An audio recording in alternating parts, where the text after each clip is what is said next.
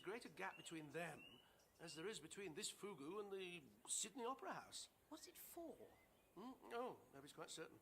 The original idea was to stage operas there, but nowadays it's just used for photo opportunities by the New South Wales Tourist Board. Not Sydney Opera House, you clot. This. Ah, well, likewise, nobody really knows. There's a theory that they were used for storing grain. Seems an awful lot of trouble to go through just for that. True. But some archaeologists think the fugus were also used as defensive stockades. Others believe they had some sort of religious significance. The truth is, we'll probably never know. Maybe I'll go back sometime and find out. Fancy a look inside? Why not?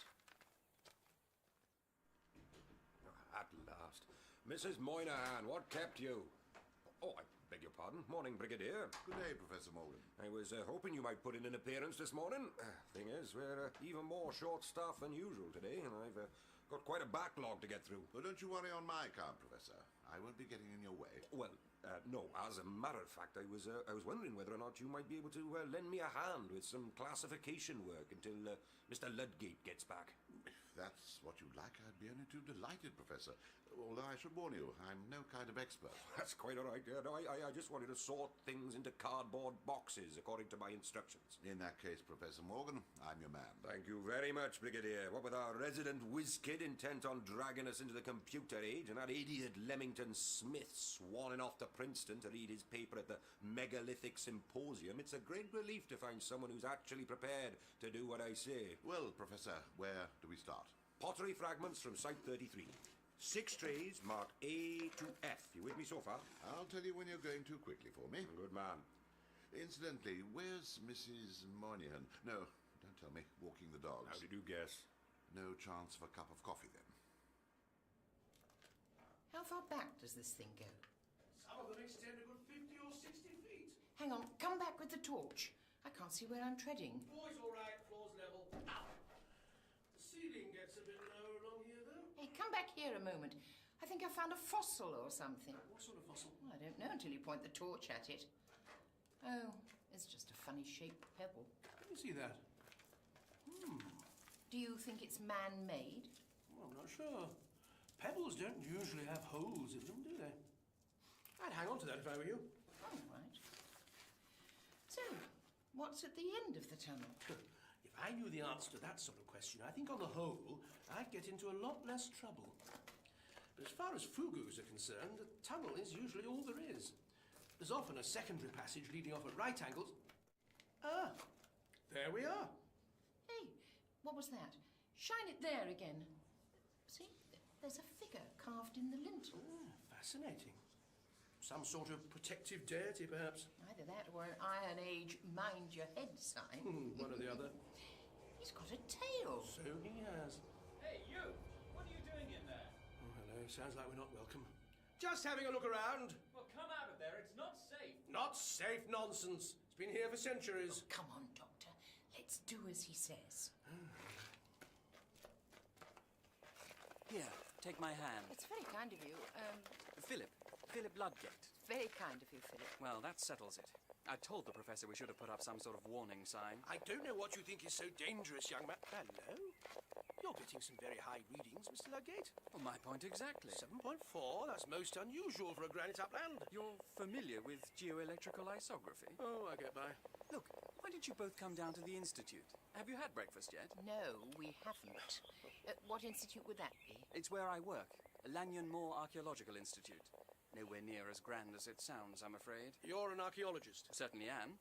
Or at least I will be, once I finish my PhD. I'm modern archaeology's antidote to the old trowel scrapers. Indeed.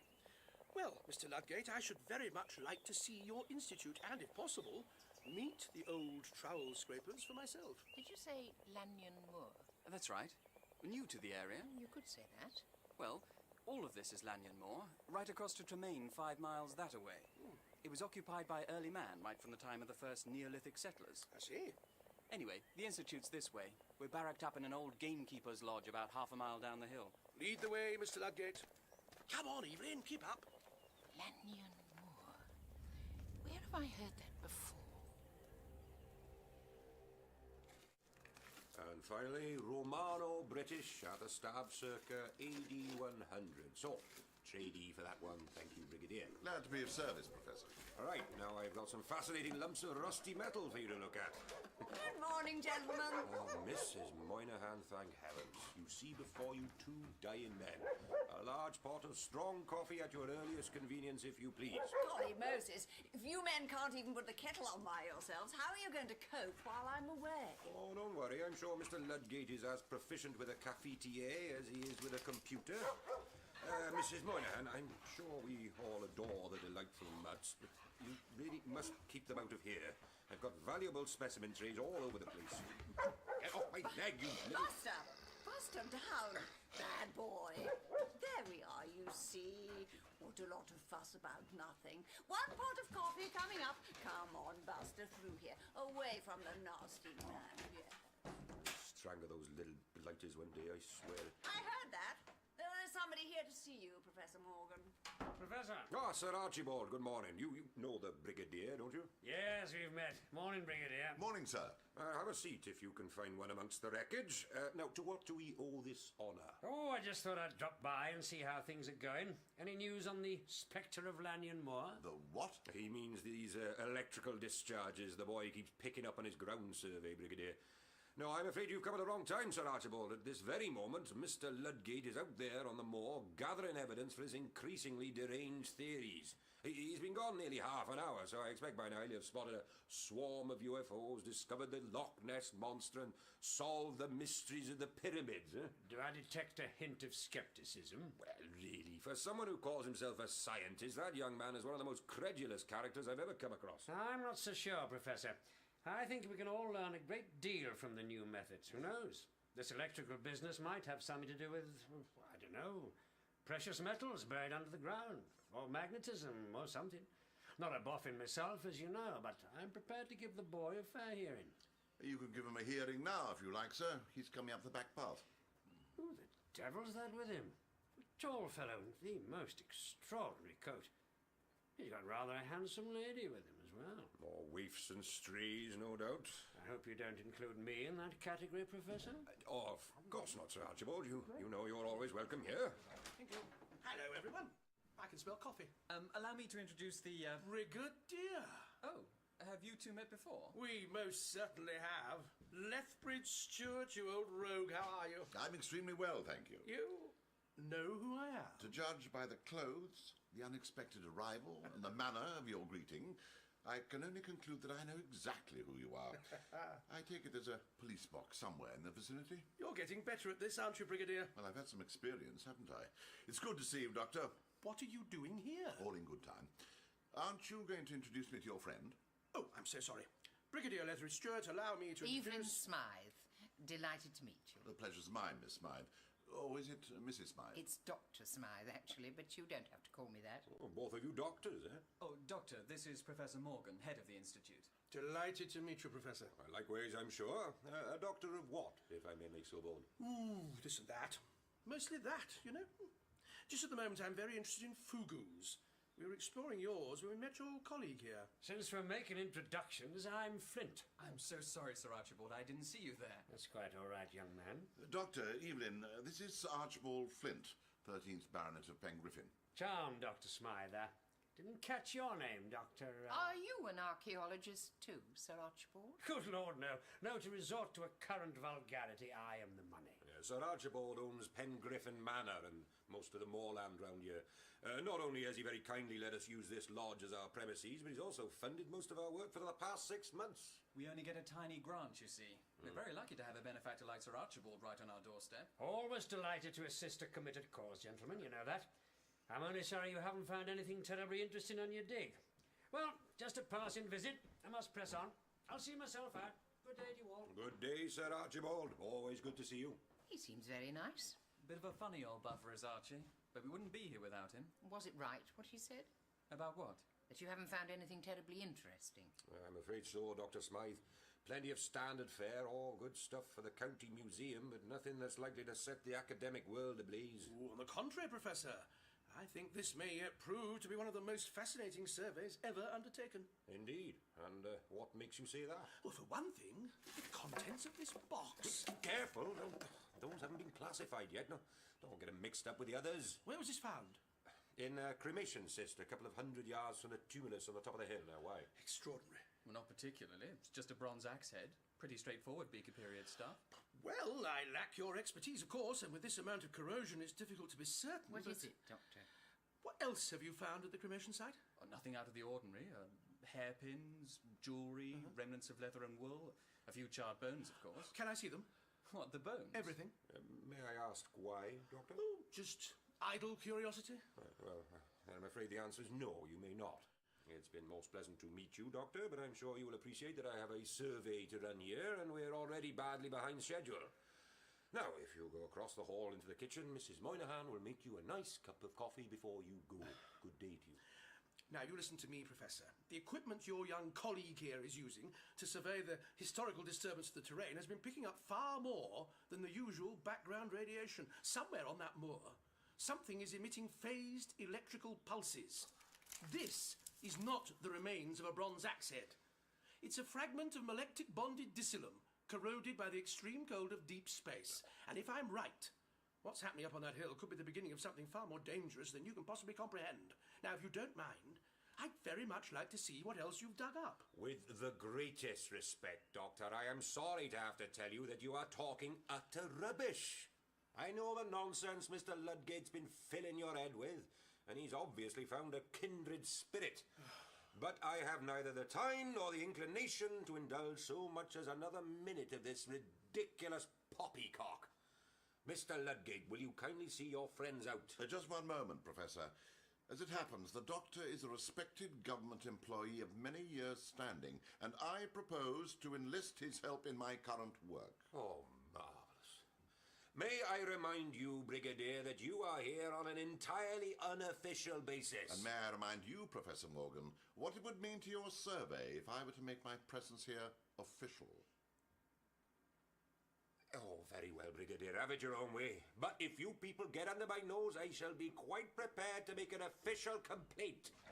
Sorry about the delay. I've been trying to keep count of all the comings and goings. Coffee for 5, is it? The voice of sanity. Thank you, Mrs. Moynihan. I'm going to have mine on a terrace. Righty-ho. While the sun's still shining. Bring it out to me there, will you? Oh, and Mr. Ludgate. Better show them whatever damn things they want to see. Will do. Dr. Evelyn, this is Mrs. Moynihan. Yes, we met on the moor this morning. Indeed we did. I was taking Buster and Ben out for one last run. She's off to sunnier climes today, aren't you, Mrs. M? That's right. I'm all packed. The taxi's coming at 11:30. I should be at Heathrow by 6. I've just said goodbye to the doggies. Are they going into kennels? Oh, no. I could never do that. No. A neighbour's coming into my cottage to look after them, yeah.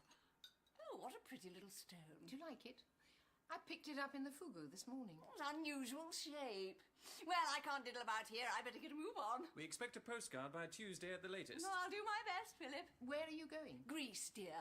A week in Athens to begin with, and then I'm touring the islands. I'm not half so clever as these boys, of course, but I'm so looking forward to seeing the Parthenon, what have you. Yes, I've always meant to pop back and see it now that it's finished. Oh, strange sense of humour. Well, I'd better take the Professor's coffee outside. The taxi will be here any minute, so if I don't see you again before I go, bye! She's a curious one, isn't she? To be honest, she's a bit of a sad case. Apparently her husband ran off with his secretary years and years ago. And then I think her daughter married someone she didn't approve of or something, and they lost touch too. I always get the impression she's rather bitter underneath all that enforced jollity. Mr. Ludgate, I wonder if I might see the other samples from that burial chamber? Oh, yes, of course. I'll go and have a rummage. Back in a tick.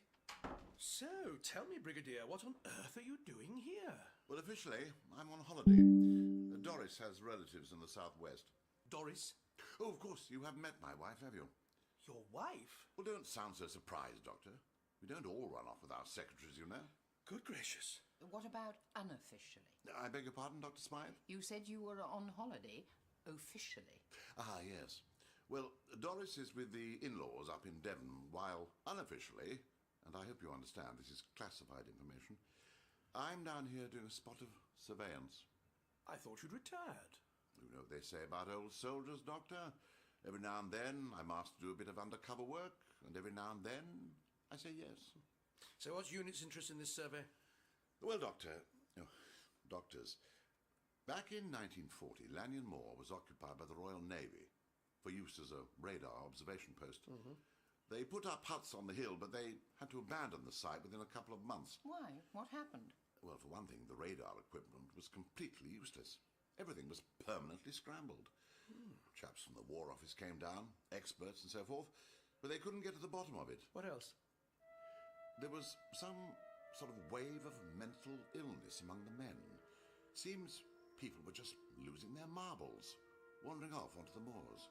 One poor fellow even went over a cliff and ended up in pieces at the bottom. Well, not surprisingly, the Admiralty didn't want to make too much noise about it, so they quietly shut the place down and moved the station 20 miles up the coast. And now things are happening here again. Well, nothing quite so serious, touch wood, Dr. Smythe. But a couple of weeks ago, one of Professor Morgan's assistants had some sort of breakdown at the Fugu and ended up in hospital. So that's why Mr. Ludgate was so keen to bundle us out of there. And now UNIT have got you hanging around and keeping an eye on things, eh? Exactly, Doctor. Unofficially. Professor Morgan knows all about it. He and young Ludgate have signed the Official Secrets Act. Everyone else thinks I'm just a friend of Morgan's, a retired warhorse on holiday. And you're living here? Oh, not at the Institute, no. I'm at the Pengrifon Arms, a very good pub just down the road. Right, these trays are all from the same cremation cyst. These two are fabric, this lot's all pottery, this one's bone fragments, and you've seen the metal already. Thank you, Mr. Ludgate. Evelyn, while I'm looking through this lot, there's something I'd like you to do. Have breakfast? If you insist. Then, I wonder if you could help me with some good old-fashioned research. Like what? Find out anything you can about the history of this place, Pengrifon, Tremaine, Lanyon Moor in particular. Local history, folklore, anything at all connected with the area as far back as you can go. Right. Is there a local library, Philip? Nearest one's in Penzance. But you'd be better off paying a visit to the Manor House. Sir Archibald's got a fantastic library, and I'm sure he'll be more than happy to let you have a browse. Yes, indeed. One of his ancestors was a genuine 18th century antiquarian. There are whole rooms piled with books in that house. Sounds ideal. Well, then I'll go straight over. How do I find it? It's a mile or so across the moor. Actually, if you're quick, you could catch a lift in Mrs. Moynihan's taxi. Mrs. M? I'll report back before evening, Doctor. Good girl, Evelyn. We'll meet here at 7. Well, Doctor, if I don't get back to work, Professor Morgan will probably have a seizure. Is there anything else I can get you? Thank you, Mr. Ludgate. The Brigadier and I have quite enough to be going on with here. This is very kind of you, Sir Archibald. Not at all, Dr. Smythe. It's a pleasure to have such a charming visitor. I'm afraid my butler is away visiting his mother this weekend, so I shall have to do my poor best to look after you myself. The library is this way. It's a very impressive house. Elizabethan, isn't it? Spot on, my dear. 1571. The architect was Sir John Arundel. His gabled facade is the earliest of its kind in the country. It's a beautiful hallway. And here's our famous window, you see. 576 individual panes, most of them original. That's quite something. The window cleanly detested, of course. Has the house always been in your family, Sir Archibald? Only since the 17th century. It was a gift from Charles II in recognition of our support during the Civil War. Now, here we are. Some of these bookcases may be a little dusty, I fear. Oh, I can cope with a bit of dust. That's the spirit. Well, if you'll excuse me, Dr. Smythe, I usually have my little rest at around this hour. Times, winged chariot and all that, you know. Do make yourself at home in the kitchens, and feel free to use the telephone, of course. I shall return much refreshed in a couple of hours, when perhaps you'll do me the honour of joining me for afternoon tea. Oh, thank you very much, Sir Archibald. The pleasure's mine. Nice to have a young face around the place again. Good hunting. I hope so. Young face. It's a while since anyone described me as that. Oh, hang about. I should have asked him where the history books are. Sir Archibald, I wonder if you could tell... Oh, how extraordinary. Where's he shot off to so quickly? Oh, well, I'll find them. Now, where are we? History, history, history. Ah, history. European history, military history, history of exploration, local history. Here we go. He wasn't joking about the dust, was he? Well, Doctor, any joy? I'm not sure about joy, Brigadier. Why? What have you found in the Professor's specimen trays? Irrefutable evidence of imps and goblins? What makes you say that? Oh, just the local hocus-pocus, you know. Cornish pixies and so forth. They lay it on rather thick for the tourists around here. Do they? Oh, yes. Apparently, the local name for the fugu is the Pixies' Hall. Supposed to be traditional, but it sounds to me like a bit of nonsense. Cooked up by the Victorians. They were great ones for all that stuff about the fairy folk, weren't they? Up the airy mountain, down the rushy glen, we daren't go a-hunting for fear of little men. Exactly. That's the sort of thing. Good old bit of bunkum. Yes, possibly. Come on, Brigadier, get your coat. Why? Where are we going? Up to the fugu. There's something I want to take a look at. And there it was, Lanyon Moor. I knew I'd heard of it somewhere along the line. Thank you very much, Gareth. Nice to double check. All right then, next time I'm in town I'll call you up and we'll have dinner at Mortlin. All right then. Bye. Have your researches been fruitful, Dr. Smythe? Oh, Sir Archibald, I didn't hear you come in. You gave me quite a fright. Oh, I'm so sorry, my dear. I do apologise. I had no idea I was still capable of sneaking about at my age. Can I tempt you to another pot of tea? No, thank you. You've been most kind and you've kept me well fed all day, but I really think it's about time I made tracks. Would that I could offer you a lift, my dear, but I'm afraid my butler is also my chauffeur. That's perfectly all right. I rather fancy a breath of fresh air anyway. Yes, I see you found the dust. I only hope it's been worthwhile. I think so, yes. I made quite a few notes anyway. Good. Well, Dr. Smythe, you're welcome to stay as long as you wish. But if you're contemplating a return on foot, I should advise you set off directly. Dusk is approaching and night falls very quickly on the moor. What's the point? I just keep to the track, do I? That's right. A couple of 100 yards beyond the gatehouse, it joins the old Tinner's Way, and you follow that straight down to the village. It's quite a mist rising, so do make sure you stay on the path, won't you? I will. Well, thank you again, Sir Archibald. You've been most kind. Come back whenever you like, Dr. Smythe. It's been a great pleasure. Goodbye. Goodbye. Ah, there you are. Yes, I thought I heard you lurking in the shadows. Well, I think we may have a problem. This Smythe woman and her friend the doctor. They both seem far too inquisitive for their own good. Come with me. We must prepare for tonight's experiment. What exactly is it you're looking for, Doctor? I won't really know until I find it. Well, in the meantime, can't you tell me what's on your mind? Oh, the human race, Brigadier, the human race. Would you care to be a little more forthcoming? Folklore can tell us a great deal about the workings of the mind, the concerns and pressures incumbent on different civilizations. I suppose it can, yes. But doesn't it strike you as even mildly interesting that this place is said to be haunted by imps and pixies? But surely, Doctor, that's just the sort of thing that's attached to every ancient site in the British Isles. I mean, it's not pixies, it's giants or witches or the devil turning people to stone for dancing on the Sabbath. I mean, jolly good bedtime stories, but no more than that. We both know from experience that that's not always the case, Brigadier. Hello. Hello there. You going westward? I'm going this way, if that's westward. Pengriffin. That's where I'm headed too. I'm Nikki. Nice to meet you. Evelyn. You've obviously come equipped. Yes, I'm doing the whole of the Southwest Coastal Path. I'd say. How far is that? Well, you start up near Minehead and it goes all the way round to Dorset. It's over 600 miles altogether. You must be mad. I love it. It's my year out before college, so I thought if I don't do it now, I won't get another chance for a few years. And you're just doing it on your own? Not completely, no. I'm meeting up with friends for the odd stretch. But I'm the only one mad enough to do the whole lot. Are you camping? No, staying at youth hostels and B&Bs. It's the only way to get a decent bath. There's a hostel in Pengriffin, so that's my target for tonight. What about you? I'm staying at the Archaeological Institute. Really? Just hold this for a moment, Brigadier. What the dickens is it? Schlangian power cell. Ask a silly question. Now, ideally, what I need is some copper wire. Now, where on earth did that come from? Oh, never mind. Ah, here we are. Power cell, please. May I ask what you're up to, Doctor? Somewhere in this fugu there's a point of electromagnetic conductivity.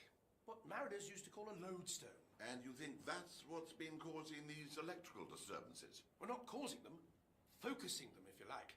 Now, if I can find it, we might be a step nearer to understanding the nature of these manifestations. Hold this piece of wire. That's it. No, higher up. Oh. Now, keep it steady while I wind it round this. Here we go. Power level stabilized. Preliminary tests complete. Switch on.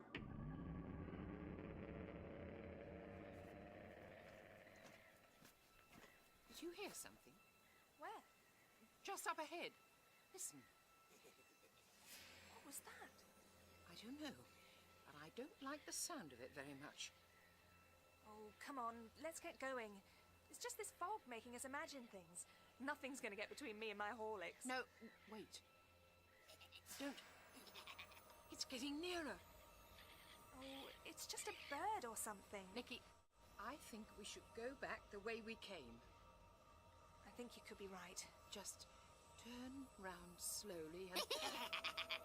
Run! Run!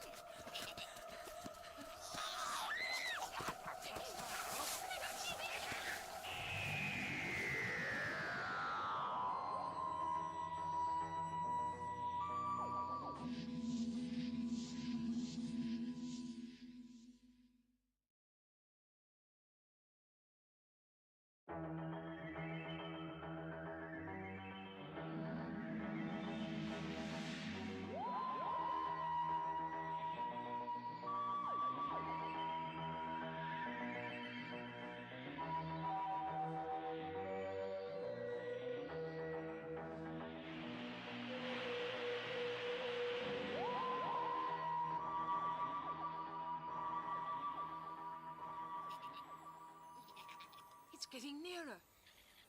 Oh, it's just a bird or something. Nikki, I think we should go back the way we came. I think you could be right. Just turn round slowly and... Run! Run!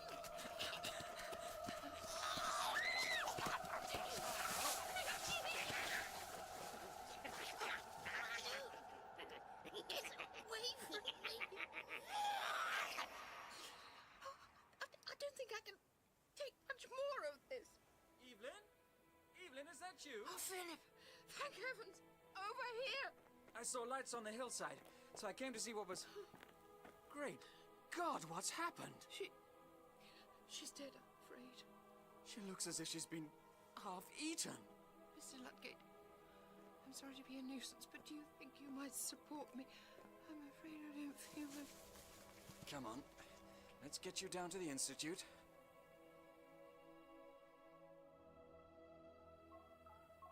No.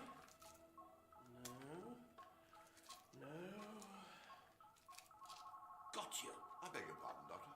See the dysphasic pulse registering on the power cell? This stone here is the point of conductivity I was looking for. It was just a matter of finding the right one by trial and error. I'm afraid you've lost me, Doctor. How can a common or garden stone in an Iron Age wall turn out to be an electromagnetic conductor, or whatever it is? Take another look at it, Brigadier. That's no common or garden stone. Looks the same as all the others to me. First sight perhaps, but that's just the weathering now. If we lift away the veil of centuries... And how are you going to manage that? With a teaspoon. Here, hold the torch. There we are. You see? It's of algae and soot and calcification, but underneath it's as fresh as a daisy. Bless my soul. It's metal. Not strictly speaking. It's a mineral compound. A rock like any other. But it certainly doesn't belong in this parish. The colours, I've never seen anything like it. Well, that's hardly surprising. It was probably quarried on the planet Sperris. I'll take your word for that, Doctor. So, what's it doing here? That's a very good question. Doctor? Doctor, it's Evelyn. There's been an accident.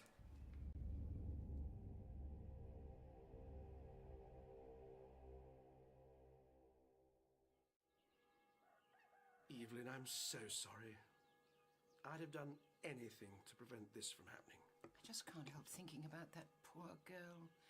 A whole life ahead of her. Try not to dwell on that, Dr. Smythe. You've had a nasty shock yourself, and you must concentrate on making a full recovery. Thank you, Brigadier. I made her quite stern stuff, really. Doctor, it was some sort of creature. An imp, or a goblin, even. Remarkable. A physical manifestation of psionic energy. Oh, it was real enough. Oh, I don't doubt that. A fully fledged manifestation would have the power to influence the material plane on any level it wanted. Which it certainly did. You should have seen what was left of the... Thank you. That will do, Mr. Ludgate. I'm sorry. Look, Evelyn, I'll go and get you another cup of tea. Hot chocolate, if you've got it. Hot chocolate it shall be. What's being done about making her decent? I've been on the line to unit. An undercover team is supervising things even now. We need to keep this whole business under wraps for the time being, Dr. Smythe. But don't worry. The deceased will be given every respect, and her relatives are being contacted straight away. Thank you, Brigadier. Evelyn, do you feel up to telling me about this creature you saw?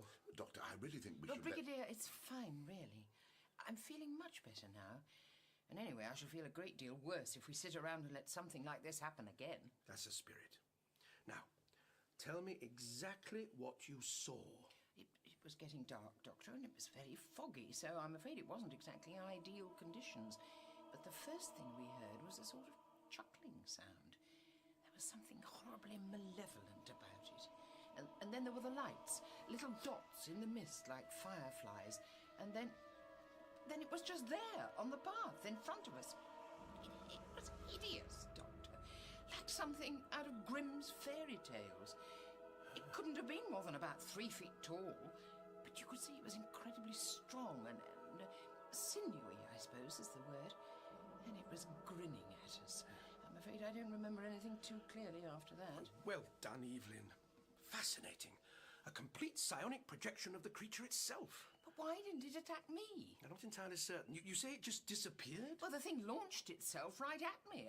I thought I'd had it, but then, quick as a flash, it just melted away in midair.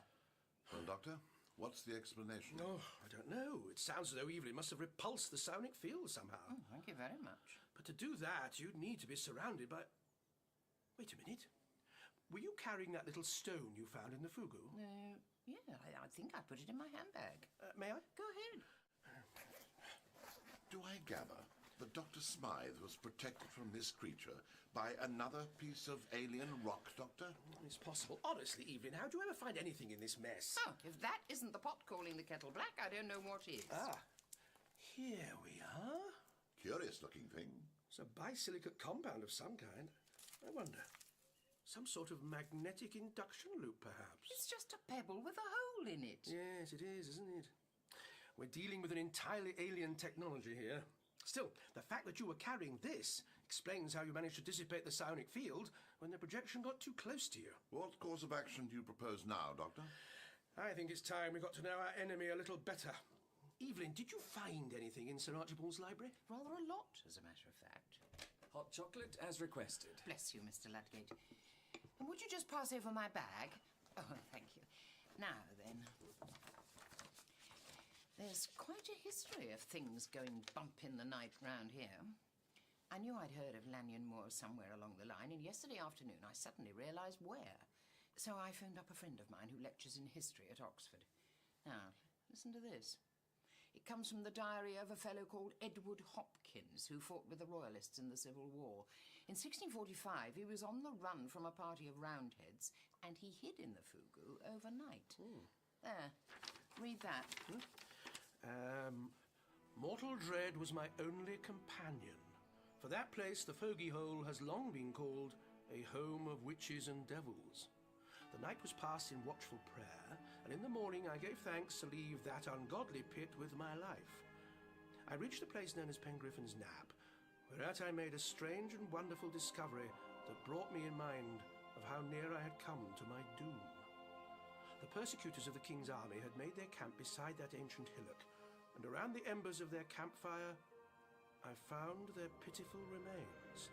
Torn asunder they were to the last man. Whether by the onslaught of some fearful beast or by divine retribution against their wickedness, I cannot tell.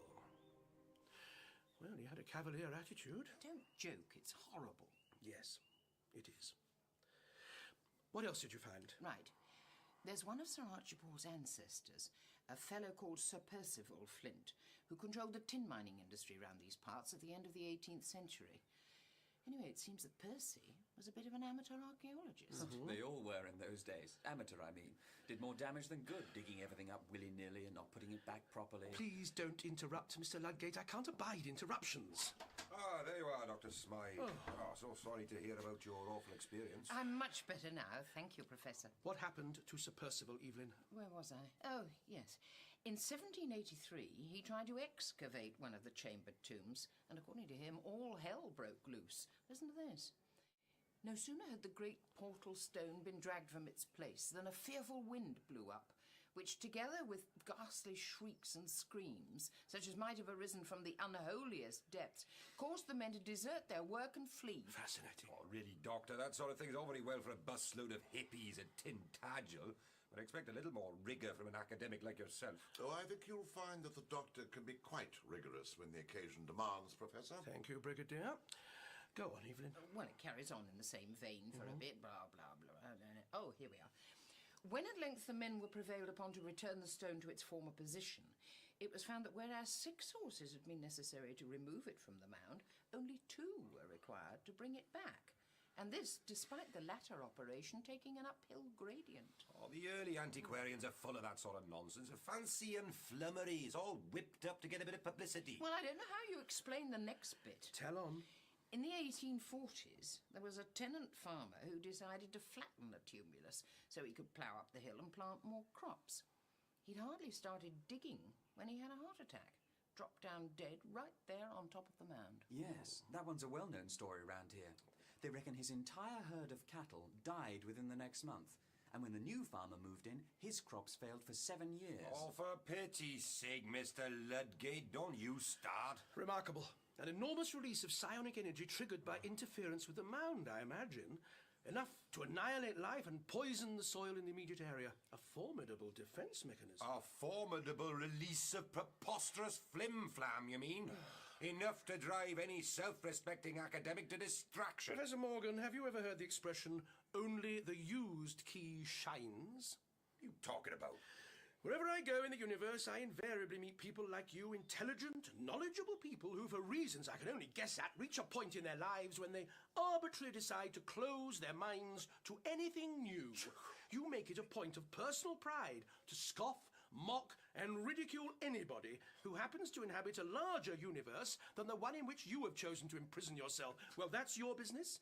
You may believe I'm talking nonsense, and I can't help what you personally choose to believe. But I do know this. The only way to learn is to keep your mind open to the input of those who are more knowledgeable than yourself. Now, I suggest we all go downstairs and let Evelyn get some rest. Well, of all the overbearing, condescending. What's your plan, Doctor? We need to trace the source of the energy emissions. Now, I'm going back to the moor to fetch some equipment from the TARDIS, and while I'm away, nobody is to go anywhere near that fugu. Is that understood? I shall go where I please, when I please. I must tell you that I am not accustomed to being addressed in that manner. And furthermore... Perfectly understood, Doctor. Now, come along, Professor, please, come on. Mr. Ludgate, let's leave Dr. Smythe in peace, shall we? Come on. Try and get some sleep, Evelyn. Doctor, I'm fine, really. I know you are. But I have a feeling we'll need all the energy we can muster over the next day or so. All right. I'll try. That's the spirit. If I do that, will you go downstairs and apologise to Professor Morgan? What? What on earth for? The man's an idiot. No, he isn't. He's a very clever man at the top of his profession who just doesn't understand what's going on. What?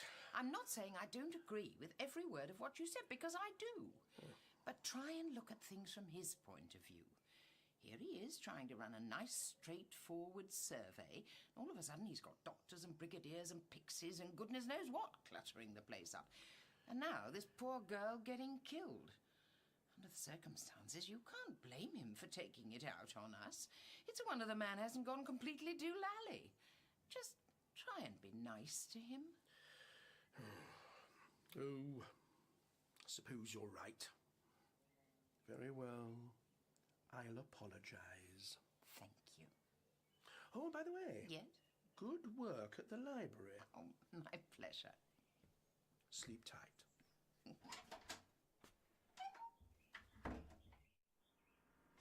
Do I take it that martial law has now been declared? Professor Morgan, there's really no need to overreact. The doctor has a brilliant mind, and many years of experience have taught me that it's best to listen to him. I have never been spoken to in that tone of voice. I agree the doctor can occasionally be a little forthright. He was arrogant. Single-minded, perhaps. Maybe even a little vain, but arrogant? No, I don't think so. Arrogance is a kind of foolishness, and believe me, the doctor is no fool. I'm delighted to hear you say so, Brigadier. Ah, Doctor, how's Evelyn? Oh, she's as tough as old boots. She'll be fine. Professor Morgan, Yes, Doctor? it's a privilege and a pleasure to know that we can rely on your expertise during this crisis. Your presence is quite invaluable, and we're tremendously fortunate to have you here. When I get back here with my equipment, I'd be most grateful for your advice on matters archaeological. Well, we shall see. Good. Good. Well, I should be back within the hour. And remember, no go fugu. Understood, Doctor. What an infuriating man. Oh, he can be. He can be. Oh, what an infuriating man.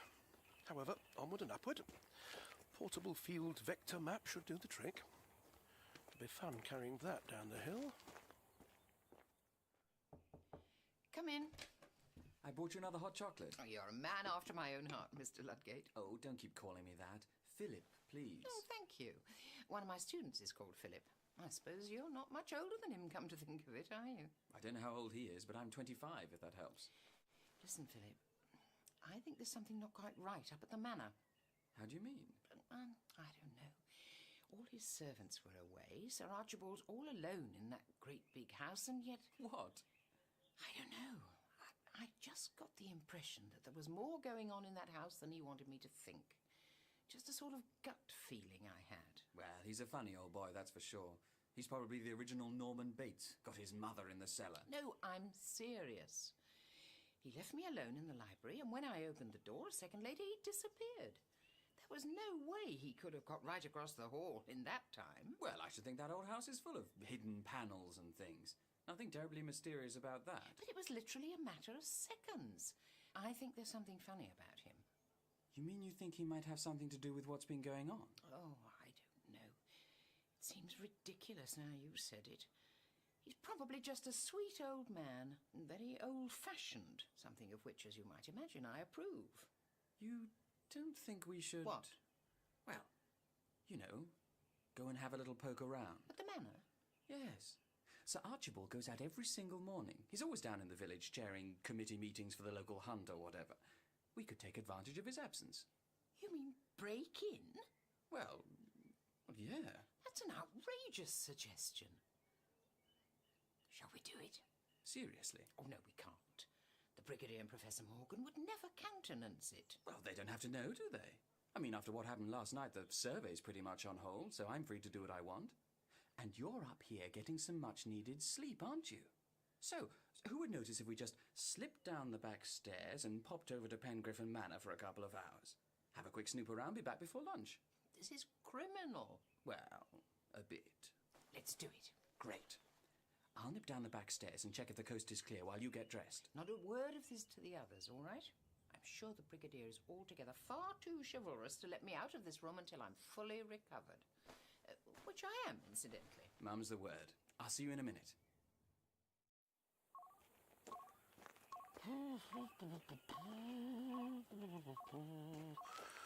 Oh, I've wandered up and down this particular airy mountain quite enough times already. And here we are. Wait a minute. The TARDIS. It's gone. In you come. I'm rather glad I was too large to get through the window. I'm afraid I make a rather nervous housebreaker. Oh, it could have been a lot harder. We should be thankful Sir Archibald doesn't have burglar alarms. Shh, keep your voice down. Oh, there's no one about, honestly. Nobody here but us chickens. So, where do you want to start? I don't even know what we're doing here, really. All right, you start on the rooms down that corridor. I'll go across the hall and start on the other wing. Right. What am I looking for, exactly? Well, Anything that might suggest he's got some sort of operation going on here. Incriminating letters, computer files, I don't know. Evidence of jiggery-pokery. Right. Meet you at the main staircase in 20 minutes. Righto. Ah, Doctor, did you get the equipment you needed? No. Change of plan? You could say that, yes. The TARDIS has disappeared. Taken off without you? How? I don't know. She's either dematerialized or slipped a dimension somehow, but either way, she's gone. Hold on, Doctor. I seem to recall the TARDIS became invisible once before. No, it's nothing like that, Brigadier. This is rather more serious, I'm afraid. This creature, whatever it is, doesn't want me to have access to the TARDIS. I suspect it's already sensed that I might be a threat to its plans. Well, that's just it, Doctor. What is it? And what are its plans? I wish I knew. Nothing here either. Oh, this is ridiculous. Breaking and entering at my age. You should be ashamed of yourself, woman. I'm getting out of here. Hello? What on earth is this? This is incredible. What is it? It's my laboratory, Dr. Smythe. Do you like it? Sir Archibald, what are you doing in here? Isn't that the very question I ought to be asking you, Dr. Smythe? Yes, that is rather difficult to explain, isn't it? I feel confident that you'll give it a go. Well, you did say I could come back whenever I liked. Call me an old traditionalist, but I had rather naively imagined that you might have come to the front door and rung the bell. Well, I must say, this is all terribly exciting. I've never had burglars before. Are you alone? Or do you have accomplices casing the joint? I'm alone. You're quite sure about that, are you? You can see for yourself there's nobody else here. I came on my own. Well, that's fortunate. But only for me, I'm afraid. You really shouldn't have come here, Dr. Smythe. I'd better be on my way. Oh, no, I don't think so. Not now. I'm afraid you've seen things you really oughtn't to have seen. The question is, what am I going to do with you? The question is, how can I trace the source of the energy emissions? Without your gubbins from the TARDIS, you mean? Exactly. Time to empty the pockets again, I think. Oh, that reminds me, I've still got your roll of copper wire in my coat pocket. Shall I get it? Not much help just at the moment, Brigadier. Good gracious. A meta-dimensional rheostat. I wonder how long I've been carrying that around. Any good for the job in hand? Completely useless, unfortunately. I suppose I could lash up a short-range scanner. That'll do the trick, will it? Well, it'll be a bit of a botch-up. I'd have to cannibalise the tracking equipment in here. I'm sure that will endear you to Professor Morgan no end. Well, you can't have everything, can you? There's just one problem. There always is. Clearly, this creature has highly developed powers of psychic manipulation. The moment I switch on, it'll almost certainly realise what I'm up to and set up a field of psionic interference. You mean a kind of jamming signal? Exactly. A jamming signal. The TARDIS's telepathic circuits would have circumvented that problem, but without them... Go on. Well, the only way I can do it is by amplifying my own alpha waves and introducing them as a random factor in the scanning operation. Doctor, as I'm sure you are only too aware, I am hanging on to this conversation by my fingernails. Are you saying that this device will need your own mental powers to make it work? In effect, yes. But that makes it sound more complicated than it is. Isn't it going to be rather dangerous, Doctor, going head-to-head with this psychic creature? Potentially lethal, I should think. In that case, I absolutely forbid it. Brigadier, it's the only way. We have to find out what this creature is doing. There may only have been one death so far, but believe me, unless we get cracking, it won't be the last by a long chalk. There must be another way. If there were, I should certainly take it, but there isn't. It's a necessary risk, Brigadier. If my suspicions are correct, your planet is in the gravest danger. Comfortable, Dr. Smythe? Do I look comfortable? You don't, but as you've already discovered today, appearances can be deceptive. Will you please untie me? I'll be missed, you know. That doesn't really matter. By the time people come looking, I'll be in charge. You're a bit crackers, aren't you? Am I? It's all so subjective, isn't it? Who says I'm cracker? I do. And everyone I can think of offhand would agree if they were here now. But they're not, are they? Intellect, ambition, innovation, bravery, the courage to move beyond the stifling parameters of social conformity. These have always been regarded as signs of madness by the plodding majority. You're starting to sound like Dr. Faustus now. Do you know what happened to him? My dear Dr. Smythe, religion is for people who believe in hell. Magic is for people who have been there. Magic? What are you ranting about now? You really are crackers, aren't you? Have you ever heard of the Hermetic Order of the Golden Dawn? Yes, I think so. Something to do with that narcissistic charlatan who wrote awful poetry. Crowley. Alistair Crowley. Filed his teeth into points and called himself the Beast. He was a bit of a joke, really. He was a prophet, Dr. Smythe. His vision was the dissolution of universal morality. Rubbish. He wasn't a prophet. At the very best, he was a cut-price Nietzsche. Do what thou wilt shall be the whole of the law. Well, exactly. What kind of feeble philosophy is that? My students observe it every Friday night. It's just an excuse for a good party dressed up in a bit of medieval lingo. You babbling inadequate. As you're about to learn, I have made rather more of it than that. I'm sure you have. But as I pointed out earlier, you're crackers. There is a power out there on Lanyon Moor. Deep, dark, primal power such as no man has ever known. All my life I have studied the history of this place, the psychic emanations, the spectre of the moor. That's why you funded the survey. I thought it might be of some use to me. But as it turns out, Professor Morgan's scratching in the sand is of no consequence. With or without his assistance, my life's work is about to reach fruition. It's certainly got something to do with fruit, but probably not in the way you think. Nuts are another major ingredient. Your clumsy attempts at sarcasm cannot disguise your fear, Dr. Smythe. My family has always prided itself in being among this country's most loyal servants.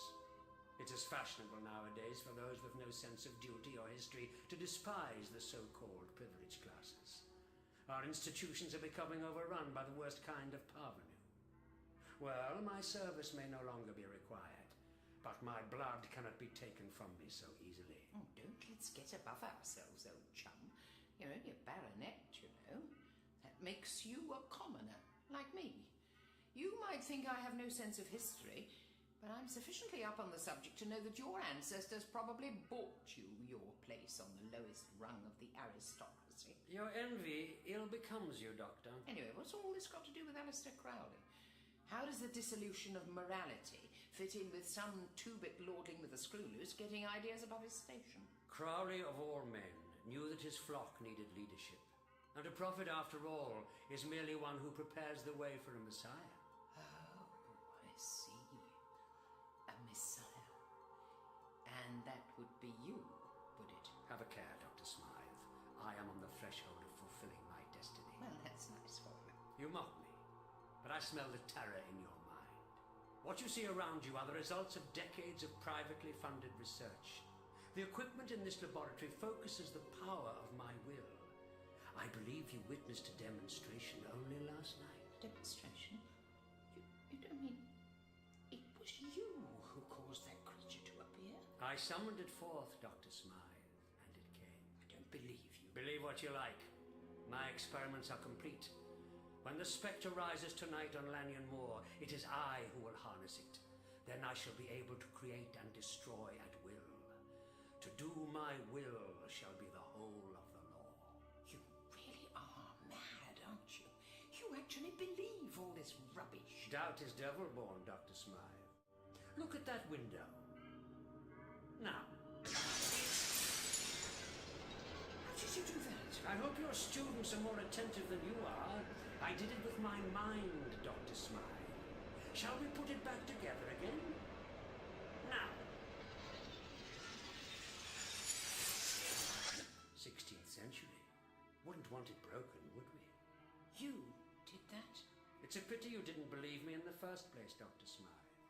When forced to provide a demonstration, one does feel rather like a performing seal. What are you going to do with me? If you haven't already seen too much, you must certainly have now, my dear. And it occurs to me that I've never had a human subject before. What do you mean, a human subject? When I was a little boy, before the war, I remember my best friend and I used to enjoy burning ants with a magnifying glass. That doesn't surprise me in the slightest. He died in Korea. But I'm straying away from the point. What is the point? Now who's being a cut-price Nietzsche? The point, Dr. Smythe, is that although I'm still beset by ants, I don't need a magnifying glass anymore. You're totally unhinged. This laboratory is my glass, and with the merest twitch of my mind, I can make things crackle and smoulder. Now, since it was your eyes that got you into this pickle, I think it's only fitting that they should be the first part of you to be put out of their misery. I shall exercise the utmost discipline and boil them out very slowly, Dr. Smythe. I want you to feel the benefit. Do excuse me for a moment while I make the necessary adjustments to my apparatus. Doctor.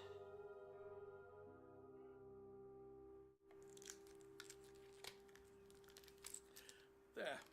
That should do it. Looks like the crystal wireless sets I used to make when I was a boy. Is this thing really going to work, Doctor? Should do.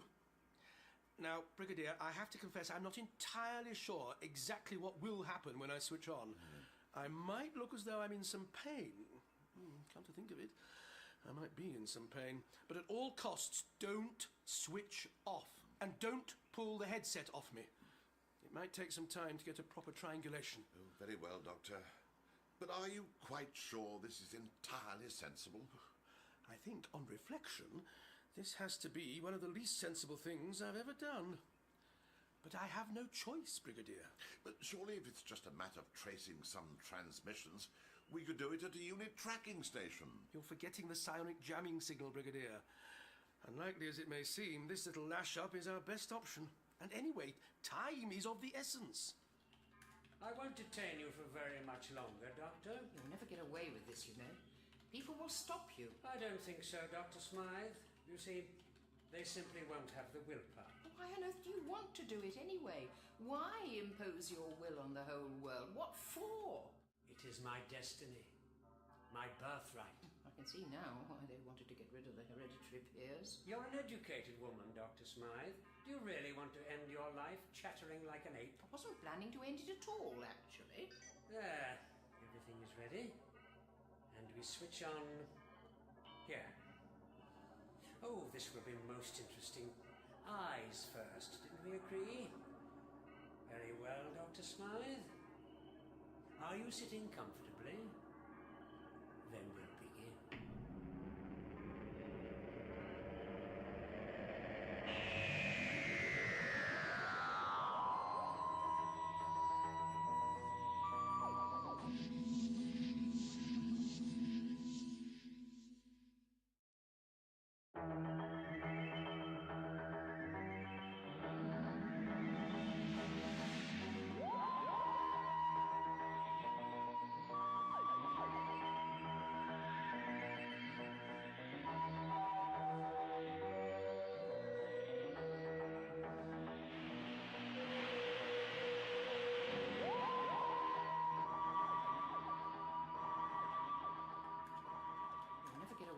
You know, people will stop you. I don't think so, Dr. Smythe.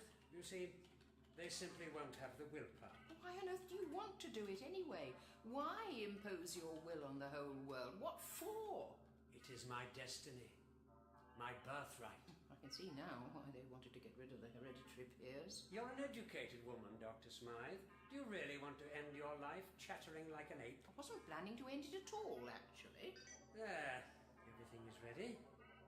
And we switch on here.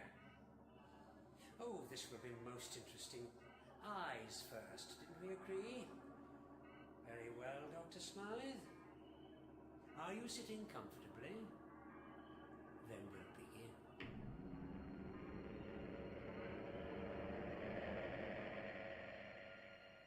Well, no time like the present.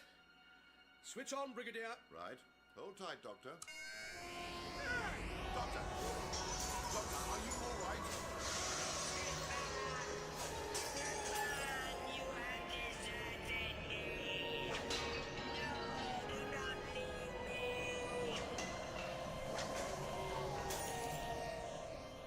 Can you feel anything yet, Dr. Smythe? Get getting a little warm around the sockets, are we?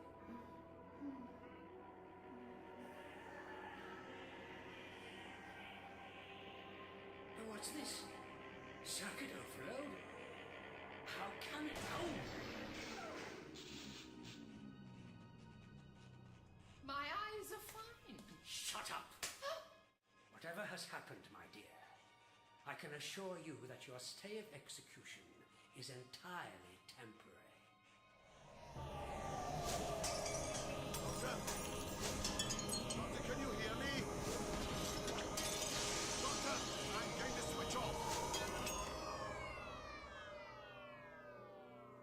Doctor? Doctor? Doctor, wake up. Doctor, can you hear me?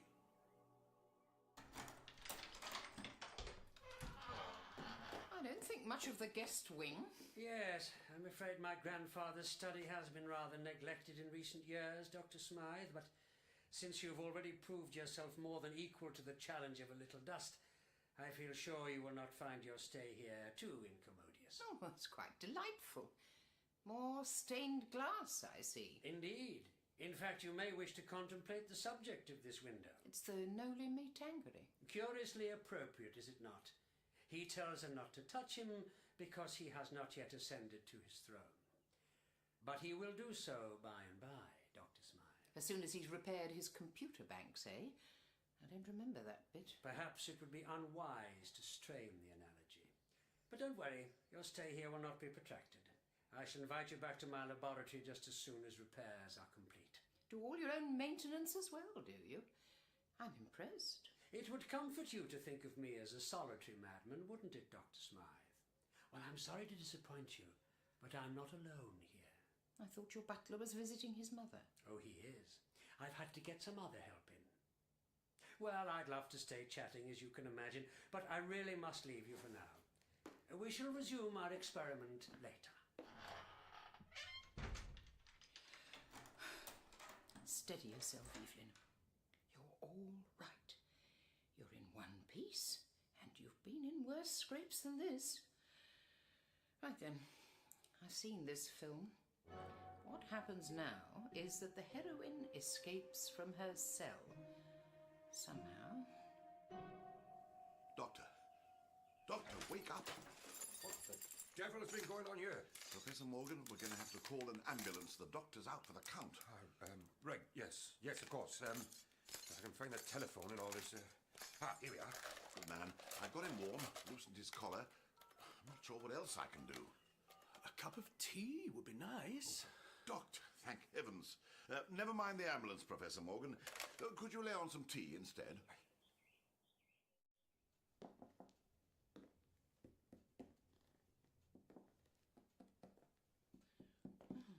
Well, that's the walls, then. I suppose a secret passage would have been too much to expect. Real life just isn't that convenient. Door's out of the question, so that just leaves the window. I wonder if I wind my cardigan round something, like one of these books, for example.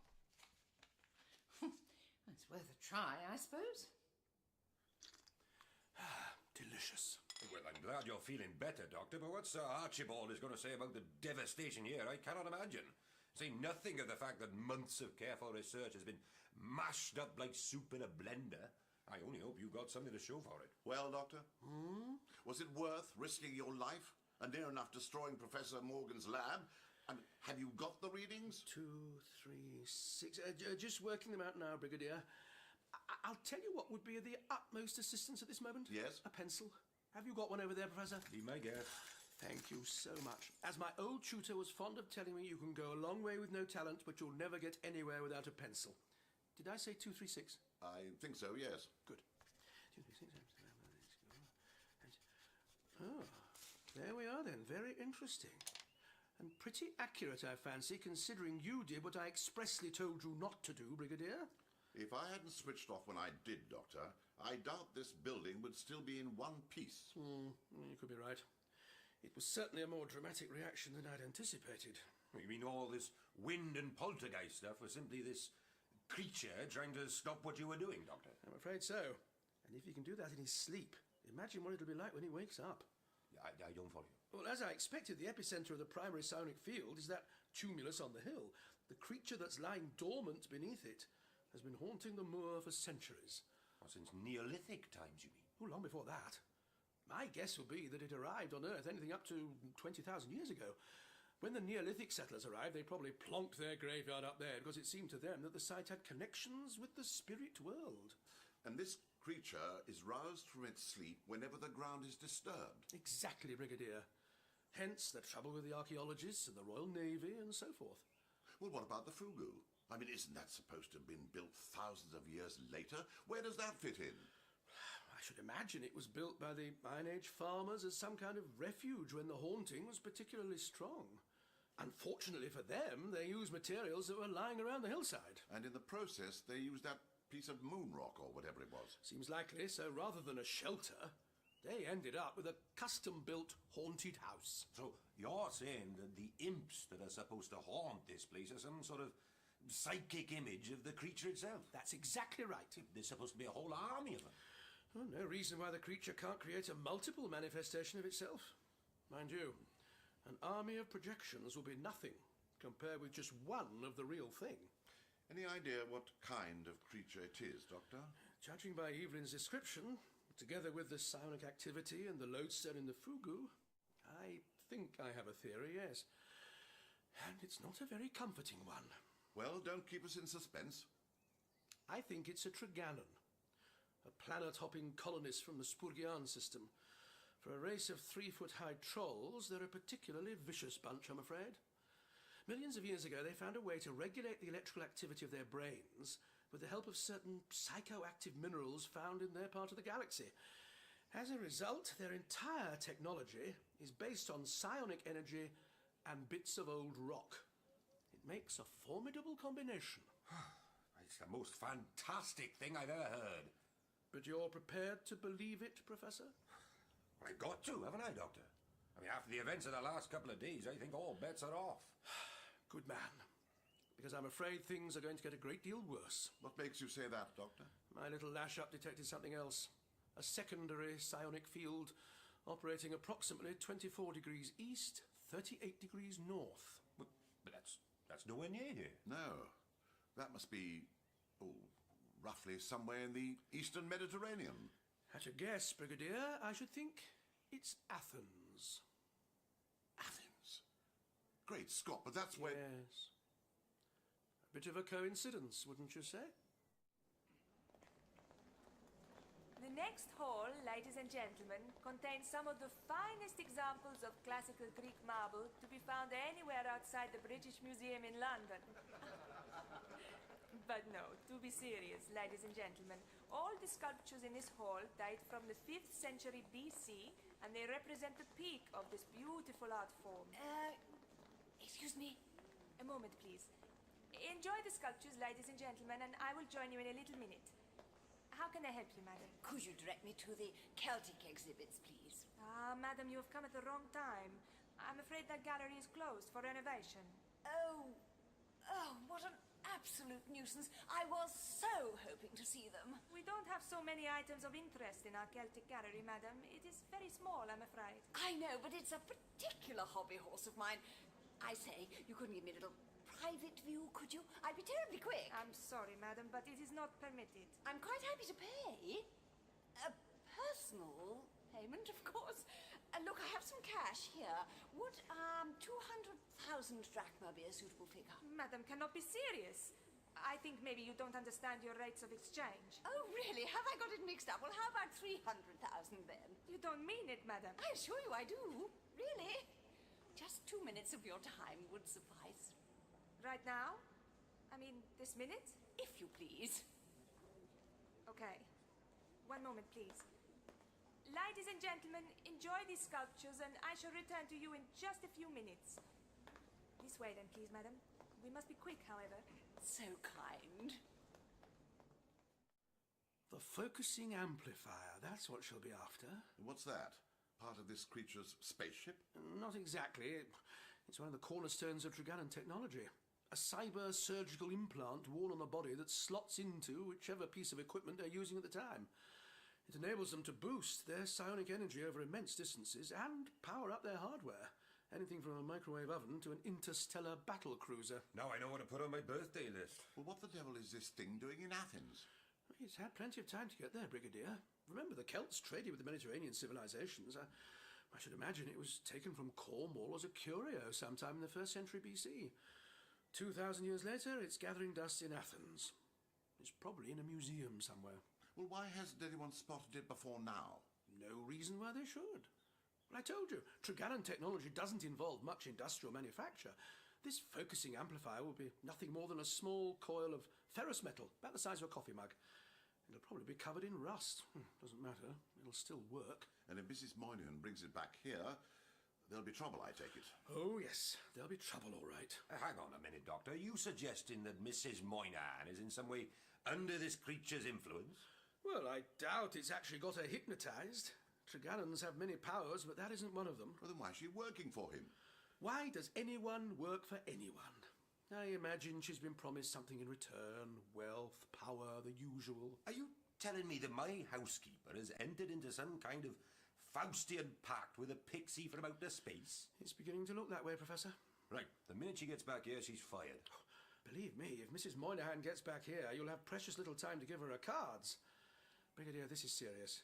That focusing amplifier must be kept away from the moor at all costs, preferably kept out of the country altogether. Right. You better come with me, Doctor. Where to? Goonhilly tracking station, about 20 miles away. They've got a unit operative in place there. We'll need to get onto HQ and see about setting up some roadblocks. With any luck, it won't come to that, and we can intercept her at the airport. Splendid. I'll just pop upstairs and tell Evelyn what's happening. I doubt she's slept through our little experiment. I'll do that if you like, Doctor. I mean, if it's that urgent, you'd better be on your way. Yes, good idea. Thank you, Professor. Tell her we'll be back as soon as we can, would you? Oh, will do. Come along then, Doctor. We've got a brisk walk ahead of us. What? The car's parked down at the pub.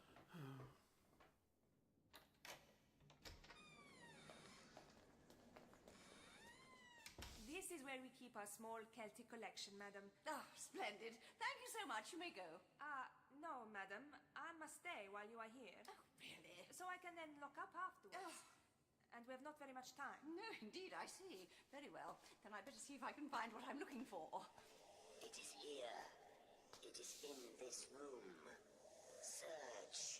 Oh, yes, they are fascinating. Really, they are. Let's see. What do we have here? There. Before you now in the second cabinet.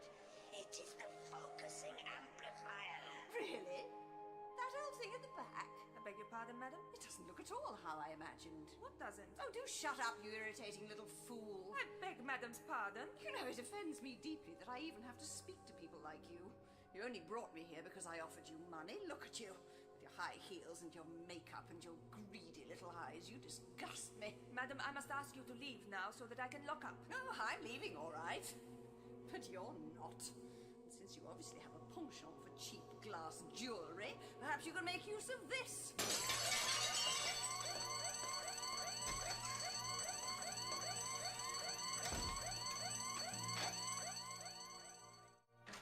Professor, Ludgate, where the devil have you been?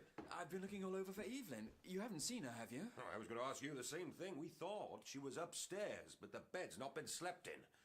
Look, I'm just popping down the road to see if she's left a message at the pub. The doctor's at Goonhilly with Lethbridge Stewart. You hold the fort here, all right? Right. And the doctor says not to go near the dig.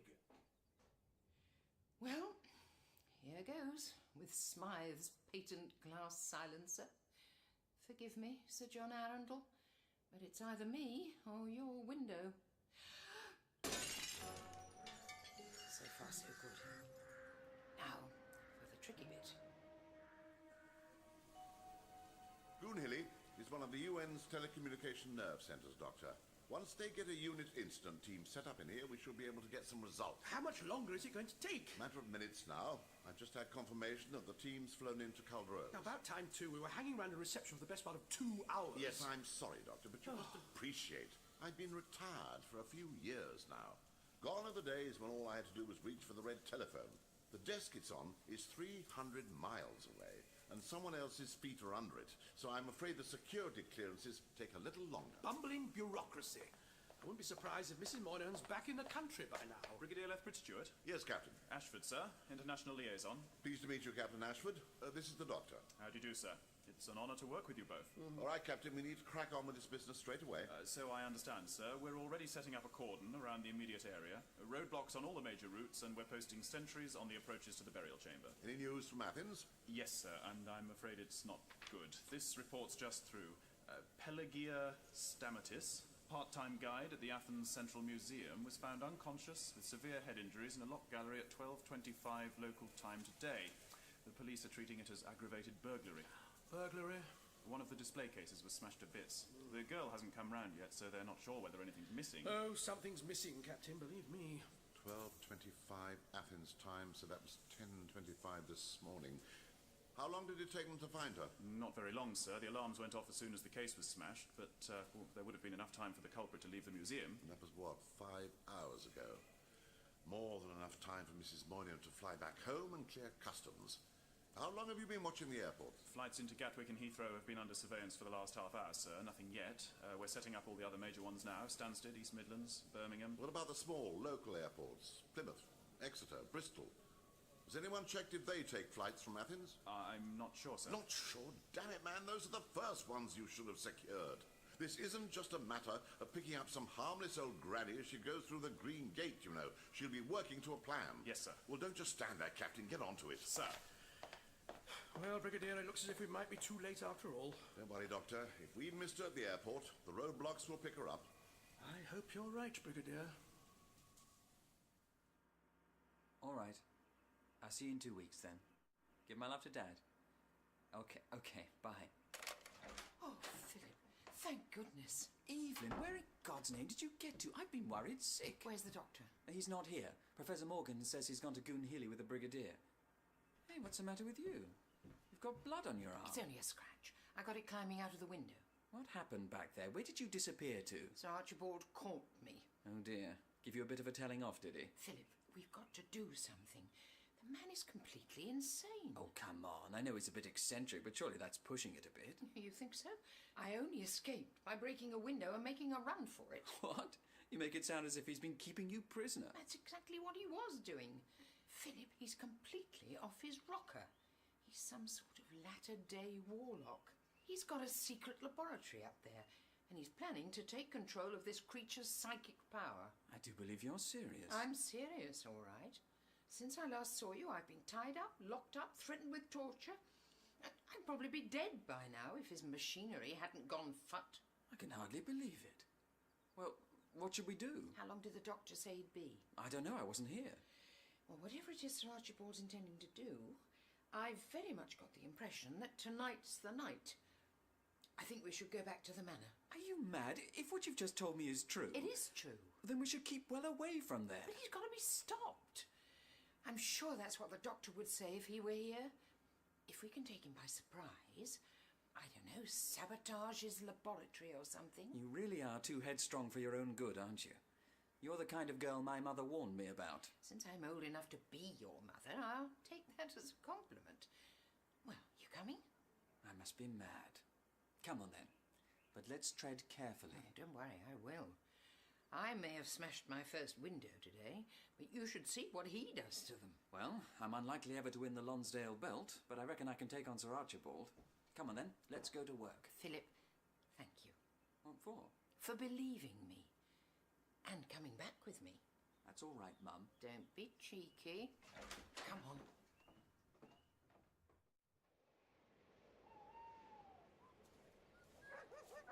Buster, down, boy. There's a good boy. Good evening, young man. Oh, evening, Mum. What brings you up here? I only live just down the road. It is a free country, you know. So it is, Mum, but I'm afraid you can't come up here tonight. Why ever not? Well, it's just my orders, Mum. It's restricted. There's roadblocks and sentries all round this part of the mall. I say, how terribly exciting. What on earth is it all about? An unexploded bomb? Or perhaps Abel Magwitch has escaped from the prison hulks? I'm not at liberty to say, Mum. I see. Well, my lad, this is the shortcut I've taken every day for the last 25 years, and I really don't see why I should stop now. It would upset my dogs. I'll just pop through, shall I? Oh, I really can't allow that, Mum. Sorry. Did you do that to intimidate me? Look, Mum, I got my orders, and my orders are that nobody is allowed past here. And I'm sorry, but that does include you. Young people today. You're all the same, aren't you? When I was your age, I showed a bit of respect for my elders and betters. Oh, listen, Mum. No, you listen to me. You think you can just barge through life getting your own way at all costs? Well, let me tell you, young man, you're going to pay for your contemptuous attitude. I do not have any kind of an attitude, Mum. Now, I think we've all had enough... What's that? This? Oh, it's just a bit of old metal. But look what it does.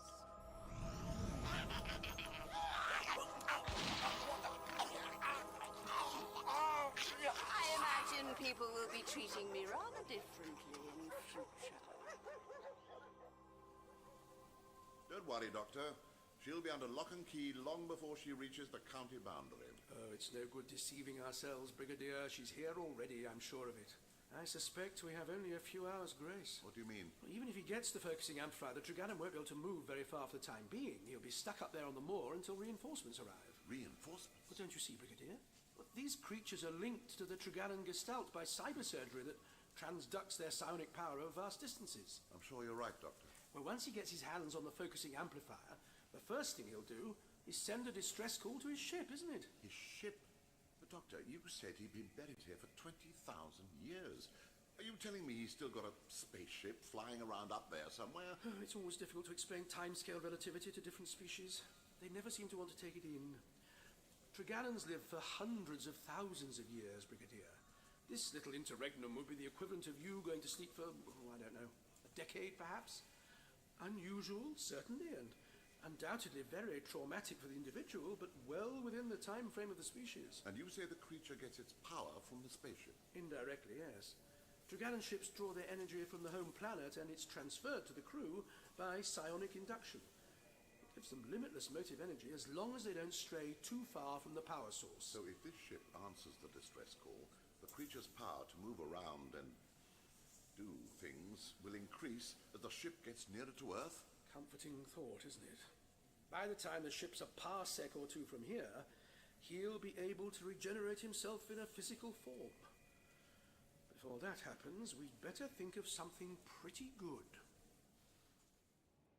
I still don't think it was a terribly good idea to come in through the main door. We'll be all right. There's no one here. Oh, that's what you said last time. Where's this laboratory of yours, then? Straight through here. There's a catch in the panelling. Where is it? Here. Good. God, it's amazing, isn't it? He might be mad, but he obviously knows what he's doing. Or at least someone does. What do you mean? He didn't do all this himself. He's got someone helping him. Whoever it is must have an incredible scientific mind. You're right. This is the machine that overloaded. Looks like he's nearly finished repairing it. Look. I wouldn't touch that, Evelyn. Why not? Because I think it would be better if you moved away from it with your hands up. Philip. No. I'm sorry, Evelyn. You're right, Dr. Smythe. He does have an incredible scientific mind. Philip, why? I like getting things done. Progress. Survival of the fittest. I wouldn't expect you to understand. I must confess, Dr. Smythe, that I sorely underestimated you. It simply didn't occur to me that you had it in you to smash a priceless Tudor window and scramble through a 15-foot ornamental rose border. Well, I'm glad I was able to impress you. I have yet to find you at all impressive, Dr. Smythe. Now, if you'll excuse us, Mr. Ludgate and I have some important work to complete. Lock her up in the wine cellar. Right. Come on, Evelyn. Oh, the wine cellar, is it this time? Well, there are no windows down there, Dr. Smythe. I fear there's no wine either, for that matter. Never mind. We won't keep you waiting long.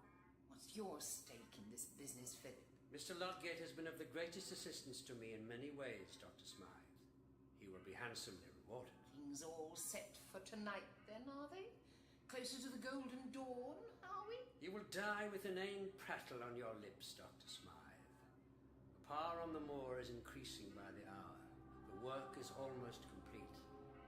At midnight tonight, I shall confront my destiny. Doctor, how many more of these Triganons will there be on this spaceship? It's difficult to say. If it's only a survey ship, as I suspect, there'll just be one other.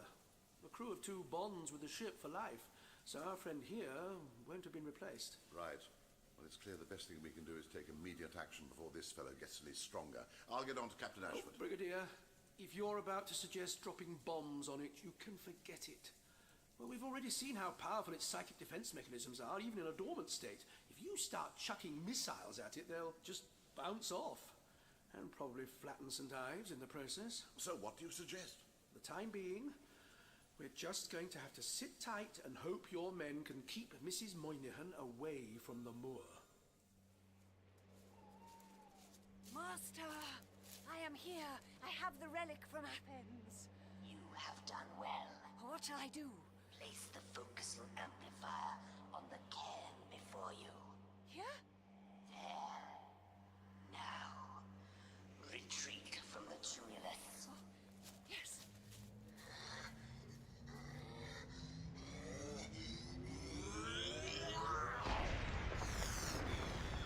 Master, you live! I live at last. And now, after 18,000 years of torment, here on this primitive speck of mud in this benighted solar system, here begins my revenge!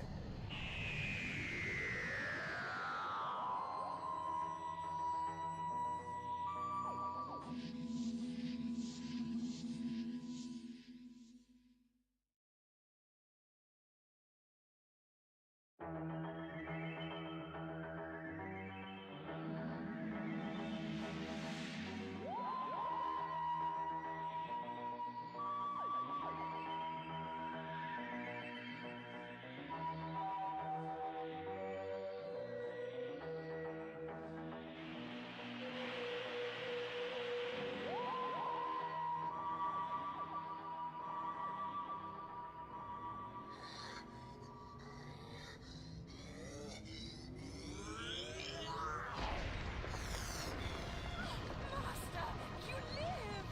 I live at last. And now, after 18,000 years of torment, here on this primitive speck of mud in this benighted solar system, here begins my revenge!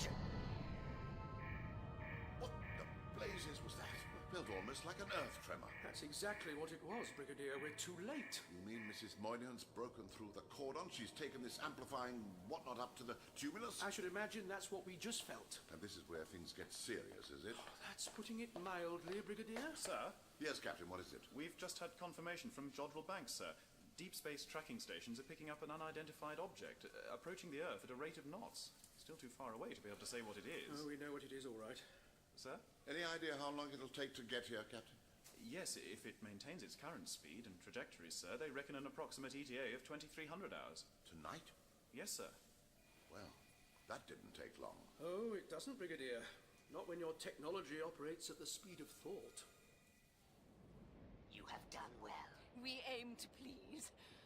What would you like me to do now? Return to your dwelling and await my summons. Right. Once the ship has arrived and I have concluded my personal business, you shall join me in my victory over this planet and its people. Your brother has a surprise coming. My brother will pay for abandoning me here. 18,000 years of paralysis on this repellent planet. 18,000 years of pain and hatred. His death will be slow and terrible.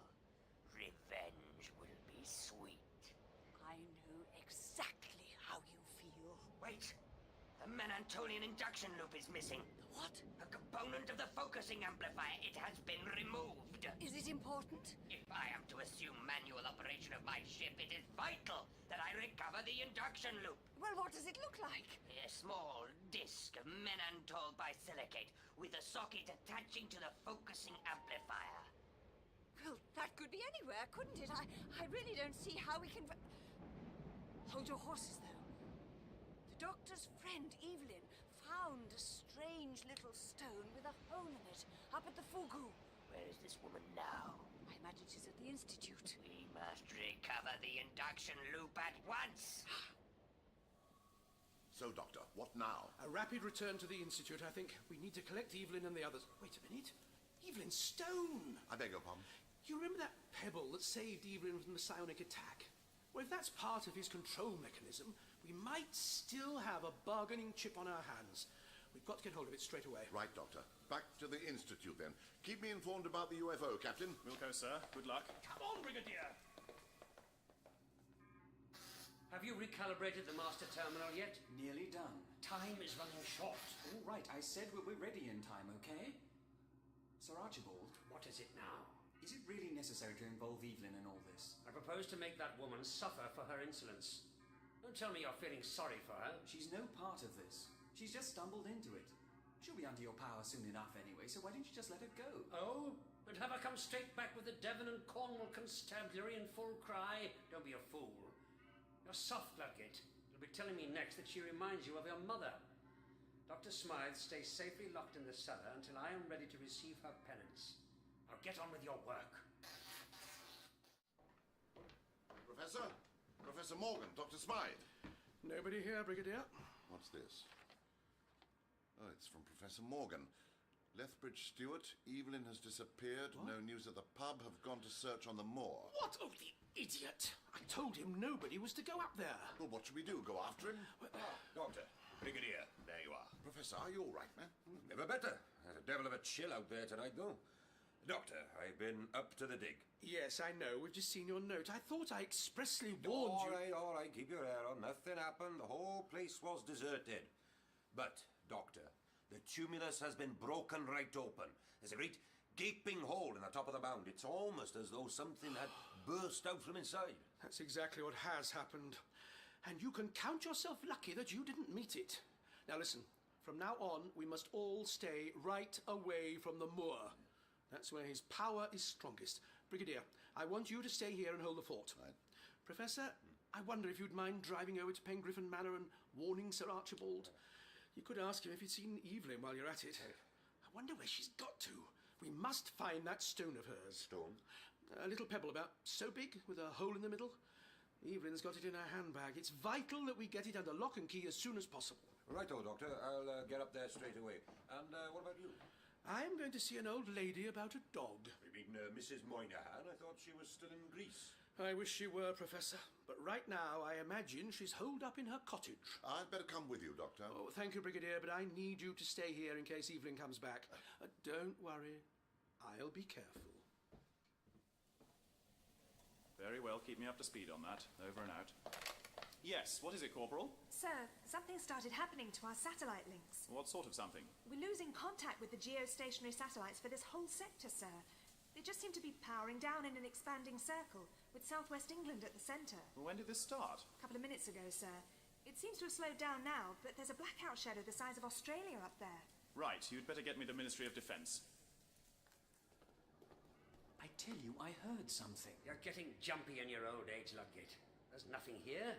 Come on, let's get back to the laboratory. It was like a voice. It was probably your friend Dr. Smythe talking to herself in the cellar. Ludgate, we don't have time for this nonsense. There. What was that? Nothing. Just the wind. Well, I'm going to look. Ludgate, that's enough. Well, there doesn't seem to be anything out here. I'm just going to go and check this. Come along, Ludgate. We're short of time as it is. Ludgate? Ludgate, is that you? So, can this etiolated weakling be the creature that has so tormented me? What are you? I am Sankrida, he whose power you have sought to make your own. Greetings, Sankrida. I have looked forward to our meeting with eager anticipation. But nevertheless, I find you unprepared, do I not? You, who have presumed to draw energy from my psionic field. You, who believe it lies within your puny ambit to harness and drive me like some primitive pack animal. You, who have plotted to ensnare my power at the moment of my resurrection and make me your slave. You misunderstand me, Sankrida. I seek a partnership with you. Together, you and I can rule the people of the world. A partnership? Ha! I enter into partnership with a cowering microbe to preside over the affairs of this trivial planet? Your petty ambitions are of no interest to me. Your drain on my psionic field has already caused me pain, anger, and delay. And now it is time for you to settle your account. What have I to account for? I am Sir Archibald Flint, 13th Baronet. I have only to flick a switch, and you will be my creature. Flick a switch. How quaint. I have only to release a psionic pulse. And you will find that your switches are no longer in any condition to perform their primitive mechanical function. Wait, we can do some sort of a deal. I do not speak of deals. I speak only of debts. And yours, to me, is long overdue. No!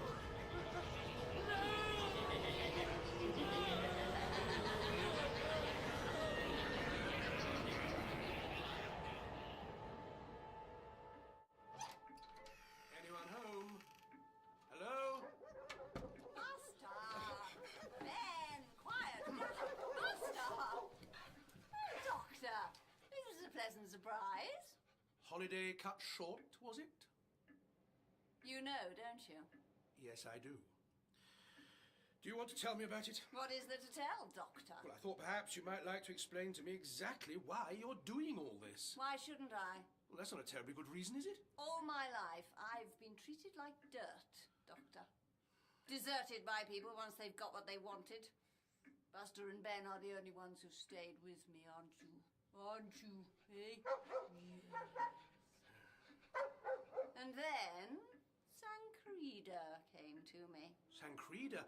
That's his name, is it? So it's his friendship you're after? Good golly, no. Friendship's a waste of effort. I don't happen to think so myself. I don't really care what you think. So what is it you want? Revenge, Doctor. It's a nasty word, I know, but there it is. They do say it's a dish best served cold, don't they? There are certain people who have treated me very badly in the past. Now I've been promised that I'll be allowed to give them their comeuppance. And I have to tell you, I'm rather looking forward to it. You're really a very unhappy person, aren't you? I don't know what kind of doctor you are, but I can tell you that I don't have any truck with all this namby-pamby modern therapy rubbish. So if I were you, I'd just shut up and concentrate on this. It's a back-action hammer Purdy 12 bore. So it is. Go on. Out the door with you. Where are we going? Back to the Institute, Doctor. We've an appointment to keep. Come on, boys. Wookiees! Hello? Anybody here? Hello? Professor Morgan? Oh, thank goodness. Down here, Professor. I'm in the cellar. Can you unlock the door? I think so. Hold on. Professor, I've never been so relieved to see anyone. Oh, my God, Evelyn. Look, I don't mean to seem an ungrateful damsel in distress, but are you just going to stand there, or are you going to untie me? Of course, I'm sorry. Here, let's have a look. Have you seen the doctor? Yes, and he's very concerned about some stone you found with a hole in it. Oh, that thing again. The doctor says it's very important we get it to a place of safety. Have you got it? Not here, no. It's on the windowsill in my bedroom at the Institute. Look, what's been going on? There was the most incredible racket from upstairs just now. I assume it was mad Sir Archibald trying out his latest bit of mumbo-jumbo. Sir Archibald? You mean you haven't seen... There. How's that? Oh, great relief. Thank you very much. What haven't I seen? Oh, dear. You better come upstairs. It's not a pretty sight, I'm afraid.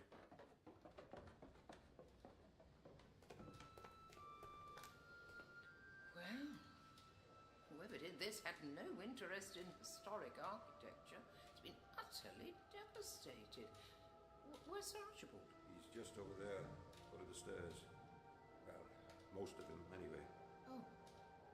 And what about Philip? He's, in the hall. Look, come on, Evelyn. Let's get out of here. The doctor should be back at the Institute by now. Yes. Right. Come on. Very well, Minister. Yes, Goonhilly are keeping me informed. Then we're agreed for the time being there's to be no action whatsoever? Yes, I appreciate your concern, sir, but it's been made quite clear to us that the reprisals will be disastrous. Very well, Minister. I'll report back as soon as I can. Ah, Doctor, there you are at last. Look, the Minister's getting trigger-happy, so I suggest you think of something to... What's going on? Just stay where you are, Brigadier. It is loaded. You realise you are committing a number of very serious offences, Mrs. Moynihan. I'm afraid she's past caring about anything like that, aren't you? You can blabber away all you like, Doctor. We'll just wait here. Nice and comfy. What are we waiting for, exactly? A rendezvous with a friend of mine. Ah, Doctor, Brigadier. Here we all are, safe and sound. Doctor. Evelyn, thank goodness you're safe. Where on earth have you been? It's a long story, Doctor, but I'm glad to be back. Just move away from him and get over by the wall, Dr. Smythe. Beg your pardon?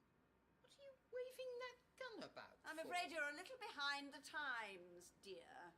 You see, the worm has turned.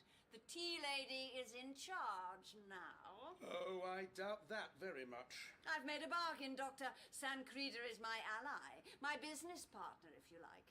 I've helped him, and he's helping me. Now he's on the loose, do you really think Sancreda's going to think twice about you? Why shouldn't he? We made a deal. Rather a one-sided one by the sound of it. I rather suspect you've bitten off more than you can chew. I'm afraid the doctor's right, Mrs. Moynihan. Now, you can pipe down, Professor. I've had more than enough of your dismissive attitude to me without having to listen to your opinions now. Oh, but I think you should. As opinions go, mine is a highly informed one. What are you blethering about? I think you'd better move away from the Professor, Mrs. Moynihan. Doctor? What's happening? Professor Morgan.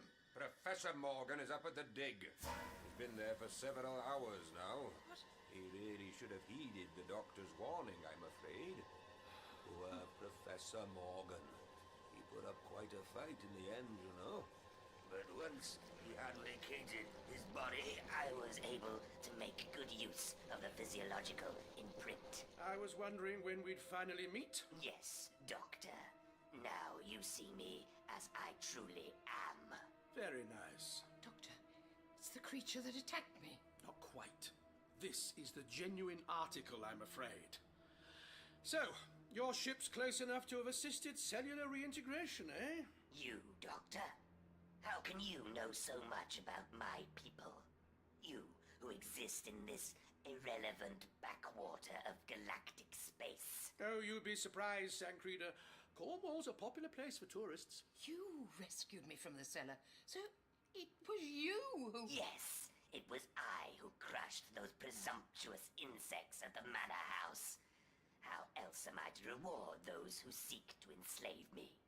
And you, Dr. Smythe, you were only spared in order that you might lead me to the Menantolian induction loop. The what? The stone you found in the Fugu, dear. Go and fetch it for him. I don't know where it is. A pointless lie. You told me it was in this very building. Now, bring it to me or die. You'd better go and get it, Evelyn. Go on. No tricks. Yes, Doctor. All right, Sancreda, you've got everything you wanted. You've regenerated yourself, your ship is on its way to pick you up. And we'll hand over the induction loop. Now, why don't you just go in peace? Ha! You know nothing of my wishes, Doctor. Nothing. The first of them is that this futile, tiny-minded servitor be made to pay for her intolerable importunity. What are you talking about?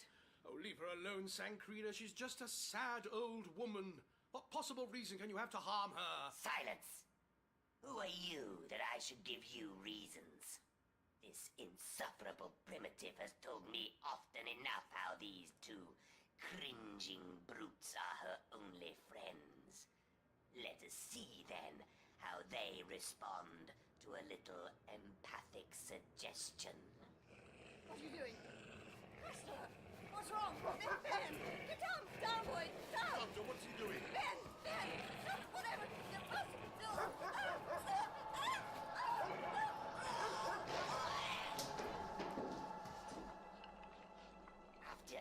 18,000 years. Patience is a quality I possess in abundance. But this feckless woman tried it sorely. Oh, that's enough, Sankrida. There's no need for this heartless carnage. I am swatting at flies, Doctor, nothing more. What do I care for this planet and its pathetic fauna?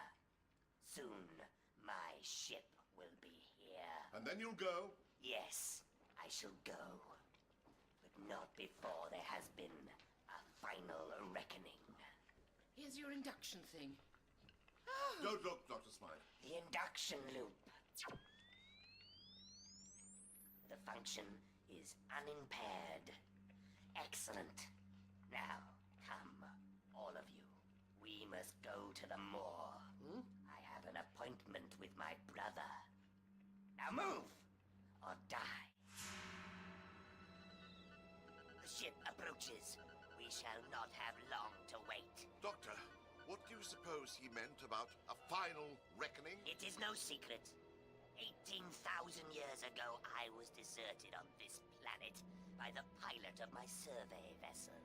My brother, Skrifan, left me to my fate. For 18,000 years, I have waited for this moment. And now, at long last, it approaches. So when your ship arrives, it'll have your brother in it? The other half of the two-man crew. And what are you going to do with him? He will die, Doctor. Very slowly. I see. Won't that make it rather difficult for you to escape? The vessel is very easily piloted solo, Doctor. As indeed it has been for the last 18 millennia. So that's what all this boils down to, is it? A petty spot of sibling rivalry? Petty, Doctor. You call 18,000 years of cold, helpless exile petty? Doesn't it occur to you as rather strange that he hasn't come back to rescue you before now? Skrifan is no fool, Doctor. He will know what I am thinking. Then why is he coming back at all? He has no choice. Deprived of the focusing amplifier, I was powerless to act. But once it was returned to me, I was able to transmit an imperative recall signal direct to the ship itself. Silence! Listen. He is coming. Skrifan is coming. Shouldn't we take cover, Doctor? I don't think so. It's coming in for a smooth landing.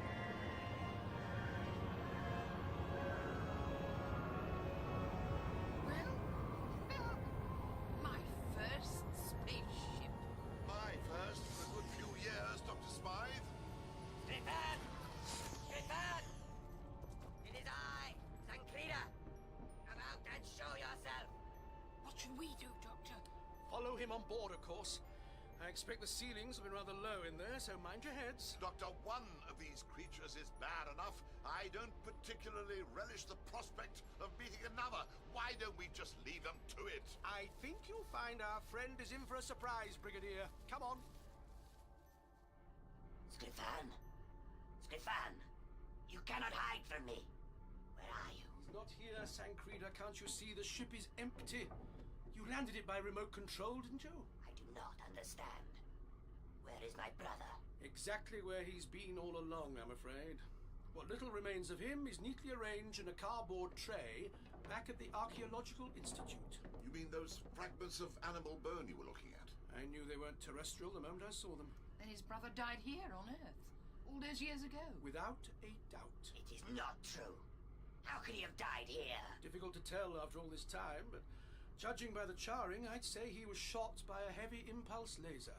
How could that be, unless... Was your ship set to take off on automatic recall, Sankrida? It was. I was collecting geological samples some distance from the vessel, but the atmospheric conditions were worsening. This planet was far colder at that time. I was fighting off primitive carnivores with my blaster. Skrifan! Do not leave! Do not abandon me! Skrifan! Skrifan, you have deserted me!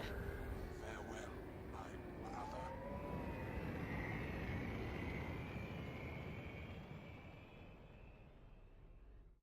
Don't you see what happened?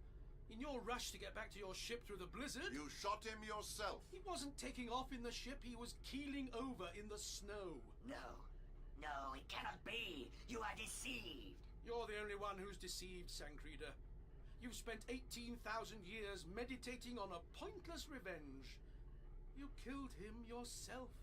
Very well then, Doctor. So be it. But my revenge will not be empty. My revenge will be on the planet that has been my prison for so long. Oh, that's ridiculous. Now you're just lashing out at innocent bystanders. Am I, Doctor? Perhaps I am. It is no matter. I shall lift off on manual control and blast this planet from space with the psionic cannon. For pity's sake, Sancreda. What will be the good of that? Leave me! It's no use trying to reason with him. His mind's gone completely. How much damage could this ship do, Doctor? It draws its energy from the Triganon Gestalt. He can vaporize the Earth if he wants to. Thrust chambers cleared for ignition. Countdown procedure activated. Leave me, all of you! Leave the ship! I can't allow you to do this, Sancreda. Navigation systems cleared and ready. You cannot prevent me, Doctor. Now, I will give you a choice. Am I going to kill you here and now, or are you going to leave the ship and die with your planet? It's not my planet, Sancreda, so maybe I'll call your bluff. You can't unleash psionic pulses in a confined environment like this, not while the ship's preparing for liftoff. Far too risky. Correct, Doctor. So, if you have no objections, I shall be happy to resort to my hand blaster. Evelyn! Brigadier, get out of here! Go on, jump! Don't stop running. We'll take cover down there. You all right? I'm all right. What about the Brigadier? Is he still in there? Brigadier! Have to do better than that, Sancreda. You barbarian fool! You are merely delaying the inevitable. Come out and face me. I got a better idea. Why don't you come and face me? Very well. If that is how you choose to die, it will be my pleasure.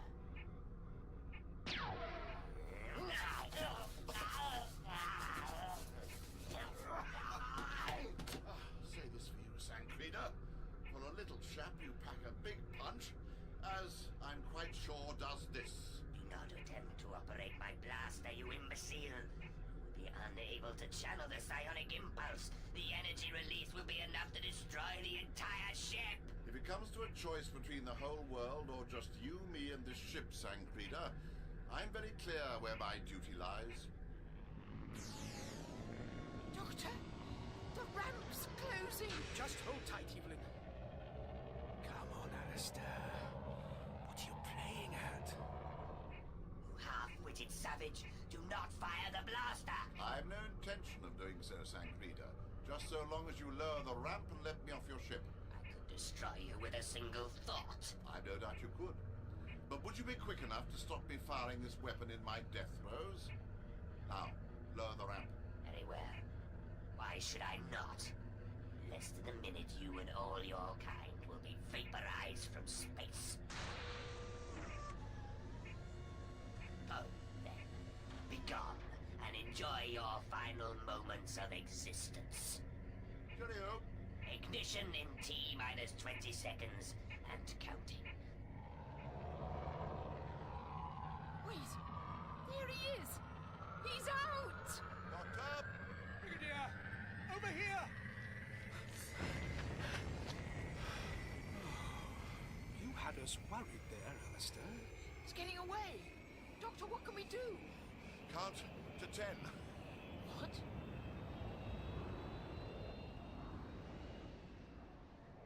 Clear of ionosphere. Target in range. Focal length fixed and locked off. And fire. Goodbye, Doctor. Malfunction. 8, 9, 10. Did you see that? I think so. Well, Brigadier? Well, Doctor, unless I'm very much mistaken, Sancreda's just blown his ship and himself to Kingdom Come. How can you be so sure? Because I got this. His focusing amplifier. Thought it might do the trick. In my little tussle with Sancreda, I swapped it for your coil of copper wire, Doctor. He was so beside himself by then that I'm afraid he didn't notice. So what happened? Without a directional focus, the power of the psionic cannon had nowhere to go. It just discharged itself on the spot. Very dangerous to meddle with Triganon technology, you know, Brigadier. You do realize you've just saved the world, don't you? All in a day's work, Doctor. Oh, here you are then. You'd better take charge of this. Why? Well, I expect the Athens Central Museum will be wanting it back, won't they? Isn't that rather a dangerous thing to have sitting in a museum? Not now that Sancreda is dead. These things are like driving licenses. Eh? Non-transferable. Ah, well, why not? Doris and I have been meaning to go to Greece for years. I must meet this Doris of yours, Brigadier. Well, next time you're passing this way... Incidentally, that reminds me. Where did the TARDIS disappear to? I beg your pardon? Disappeared? Don't worry, Evelyn. If I'm right, then any moment now... Bless my soul. She was here all along. It was Sancreda's psionic field that drew us to Lanyon-Moore in the first place. Once the TARDIS realized the danger, she shifted herself onto a different existential plane before Sancreda could start tampering with her. I see. I think. She's a clever old thing, the TARDIS.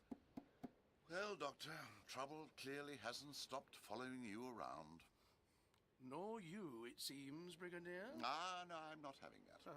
I'm retired. I refuse to take any of the blame. My time of life, trouble should be confined to the occasional spot of black fire on the nasturtiums. All the same... Yes? It's nice to know we still make a good team, Doctor. So you two go back a long way, do you? Farther back than I sometimes care to remember, Dr. Smythe. You wouldn't believe it, but when I first met Alistair, he still had dark hair. So did you, Doctor, from time to time. Well, this is all very cosy, but can I suggest that there are better places than here to catch up on old times? What do you mean? Doctor, I've had a fairly difficult couple of days. It's coming up to midnight. I'm exhausted. It's freezing cold, and I'm starving hungry. So why don't we ask the Brigadier very politely whether he might be able to use his influence at the pub to wangle us a late supper? It will be my pleasure, Dr. Smythe. Doctor? Why not? That's settled, then. Either way, Brigadier. Now, this pub, what's the situation on the chocolate puddings front? I don't have much of a sweet tooth, Dr. Smythe. I have to confess, I'm more of a soup man. I suppose I am beginning to feel a trifle peckish.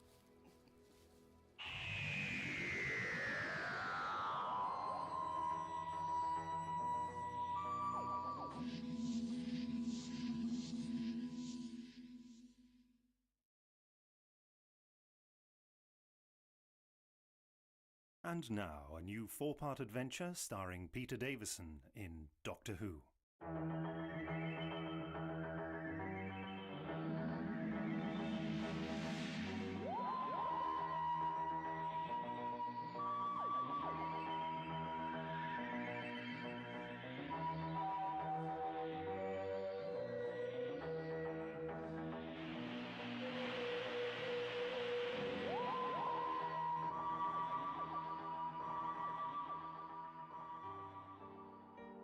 I well remember that winter as long as the embers of memory still glow feebly in my mind.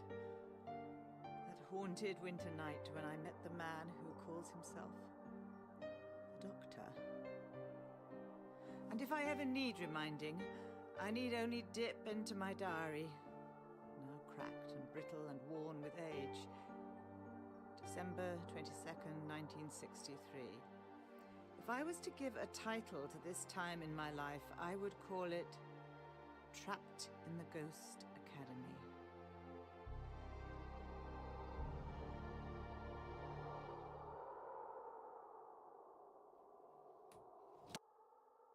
Dear Diary, I am staring out a high window in the academy, looking at the snowy roof in the moonlight. I can see the slope of it, the jutting Gothic shadow of the tall chimney, and the statuary which stand guard at the four corners of the compass.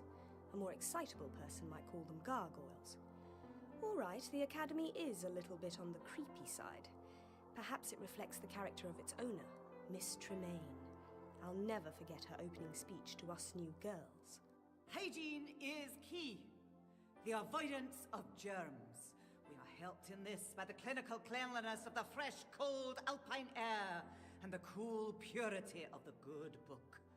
We must open our souls to the Word, just as we open our windows to the chill, purifying air of the alpine valleys.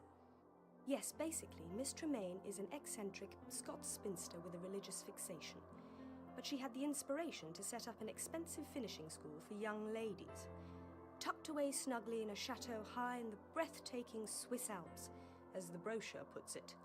Rather too tucked away, as it turned out. My dears, my poor little pigeons. It was Mademoiselle Maupassant, our French mistress, who broke the news to us. My dears, take a deep breath. It's a comprehensive disappointment. We are sorely stranded. This blizzard has us trapped. We are all in the same boat. And that's how it was. Trapped in the Ghost Academy. That's how the place felt. Haunted and empty.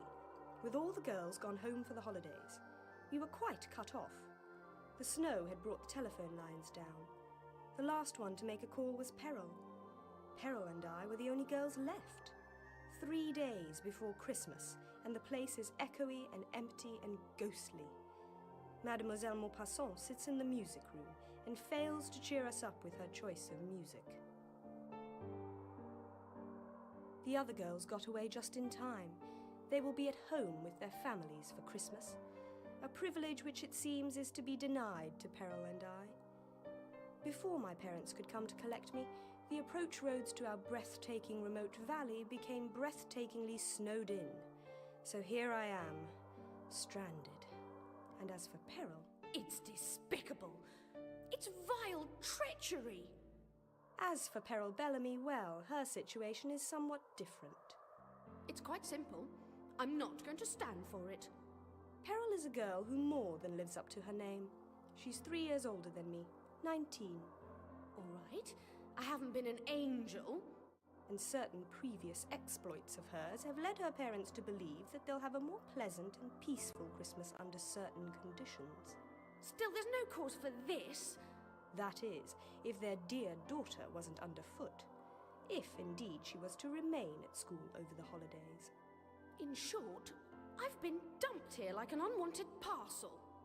And Peril isn't one to put up with this sort of treatment. It brings out her rebellious streak. A rather large streak. Alison! For God's sake, be careful with that rope! All of which is why I'm standing at this window, freezing, I might add, helping her to use some of the school's very expensive mountain climbing gear to escape. Gently now, gently! I watch Peril, dressed like a commando, descend the icy slope of the broad mansard roof. Her inky shadow is sharp on the frosted whiteness in the moonlight. She slides down the tiles and embraces the nearest gargoyle. Made it! Oh, come on, Allie. I've secured the other rope. I'm going to drop it now.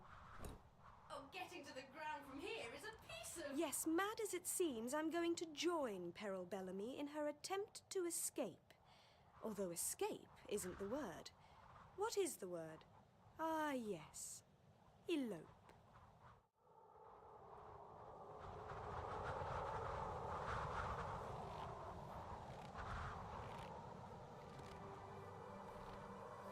If there is anything worse than snow in the shoes, I would like to know what it is. Oh, just hold this a moment, he says. It won't bite you, he says. I wish it had bitten me. At least I wouldn't be here. And where is here? Predominantly oxygen atmosphere, luckily. Mountainous region. Cold. Oh, very cold. It's worse than Alaska. Serves me right for helping the doctor with one of his experiments. Oh, this is all your fault, Doctor! Who is this doctor, madam? It seems a shame to lay such all-encompassing blame on the poor man's shoulders. Who are you? I'm sorry. I didn't mean to startle you. I'm Lieutenant Sandoz of the Voluntary Mountain Rescue Force. And it would seem you are very fortunate to encounter me, madam. Call me Nissa. Put on my scarf, Nissa. It must be terribly cold. Oh, thank you. I also have a spare pair of skis here. You also have a gun. Yes, the Mountain Rescue Force serves as the local constabulary in this area. So you are a policeman on skis? Essentially, yes. And in a minute, we'll have you on skis as well. There you go. You almost seem to be expecting me. I was expecting someone. I've been asked to check on the inhabitants of a school. A school? Yes. Are you sure you know how to ski? Of course I do. Whoa! Yes, well, we'll proceed very slowly.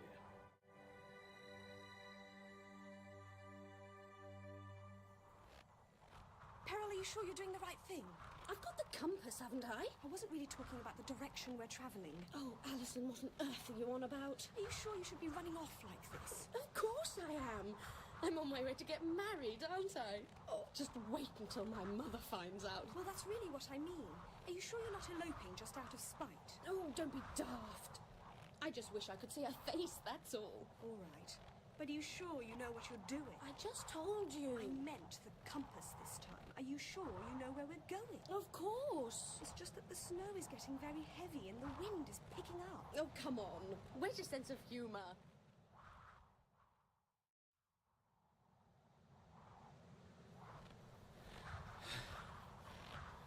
There it is, our destination. Oh, what an odd place for a school. It's an odd school, but we are fortunate to reach it in time. There's a bad mountain storm coming, and soon the visibility will drop to nothing. And it's so cold. Here, put this around you. Oh, thank you.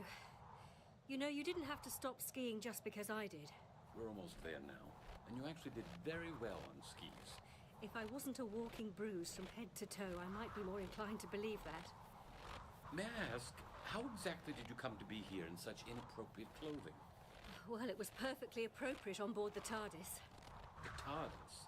The Doctor tends to keep the living quarters unacceptably warm and humid. Although it wouldn't be unacceptable now, I can tell you. Living quarters? I see this TARDIS as a ship? Yes, for travel between worlds. Between worlds? I see. My home world is called Traken. Why are you looking at me like that? Never mind. We're almost at the school now. I'm sure you'll feel better when you're inside in the warm. Wait. Someone's coming. Hello, Lieutenant. Thank the good Lord you've arrived. The girls have disappeared. I don't understand, Miss Tremaine. Disappeared? Crept away without our knowledge. They borrowed some mountain climbing equipment from the cupboard without permission. Didn't even bother to sign it out in the book. And climbed down from the roof with it. Why would they do such a thing? You don't know these girls.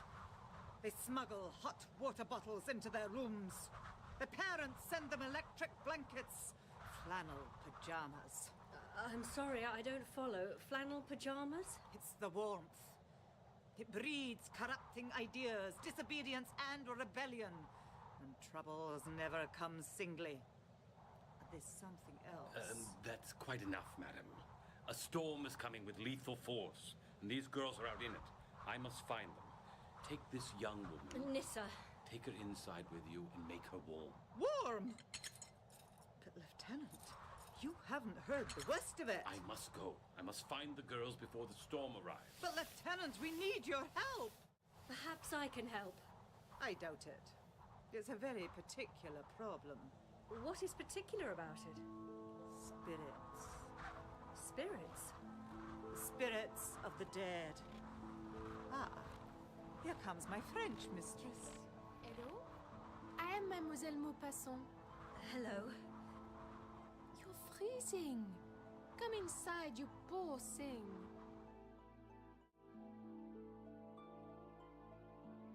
Warm yourself by the fire. Oh, that's better. Thank you. And here, this coffee should still be drinkable. You're very kind. There's plenty. Miss Tremaine doesn't touch it. Am I right in thinking she is your employer? She is the headmistress, yes. She seems very concerned with the spirits of the dead. Miss Tremaine has her beliefs. It seems to me she should be more worried about the living if 2 of her charges are missing. You wouldn't say that if you'd had our experiences of recent weeks. What do you mean? Pardon me, I'm doing the windows. I must open the window in here. Oh, but actually, our guest has just suffered a freezing experience. Rubbish! It'll do her good. Stale air breeds spiritual staleness. That is probably the root cause of our problems. Now, excuse me, but I must just see that there's a healthy draft throughout the rest of the school. This storm will be a godsend. Blow all the cobwebs away. That's better. You may have to open it again when she returns. May I ask why you've chosen a mad woman as your employer? Oh, no. A little eccentric, perhaps, but not mad. But all that hysteria about the spirits of the dead. I've had some experience of such things, but she seems a little extreme. Miss Tremaine has some grounds for what you describe as her hysteria. You take her seriously. Why? Inexplicable phenomena in the school. Luckily, we managed to conceal it from the girls. But now, quite frankly, it is beginning to get out of hand. Thank God most of them are home for the holidays. What kind of phenomena? Miss Tremaine! Come quickly! It came from out here. There she is. Miss Tremaine! What is it? The windows! Look at them! They seem perfectly normal. They should be open! I opened all of them, and then I turned round a moment later, and they'd all shut themselves again! They've simply blown closed. The wind did it. And did it latch them as well? Look! Oh, now forgive me. I must leave you. Miss Tremaine, wait. Where are you going? To the chapel. To pray for our souls. I take it then that this chapel is some kind of primitive place of worship. Don't let Miss Tremaine hear you call it primitive. Now come back into the warm. I think after that we are entitled to open the school cognac. Here. Oh, no, thank you. She could have closed the windows herself, you know. There's a scientific explanation for everything I've learned. She could have. But that look of terror on her face. She strikes me as a highly suggestible individual. One who... What? Do you smell something? What? A faint scent, like dead roses. No. What's happening to the light? Oh, the bulb, it's... Merde! Now, where are the candles?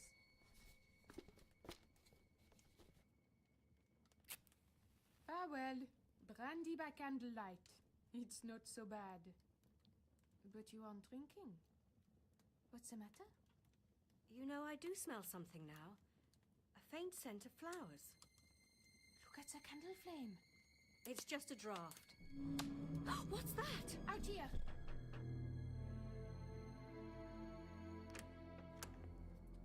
It sounded like a piece of furniture being dragged. Yes, it happened before.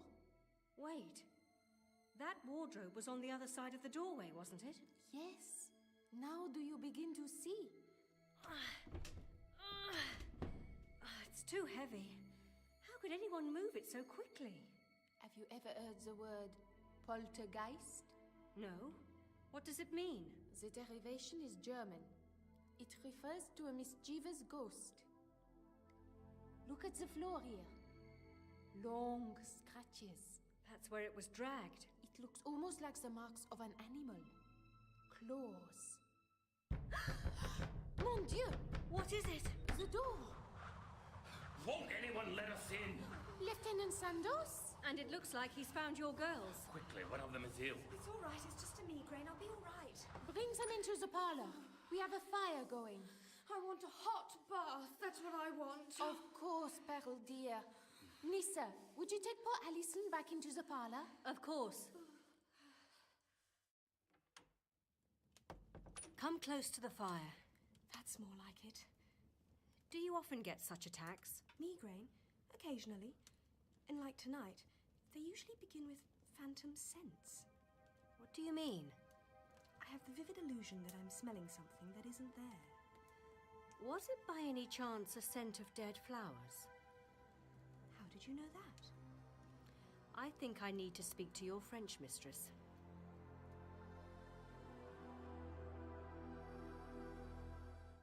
So, you begin to believe me? I'm still skeptical about this so-called poltergeist activity, but... But enough so that you drag me away from my supper. This is the chapel. Preserve our purity. Spare us from the spirits. There is no doubt, mademoiselle, that your head mistress has been exposed to something terrifying. Evil within and without. Miss Tremaine. Keep the windows of our soul open. Please, Miss Tremaine, forgive our intrusion. Slam them and seal them tight. Don't allow the pestilence to breed within. Her mind seems to have snapped. The poor woman. Excuse me, ladies. Satan is at the door. Miss Tremaine, I But must we shall speak not to you. let him in. Please, Miss Tremaine. You're fighting a lost cause. I must speak The with you. spirits of the dead seek to harm us, but we shall not I yield. must tell you the real reason I came here tonight. It's Through our no purity, good. we shall She drive can't off the hear menacing you. You see, spirits Miss and Tremaine, Terror ran apparitions away of the because she night. was going to elope. Elope?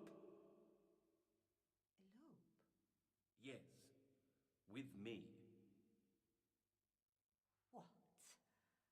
I can't believe what I am hearing. You were going to adopt one of my pupils? Nothing like it. We are in love. We are going to get married. Love? Married? I have a duty to protect my girls. I'm going to have you stripped of whatever dubious authority you once possessed, Lieutenant. Congratulations, Lieutenant. You've achieved what would have taken a team of skilled psychologists weeks. She's very angry. So she should be. By any standards, your behavior is a disgrace. Still, Miss Tremaine's back to normal, apart from a tenacious belief in ghosts. Ghosts? Is this some kind of joke? It's increasingly serious, Lieutenant. I don't believe in ghosts. You may find yourself a convert, and quite soon if I'm not alone in smelling something. Yes, it's starting again. What do you mean? Isn't that incense? Do you use incense in this chapel? Not at all. Then I suggest we find the others quickly before it begins. Before what begins? Too late. Peril, what did you do? I didn't touch it, I swear! Alison, Peril, what is going on? Are you all right? It was the big mirror on the refectory wall. Now it's the big mirror on the refectory floor in a million pieces, look! It came flying off the wall. And missed me by the skin of its teeth. Something pulled it off the wall. Nonsense. The hook supporting it nearly gave way. Impossible, it was secured by threaded nails. She means screws. Obviously a poor job, though. Look at it. Look at the pieces of mirror. Oh my goodness! They're moving. Oh, it's like a swarm of wasps! It's just a draft, some kind of a... Ow! They're stinging us. Peter, are you all right? Everybody out of here now. They're coming after us. Look out.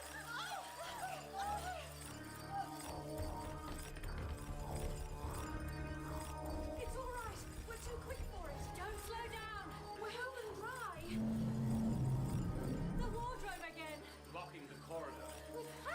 This way, up the stairs to the attic.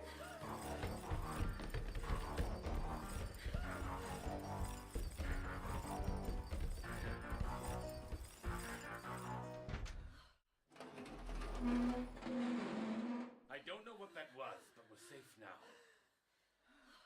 Nothing can get in here now. What's that then? What? Those trunks in the corner. They're moving. It's just some kind of vibration. Dear, commend your souls to the Lord. Satan is at hand. It's inside. It's in here with us. Help! Someone, please. What is it? It looks like it can't be. It says police on it. About time. What is that? That, Lieutenant, is the TARDIS. Good evening. I assume it's evening, if not good morning or afternoon. And this is the Doctor. Have I arrived at an inopportune moment? An agent of Satan. Ah, no, madam. I assure you I'm very much... Miss Tremaine. my own agent. Oh, dear. Poor woman. She has fainted.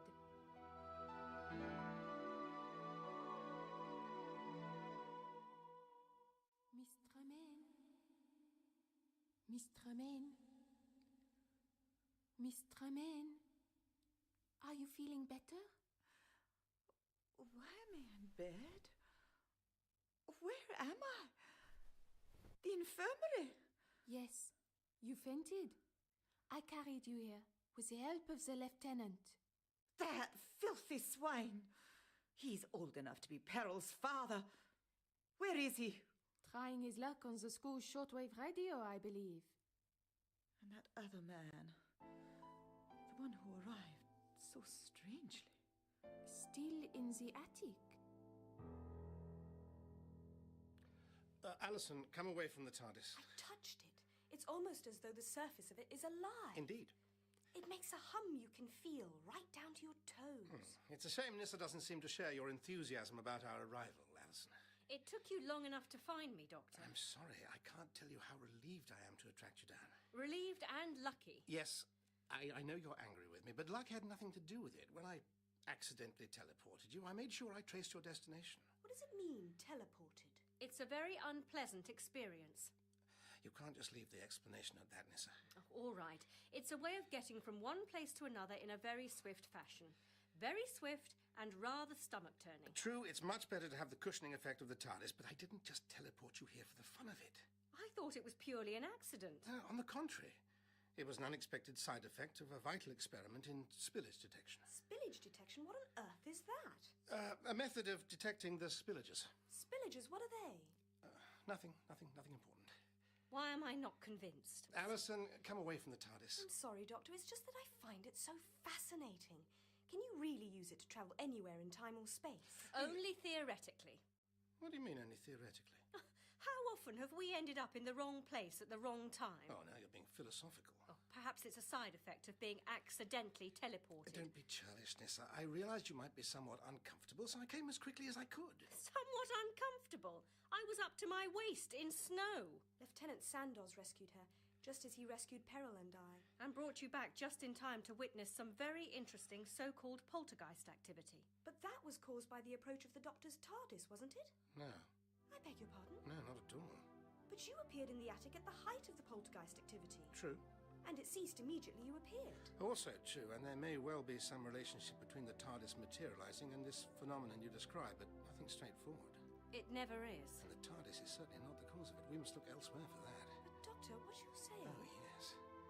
It really would seem we have some kind of genuine haunting here.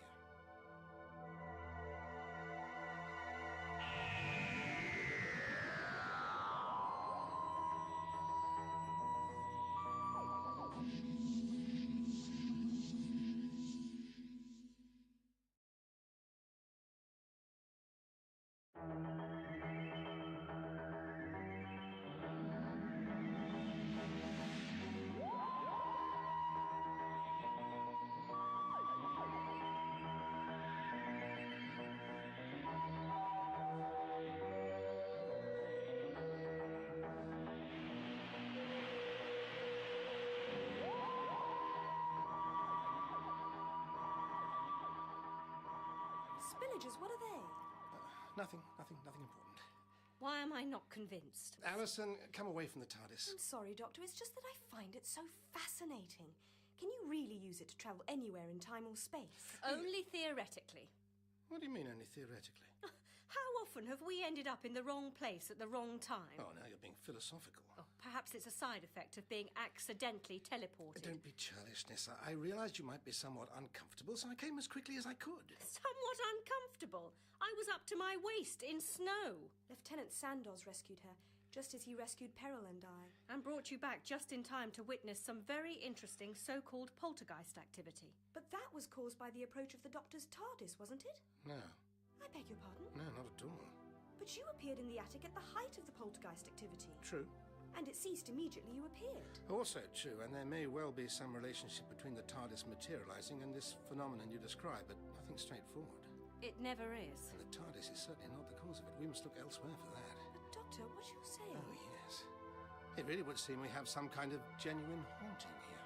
You're not serious, Doctor. Ghosts? Call them what you will. It's really quite interesting. Oh, no. What? I recognise that gleam in his eye. Gleam? You want to investigate further. Oh, yes. It's a fascinating situation. But I was rather hoping we could just get in the TARDIS and go. Just go? Where's your spirit of adventure? Somewhere out there on the mountain slopes, expiring from hypothermia. So you're going to stay here? Until we've had a chance to observe the situation properly, yes. By situation, you mean our ghost? If you like, yes. And help us get rid of it? An exorcism, not really my line, but perhaps I can be of some small assistance. Smashing. In any case, I have some theories about the origin of the phenomena.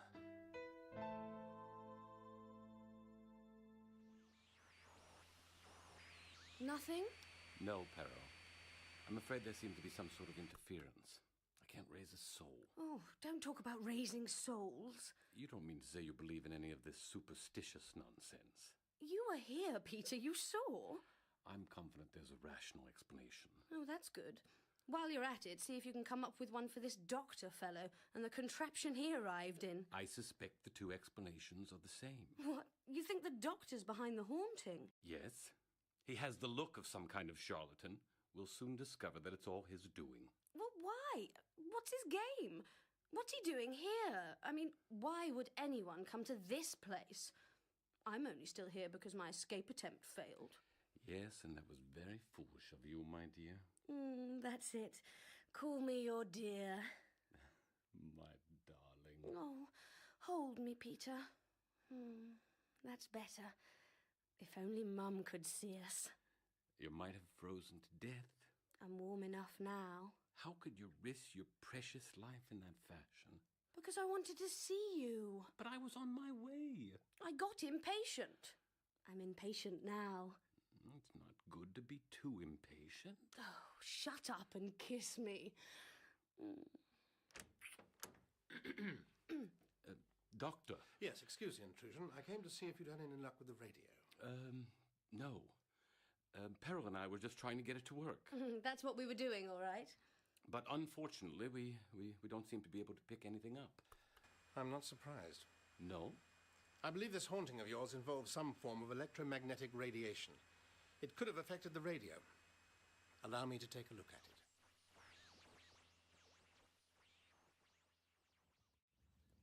So have you been travelling with the doctor for a long time? When you're with the doctor, time very rapidly becomes relative.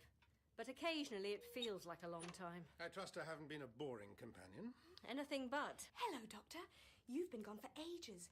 Have you solved our ghost problem? No, but I think I might have succeeded in getting the radio to work. Where is Lieutenant Sandoz? Well, Perril's in the kitchen fixing us something to eat, so I expect the lieutenant will be somewhere nearby. Yes, I expect so.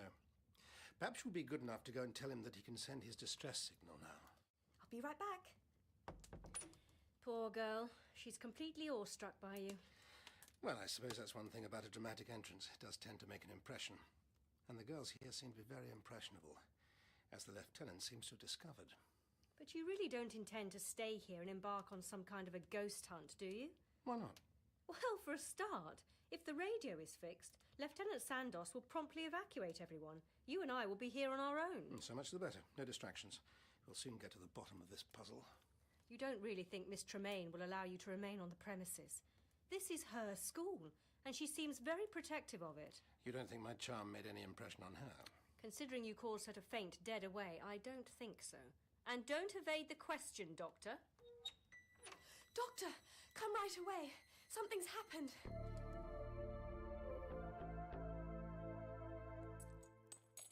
I don't believe it. How could this happen? I did what you said, Lieutenant. I brought the doctor. What's so urgent?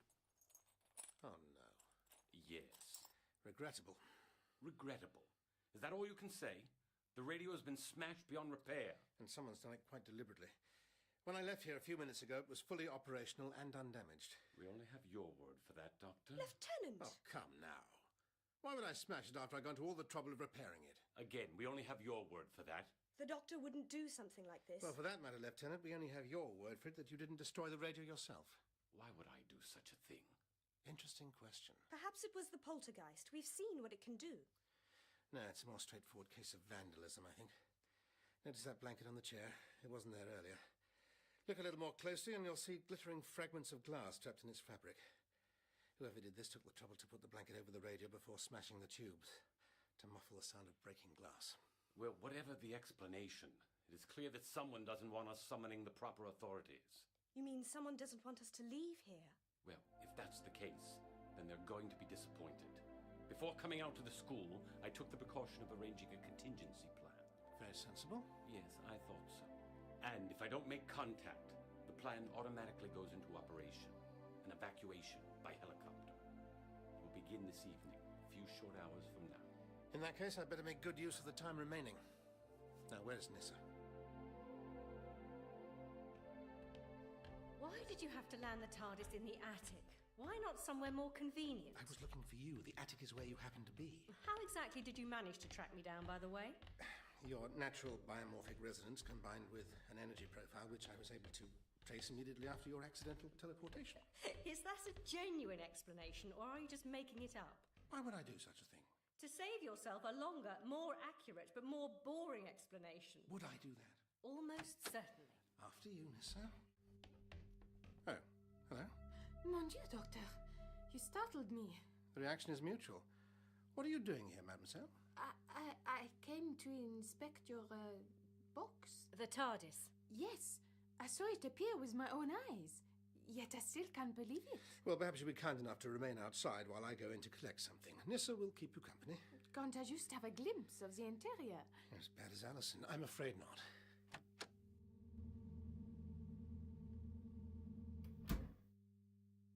How is the headmistress? Miss Tremaine? She recovered from a faint, but was very distraught when she awoke. I finally coaxed her to sleep. How did you manage that? With the help of pills, I fear. Seconal.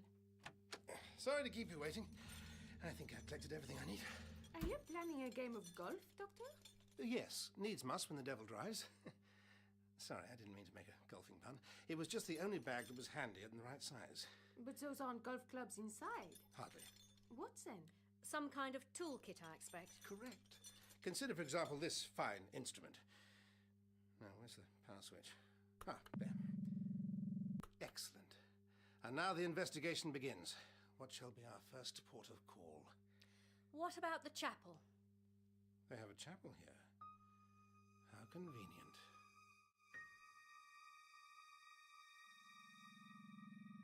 Your suggestion has proved excellent, Nissa. This chapel seems to be the epicenter of some strange electromagnetic activity.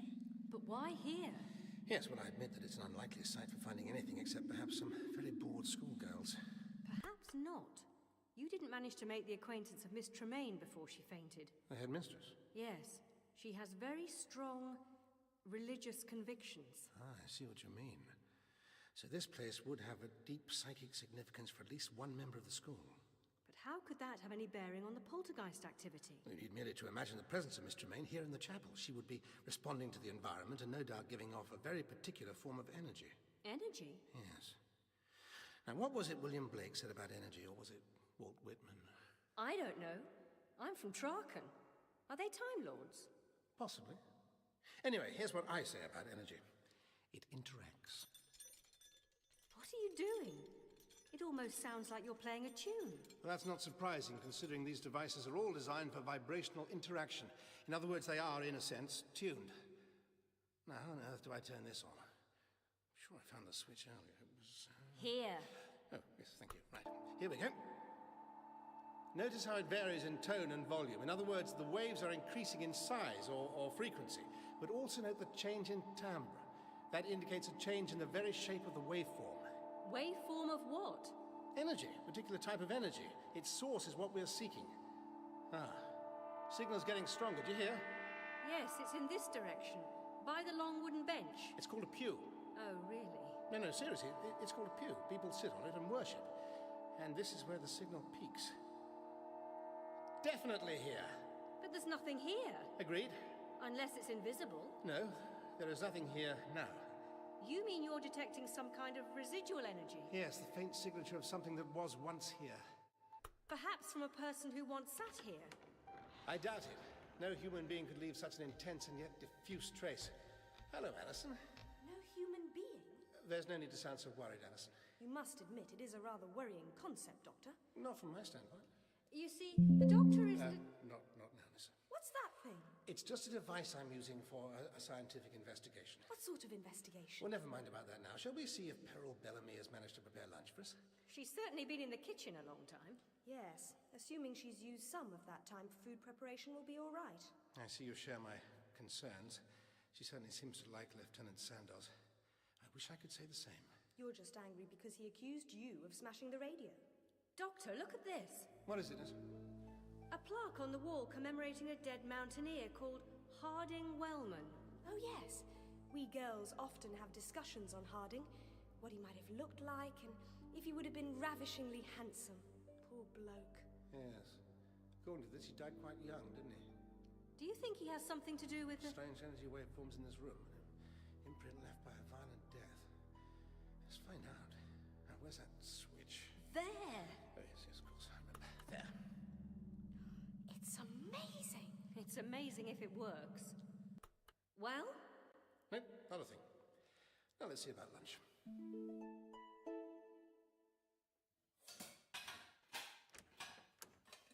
If this energetic sound is anything to go by, there must be a banquet awaiting us. Oh, hello, you lot. Well, some ham sandwiches anyway. What? All this mess and you haven't even got a hot meal ready for us? It's not as easy as it looks, this cooking lark. And I suspect Peril has been distracted. I see the Lieutenant's ski gear drying out there in front of the fire. Yes, he's just come back from a reconnaissance of the playing field. He says it'll be ideal for the helicopter to land, nice and flat. Oh, don't touch his things, Alison. I'm surprised more people don't come to grief with those great, huge, spiked ski poles. I almost stuck one through my own foot once. They won't be asking you to join the mountain patrol then. Excuse me, ladies. Just ease it under there. No one can trip over it. Good. Now, where were we? Ah, ham sandwiches. Very good. Nissa? No, thank you, Doctor. So, when exactly is this helicopter due? Half an hour before sunset. And then it's all over, I suppose. Are you ready to abandon the investigation, Doctor? On the contrary, I've already begun to formulate a theory. I don't suppose you'd care to share it with us? Not just yet.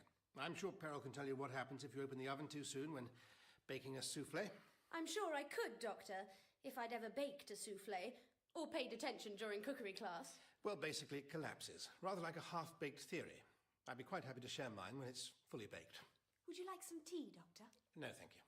Doctor, do you smell something? Oh, that would be me burning the muffins. No, I suspect Nissa is alluding to something else. A faint floral perfume. Can't you smell it? The olfactory prelude to our poltergeist. Exactly. But nothing's happening.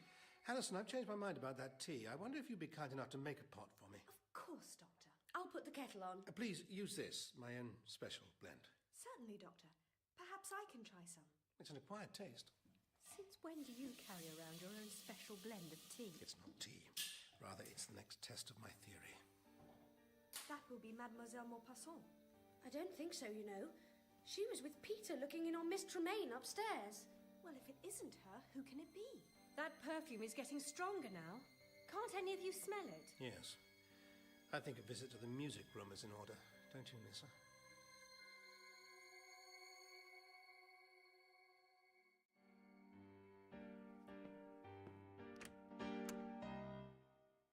It seems the recital is at an end. Doctor, there's no one here. Let me see. Only one door, the one we came in, only two windows, both shut. And below them, virgin snow untrampled by any shy pianist. I suppose it could have gone up towards the roof somehow. You don't believe that? You're right. You mean... Yes, definitely the beginning of a poltergeist manifestation. Excellent. What's that? The kettle. Perfect. Let's make some tea. Doctor, look out! Extraordinary. Did you see that? Yes. I think we should get back to Peril and Alison, Doctor. Shifted the piano across the room as if it was a toy. That requires really quite a powerful force. Let's get out of here. In just a moment. Please. Quick inspection. Make sure there were no hidden wires to drag it, no concealed magnets. Nothing I can detect. Poor thing's been knocked quite out of tune. Doctor, it's moving again. Yes, it does appear to be. And towards us. What do we do? Run, I think. Quickly, shut the door. What is it? Where's Peril? She took some food up to Miss Tremaine's room. Well, let's hope she's safe with the others. It's coming, Doctor. What is it? Nothing to worry about, Alison. We are merely being pursued by a piano. By a what? A piano. Good job it isn't a grand. Is the tea ready? The what? The tea? Yes, please. Pour a cup now. It should have had ample time to brew. It doesn't seem to be moving anymore, Doctor. No. Although, come to think of it, if it had been a grand, it would have been too large to come down the corridor after us. Has it definitely stopped moving? I don't know, I can't hear. Alison, is it really necessary for those taps to be running? I didn't turn them on. Ah. They're stuck. Here, I'll give you a hand. They really are stuck. That's it, they're off. More or less. But I'm not sure I didn't prefer them running full blast. Fascinating. Patterned randomness. Chaotic order. It's like music. Or Morse code. I wonder what it's trying to tell us. I wish it would stop. I'm scared, Doctor. Don't be. Have you poured that tea? Oh, it stopped. As you wanted. I wish it hadn't. It feels like something else is going to happen. Something worse. What's that? The Lieutenant's ski poles. They fell over in the fireplace. I didn't touch them. Look, they're still moving. Don't touch them, Nissa. Stay away from them, Alison. I don't believe it. They're rising up. They're floating into the air. They're... Nissa, get down! Doctor!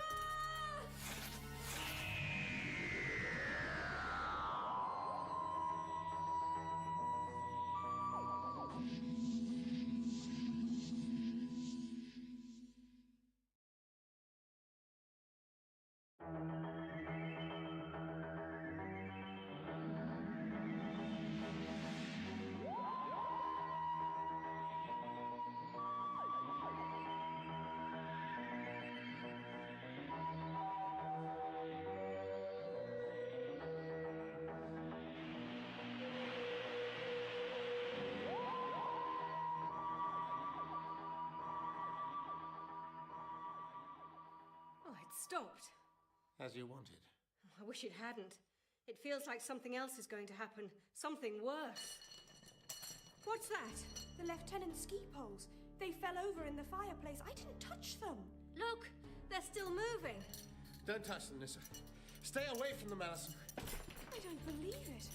They're rising up. They're floating into the air. They're... Nissa, get down! Doctor! I said... Thank you, Doctor. You saved me. You were right in their path. Yes. Look at this. Stay away from them, Doctor. No, it's all right. They seem to be quite inert now. Extraordinary. The spikes are buried in the wall with incredible force. They were almost buried in me. She would have been killed. Ah, that old familiar melody. It won't leave us alone. What are we going to do? I think we'll start by pouring that tea. How can you worry about that when all this is happening? Here we go. Sit down and drink this. What? Go on, it's really very nice. My favourite brew. Tastes? Yes? It tastes very... Yes. Just as I thought. What did you do, Doctor? There was a mild sedative in that herbal tea. In other words, you drugged her. Nissa, it was a mild sedative related to valerian. Did you notice how the poltergeist activity stopped immediately when she lost consciousness? It did, didn't it? I have a fascinating hypothesis about that. Shall we test it? Alison, can you hear me? Now listen. Doctor, what are you doing? Oh, nothing much. Now, where did I put my bag? Bag? I stored it here somewhere for safety. Ah, yes. Here it is, under the table. Excellent. I think this is the tool for the job. Don't ask me how to switch it on. Oh, I don't have to. This one switches itself on. There. What is it? Another sort of scanner. For scanning what exactly? In this case, Alison. What are you scanning her for? I'm trying to detect a particular kind of psi energy. Psi energy, now I understand. You think she might have telekinetic powers? Very astute, yes. And that in fact she is the source of the so-called poltergeist activity? Yes, that's right. There is no ghost moving things around, it's her. Indeed. Remember how she remarked on the lethal sharpness of the ski poles shortly before they were deployed against us as weapons? Against me? She tried to kill me. No, absolutely not. We're talking about the chaotic energy of the id spilling out. She has no control over it. Don't take it personally. I don't see how else I can take it, Doctor. Still, it explains the poltergeist. Yes. It was a very elegant theory. Was? Yes. What's the matter? Elegant but utterly erroneous, according to my readings. This girl has no telekinetic abilities whatsoever. Then why did the poltergeist immediately cease when she fell asleep? Ah, now that's a very good question. One of many to which we don't have the answer. Yet. Hello? I heard something. I came to investigate. What's wrong with Allison? She's asleep. It doesn't look like sleep to me. What have you done with her? Don't trouble yourself, Lieutenant. She's fine. For your sake, I hope so. Thank God the helicopter is coming to evacuate us from this madhouse. I keep telling you there's no need for the helicopter. I could convey you all to safety in the TARDIS. Take you anywhere you want to go. I think we'll wait for the helicopter. Thank you.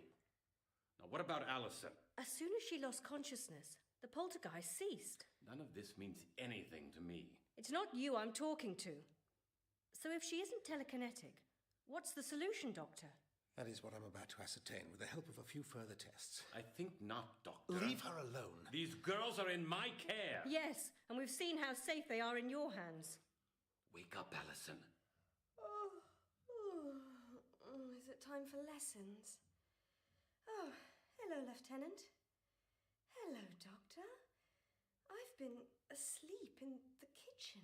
Yes, and now you must come with me. I ask you not to interfere, Lieutenant. We need more time with her. I think not, Doctor. I'm taking this young lady to wait with the others. The helicopter will be here shortly. But we don't know what's going on here.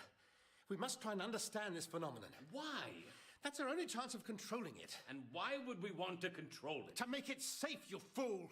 Come along, Allison. But Lieutenant, Oh, marvellous. Though I walk through the valley of the shadow of death, I shall fear no evil. Miss Tremaine! I shall fear no evil. The helicopter is arriving shortly. It is time to go outside. Amen. Yes, I'm coming. There they are, waiting on that level space. Underneath the snow must lie the school playing field. Yes, I see them. Oh, well, splendid evening for a helicopter landing. Oh, it's terribly cold, though. Yes, wind seems to be picking up. Not as cold, however, as when I was accidentally dumped here. I thought we'd agreed not to discuss that anymore. You agreed? I still don't understand what you were trying to do. That experiment was... Spillage detection. Yes, who are the Spillagers? I'm hoping you'll never have to find out. That's all. What? Does anything strike you as strange about the wind? Strange? What do you mean? Look at how it's disturbing the snow. Yes, I see now. It seems to be highly localized. It's only blowing around us. Perhaps some micro-weather system? It's not the weather. What do you mean? Did you smell that? Like a field of lavender. I assume that's not normal in the middle of winter here. No. Doctor, it's overpowering. Poltergeist is back with a vengeance. The helicopter's landing. It's trying to... Doctor, look, the wind! It's becoming a cyclone! Moving towards them! Quick! Run! We have to warn them! What is it doing? Lieutenant, don't let them land! They're in danger! Oh, no. We're too late. Doctor! That mountain, the helicopter! It's going to crash! Yes.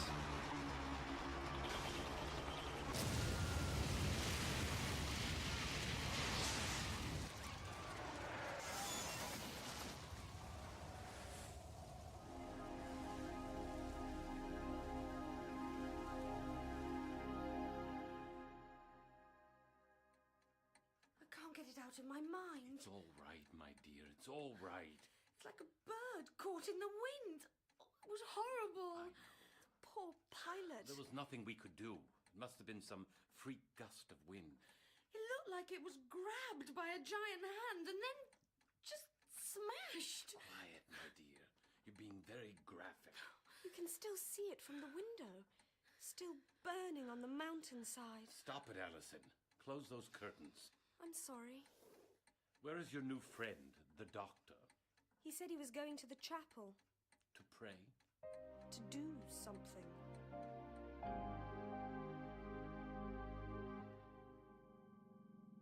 There's no mistake. This chapel is definitely the focal point of the activity. You confirmed that before. Shouldn't you be doing something? Doing something? To put a stop to this thing. Nissa, I know you were shocked by what happened to the helicopter. So was I. Trust me, I am doing something. But we're going over the same ground. Yes, and for the first time, I think I'm beginning to recognize the terrain. Look at this plaque. Harding Wellman. Died in the mountains. Very moving. But you've already confirmed that the peak area of activity is not anywhere near the plaque. In fact, it's over here. Yes, the pew. Sit down, would you? Here? Yes. Now, what do you see? The plaque. This is the exact spot where someone would sit looking at the plaque. Yes. Looking at it and thinking about it. So the centre of energy is here. Correct. But you said this energy wasn't from a human being. Not from a single human being, but from a group of people over a period of time. Yes. Miss Tremaine, I saw it with my own eyes. please take your pills. I saw the helicopter crash and burn. And I saw Satan smiling in the flames. Please? I felt the heat of them. Did you not feel it? Hot, corrupting, enticing, seducing. Here, take these. You'll feel better. To be resisted at all costs. I don't want any pills. Bring me my Bible. Ah, Alison. I was hoping I'd find you here. Hello, Doctor. Nissa, why were you looking for me? I'm afraid I need to run some further tests on you. Will I have to drink the tea again? No, that won't be necessary. Do you remember how I planted a post-hypnotic suggestion in your mind earlier? No. While you were in a trance under the influence of the tea? No. Well, let me assure you that on some level you do remember. Now, please resume that trance. But I don't feel anything. Oh, dear, quick, help me catch her, Nissa. There, got her. Thank you. Should have told her to sit down. Yes, you should. There, that's better. So are you still trying to test your psi theory? Yes. If the good lieutenant hadn't interrupted me, we might have avoided the helicopter crash and the death of that poor pilot. Now, where's my golf bag? It really is the most ridiculous object. Here. Good. Now, help me with this, please. Must I? Yes, what's wrong? It bears an uncanny resemblance to the device that accidentally teleported me here. No, it doesn't. It does. Doesn't. Look, just hold it for a moment. That's what you said last time. Don't be ridiculous. I don't fancy being instantly sent to another planet. All right, I'll do it myself. Really, Nissa, this is a completely different device. It appears suspiciously similar. It was a hastily improvised unit for spillage detection. You still haven't explained what that really means. Spillage detection. That's because I'm hoping I won't detect any. The spillages are a species to be avoided at all costs. Anyway, this is a completely different mechanism, a more or less mass-produced trinket available on any advanced planet. You'll get a better idea when I switch it on. Once again, it's a kind of vibrational scanning tool. It will tell me if Alison has any psi abilities. But you've already answered that question. No, I merely tested her for telekinesis. The ability to move objects at a distance. And she has no such power, but just listen to this. Conclusive. What is? While Alison may not have any telekinetic ability, she does possess another sort of psi talent. What sort? She's a natural telepath. So what does that mean? It's the ability to detect or transmit I thoughts. know that. You might recall I'm prone to it myself. Yes, of course, the Zeraphim. And those Permian creatures. Oh, but your gift is passive. What we have here is active. Aggressively so. Still, how can she be causing the poltergeist activity? Well, she can't. Not directly, but perhaps at one remove. You mean by sending signals into someone else's mind? Yes. And that someone must be the person who possesses the telekinetic power. Who is it? I'd say the most likely candidate is... Who? Come with me. Let's find out. Rain, rain, go away. Come on Mother's washing day. But it's not raining, Doctor. I think we can hardly expect literal sense in a trance state. She's waking now, though. Is it a bad dream? I'm back in the kitchen again. No, Peril. You'll remember in a moment. I gave you some tea to make you sleep. If you ask me, you're rather over-fond of that tea, Doctor. And what on earth is that thing there? Just a useful device that told us something vital. And what was that? I think perhaps you already know, Peril. What's that remark supposed to signify? We're wondering if you've ever had any unusual experiences. Are you joking? I could fill a book, but modesty forbids. Think carefully. Perhaps during infancy or early adolescence. I'm not much of a one for sentimental reminiscence, Doctor. Peril, we know. Good for you. What do you know? About your powers. Sorry, you lost me at the last corner. It's no good. We do know. I'm sure I have no idea what you're talking about. I imagine it runs in your family, doesn't it? Perhaps a recessive gene transmitted through the female? They tried to teach us about genes in biology. Some mad monk and his potted plants. Mendel. I wouldn't know. I fell asleep. Can I go now? Of course. But turning your back on the problem won't solve anything. Want a bet? I'm afraid this is something you can't ignore. You just won't leave me alone, will you? No. Let the doctor help, Peril. How can he? How can anyone? We understand what you're going through. Oh, I doubt that. You might be surprised. Was it your mother or your grandmother you inherited the gift from? I don't know what you're talking about. Peril, please. My gran. I imagine it's bedeviled your family for generations. Everything from inexplicably burning barns and hayricks to curdling the cream in the neighbour's dairy. The sort of activity which in earlier times would have attracted the unwelcome attention of the Witchfinder General. I imagine Peril is an old family name, and a well-deserved one. That's an alarmingly accurate account of my family history you've given there, Doctor. Although you left out a considerable amount of debt-dodging, drunkenness and general bad behaviour. All of which culminated in a considerable family fortune, if your presence at this outrageously expensive finishing school is anything to go by. I suppose we've had our share of good luck too. Fascinating. Ever since I was small, I could move things just by thinking about them. If my rattle fell out of the cradle, it would come back to me like I had it on an elastic. My gran said it was a gift. I was one of the adept. So it is a genetic trait. I meant to look into it more deeply, but somehow I've never had the time. Ironically. So now you know my secret.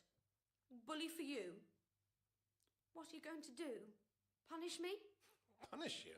Of course. Why? Because it's all my fault. But I didn't mean to. Of course not. I didn't mean to do that to the helicopter. Or that poor man. You didn't? Don't try and patronise me. I did. No, not consciously. Your abilities were being triggered without your knowledge. How? The question more properly is who? And the answer is your friend. My friend? Yes. Alison. But why Alison? I don't understand. Neither do we. Not entirely. Not yet. Why Alison? I don't Because the Lord works in mysterious ways. Miss Tremaine, I'm glad to see you're well enough to be listening at doors. Don't speak to me, defiler of innocence. Ah, Lieutenant Sandoz. Doctor, I didn't expect to see you here. Don't trouble yourself. We were just leaving. Come along, Nissa. Yes, Doctor. Goodbye, Lieutenant. What were you talking to the doctor about? Nothing. Why? Because other ears were listening.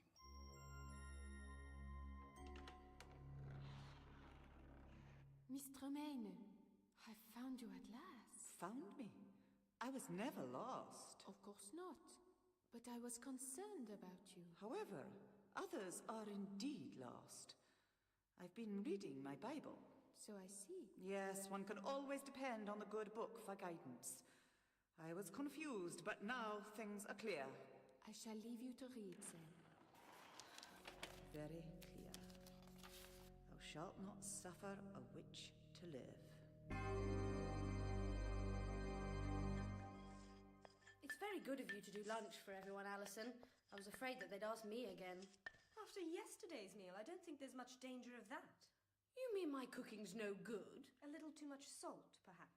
Now, don't pull your punches. It was dreadful, and you know it. But that's my motto. Do a job badly enough, and no one will ask you to do it again. It certainly worked. Now, have you seen the knife? Knife? No. The big chopping knife. It was here a minute ago. Listen, Ali, there was something I've been wanting to ask you. Something that the doctor said. Never mind what the doctor said. Miss Tremaine. That would be where your knife has gone, then. Can I have it, please, Miss Tremaine? I need it for making lunch. And I need it to serve a much higher purpose. I think they're in here, Doctor. Excellent. Girls, we need to... I'm glad you've come, Doctor. It's Miss Tremaine. I'm also glad you've come, Doctor. It saves me seeking you out.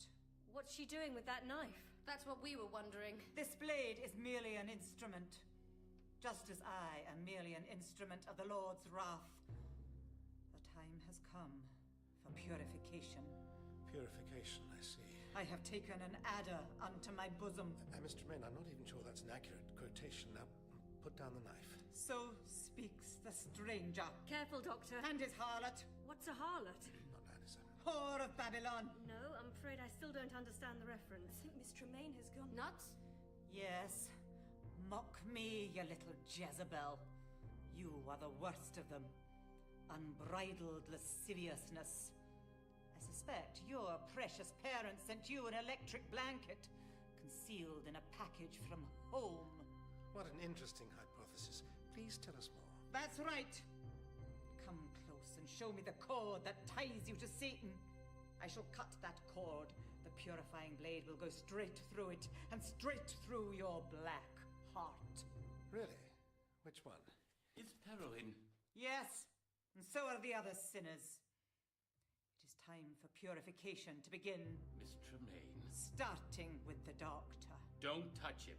Let go of that knife. I can handle this, Lieutenant. Miss Tremaine, I am a police officer, and therefore I have a gun. And I am trained on how to use it. Don't threaten me, seducer. You will be next for purification. Is she dead? If she isn't now, she never will be. Are you all right, Doctor? Yes, I'm all right. Which is more than I can say for this trigger-happy idiot. She was going to kill you. No, she wasn't. I would have stopped her. I had to shoot her, if only to protect Peril and Allison. Surely you can see that, Doctor. I can see many things, Lieutenant, but never the need for bloodshed. I need some air. Excuse me. Doctor, wait! Come back!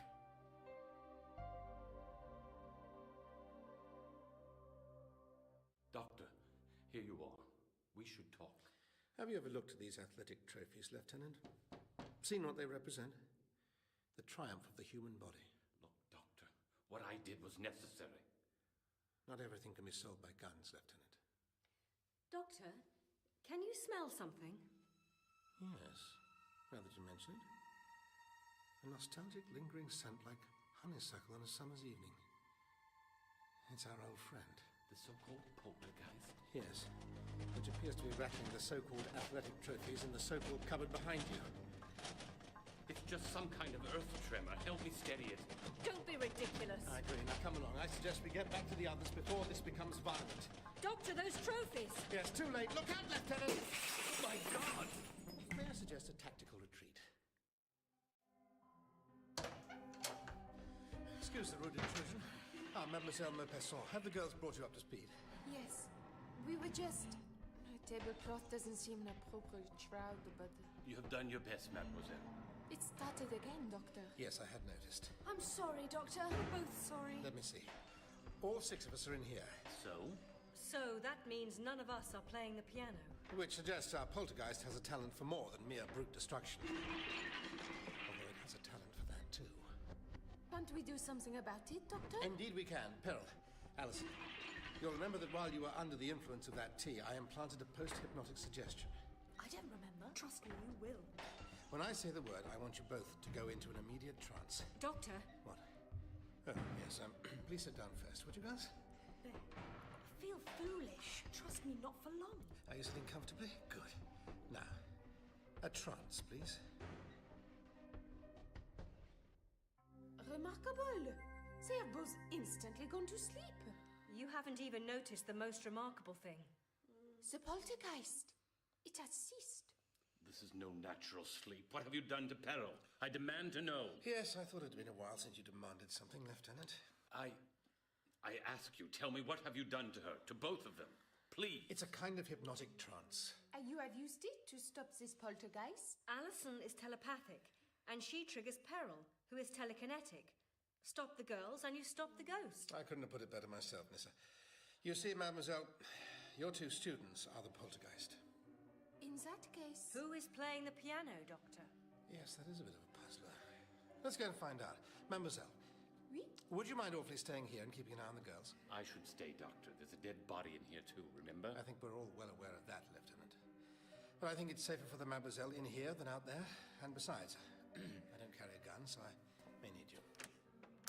After you.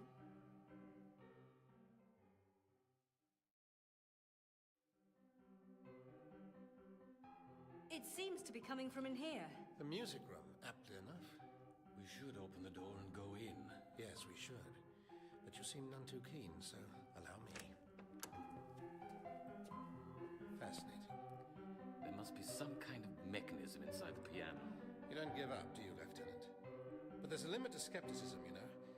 You'll end up cutting your throat with Ockham's razor.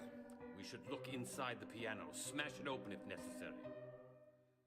It's stopped, Doctor. Yes. In a funny way, I don't think it likes our presence. A shy ghost, Doctor? I'd say that might be an accurate assessment. Well, Doctor, the telephone lines are down, the radio is dead, and we are still snowed in. And now you tell me we are beset by a genuine ghost? Not a bad summary of the situation. And what do you suggest we do? I think now would be a good time for a séance.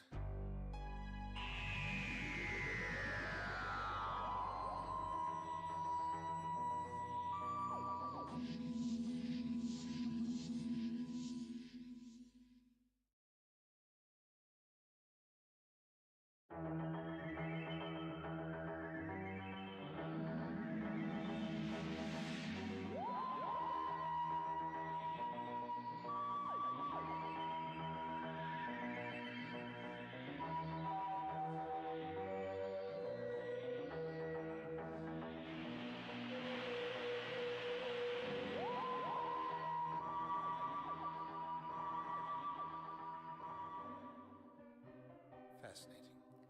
There must be some kind of mechanism inside the piano. You don't give up, do you, Lieutenant? But there's a limit to skepticism, you know. You'll end up cutting your throat with Ockham's razor. We should look inside the piano, smash it open if necessary. It's stopped, Doctor. Yes. In a funny way, I don't think it likes our presence. A shy ghost, Doctor? I'd say that might be an accurate assessment.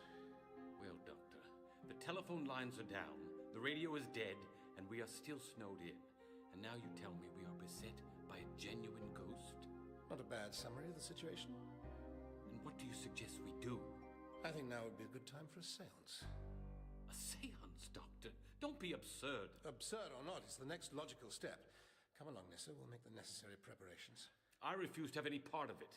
What a disappointment, Lieutenant. We'll try and manage without you. Doctor, Good evening. I was hoping I might find you here, mademoiselle. I enjoy the library, Doctor. It is serene. And with what has happened to poor Miss Tremaine, and then moving her to the chapel, well, I wanted some time to myself. I do hope you can understand that. Of course. And now surely it's almost time for you to begin your project. Almost. However, I was hoping I might prevail upon you to change your mind and take part. I'm afraid not. Very well. I'd better be getting along to the music room, then. Why the music room, Doctor? It seems as good a place as any for a séance, and our friend the poltergeist seems fond of playing the piano, so I thought it might be tempted to manifest itself in there. Are you certain this is an entirely safe course of action? The children are, I fear, now under my direct protection, and I would not wish them to come to any harm. Nothing is ever entirely safe. Are you sure you won't join us? Please try to understand. I can't. I'm too frightened by the idea. And the good lieutenant's already refused to take part, which just leaves Alison, Nissa, and Peril. We won't need a very large table. I'm gonna get the giggles. Quiet, Peril. Please, girls, try and take this seriously. Well, I know how they feel, Doctor.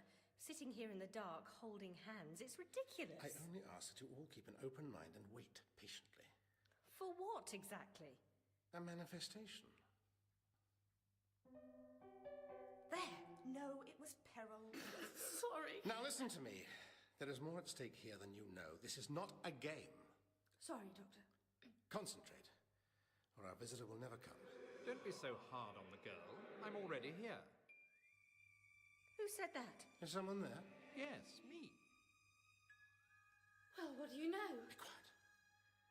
Who are you? We can't see you, you understand, only hear you. Harding. Harding Wellman. The plaque in the chapel.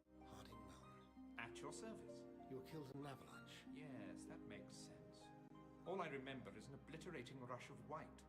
But I wish you wouldn't use that word, though. Avalanche? Killed. Sorry. Indelicate of me. Doctor, I still find this hard to believe. Why? What's so difficult? Harding is a being of pure energy who possesses the memories and intellect of an English climber killed... lost in an avalanche in these mountains some 50 years ago. I can't believe you're saying he's a ghost. He isn't. He's a floating cloud of energy which has the power to focus itself and move physical objects, often with dramatic results. In other words, a ghost. I wish you wouldn't talk about a chap like that. It's downright hurtful. What else can you remember, Mr. Wellman? Oh, let me see. Not a lot, really. Some people. Very sad. I remember wondering what had upset them, though. Dressed in black. Oh, I suppose that was a funeral. Oh, my funeral. Well, lots of people came, so that must have been nice. Oh, and the bouquets. Marvellous bouquets. Flowers? Yes, I can still smell them now. Yes. Marvellous. All my favourites. Doctor, I can smell them too. Smells like the rose bushes at home, fresh just after the rain. Don't you think, Allie? Roses. Allie? Alison, what's wrong? It's all right. It's just a touch of migraine. I'm sorry, but isn't this fascinating? Mr. Wellman here recalls the flowers, and we can all smell them as well. Oh, dear. What's wrong? I feel a bit odd. Everyone, out of here. To the kitchen, immediately! Why? That's why. The table is moving. Quickly, out!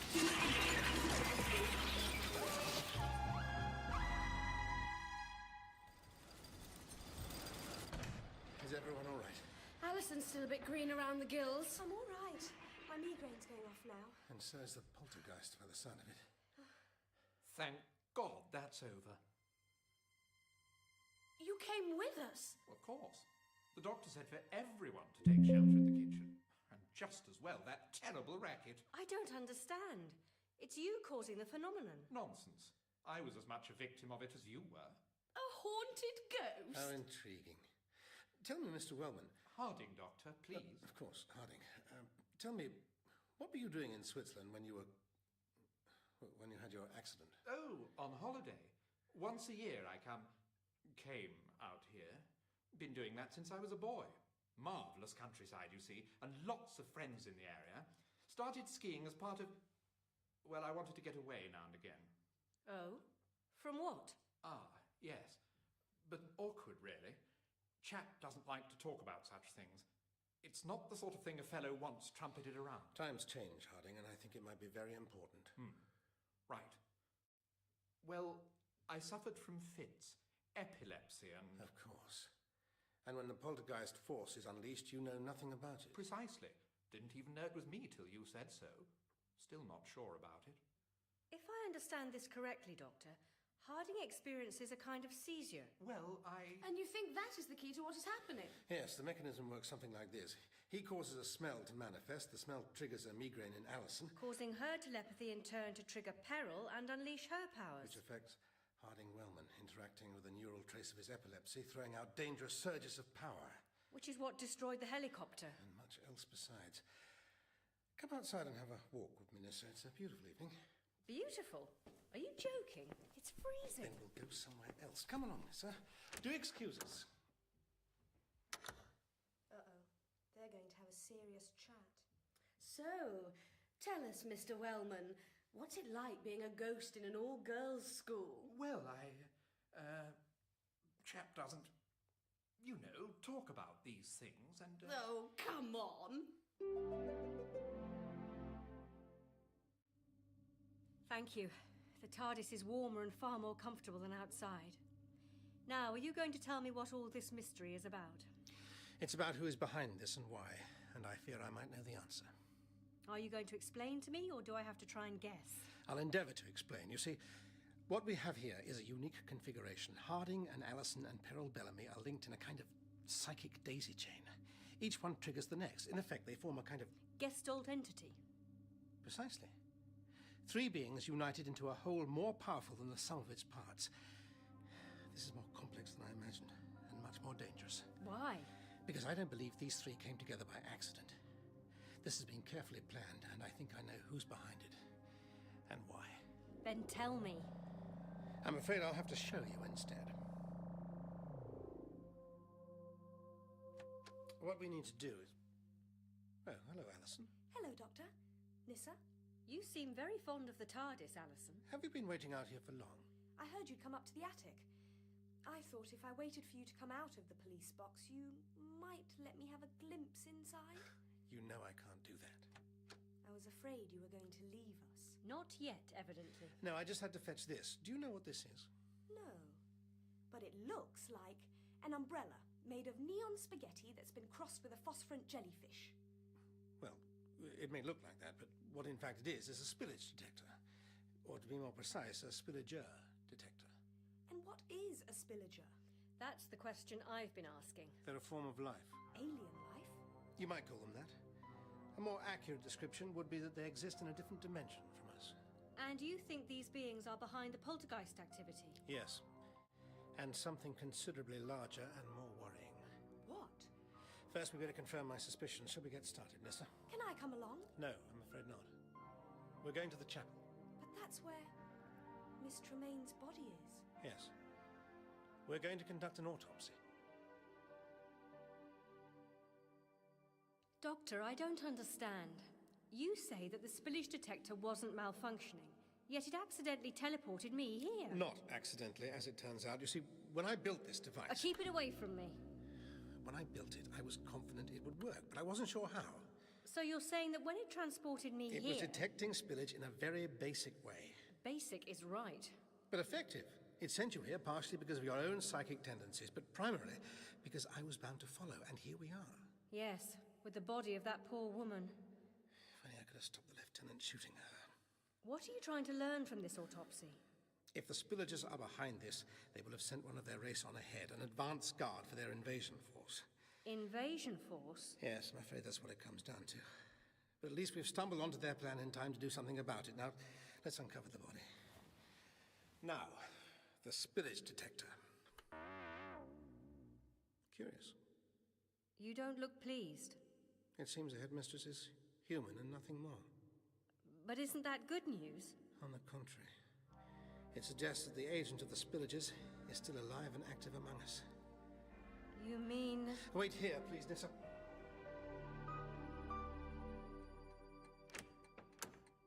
Hello again.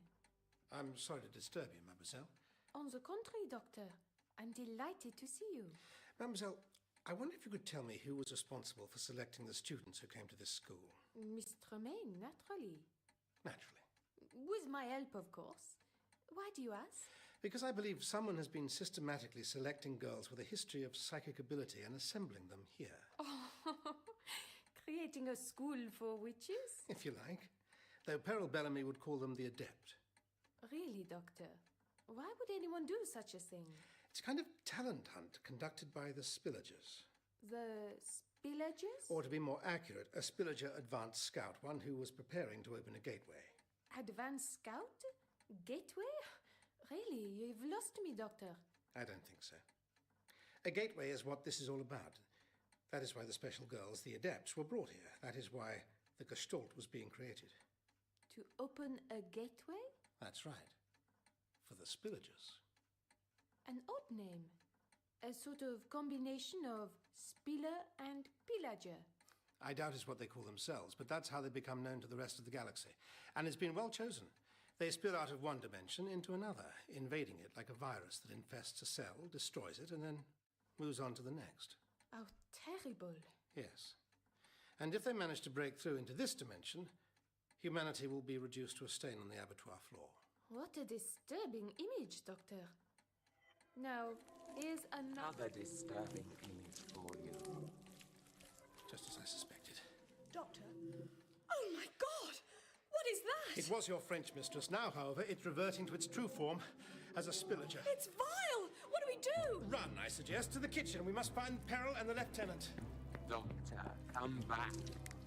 Don't you want a closer inspection? And Alison, your homework is late. I shall have to mark you down.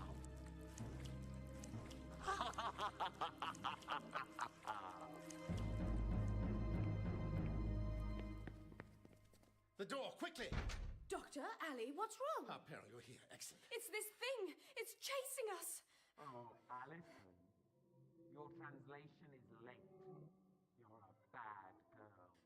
Please, Doctor, do something! Precisely what I intend, if only we can somehow summon Harding. I'm here, Doctor. Excellent. Forgive me, sometimes it's hard to tell. And I can detect Peril Bellamy in there with you.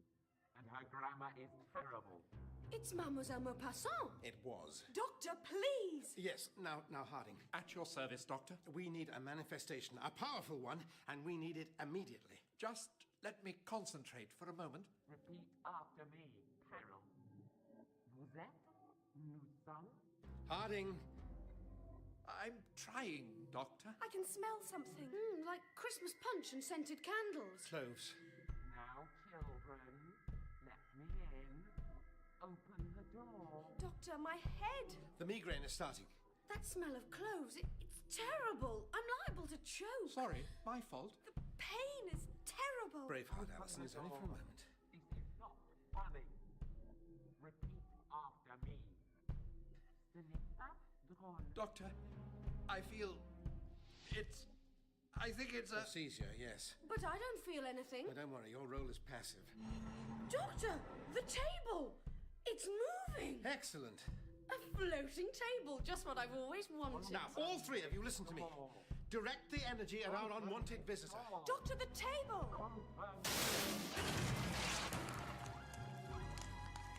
Well, I suppose that's one way of opening a door. You call that passive? That thing. The spillager, it's crushed. Yes, dead.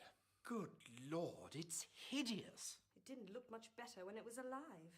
That's the first time I've seen a kitchen table used as a deadly weapon, except perhaps when my mum was cooking. Don't touch it, Doctor.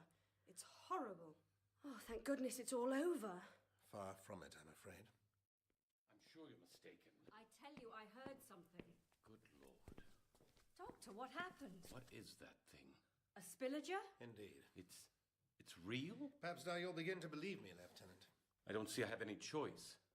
What do we do with it? This particular spillager is no longer a threat, but we still have the rest of its species to contend with. What? There's more of them? Where? Not here, not yet. That doesn't sound very promising. On the contrary, this is an opportunity we can't pass up. An opportunity to strike a blow against the spillagers. Harding, Nissa, girls, you go to the music room. Another seance, is it, Doctor? Something like that. Smashing. What are you going to do? With the Lieutenant's help, I'll take this body outside. A fully transformed spillager tends to decompose rather quickly and unpleasantly. Oh. Off you go. Now, Lieutenant, if you'll just help me. Yes, of course, Doctor. Is it safe to touch? Come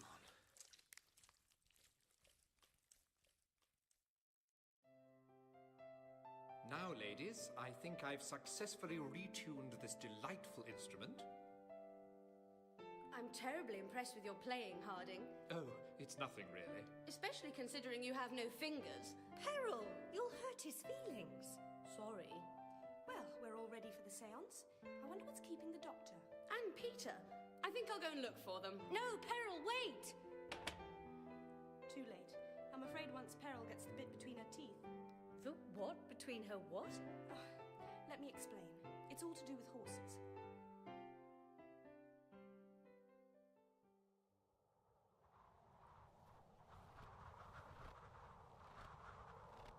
Surely this is far enough, Doctor. We'll be up in the mountains if we don't stop soon. All right, I suppose so. And this thing is heavy. It's hardly a proper burial, but I suppose we could put it down here. And now we can turn back to the school. Yes, the spillager will soon liquefy and vanish into the snow. How disgusting. There are no dangers of any alien autopsies, though. We don't want to confuse the Swiss authorities, do we? I suppose not. Peter! Doctor! Darling, what are you doing here? I missed you. We're all ready, Doctor. Excellent. But why another seance? Because the correct ritual context should be very useful. Correct ritual context for what? For striking back at the spillagers. Their space fleet will begin massing as soon as we open the so-called gate, which in fact is a wormhole in space. You make space sound like a mouldy apple, Doctor. Not an entirely inaccurate analogy. Anyway, once the wormhole is open and they attempt to come through, we shall crash it shut, causing a shockwave that will destroy their invasion fleet.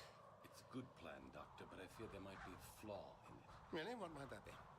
Peter, what are you doing? Don't point your gun at the Doctor.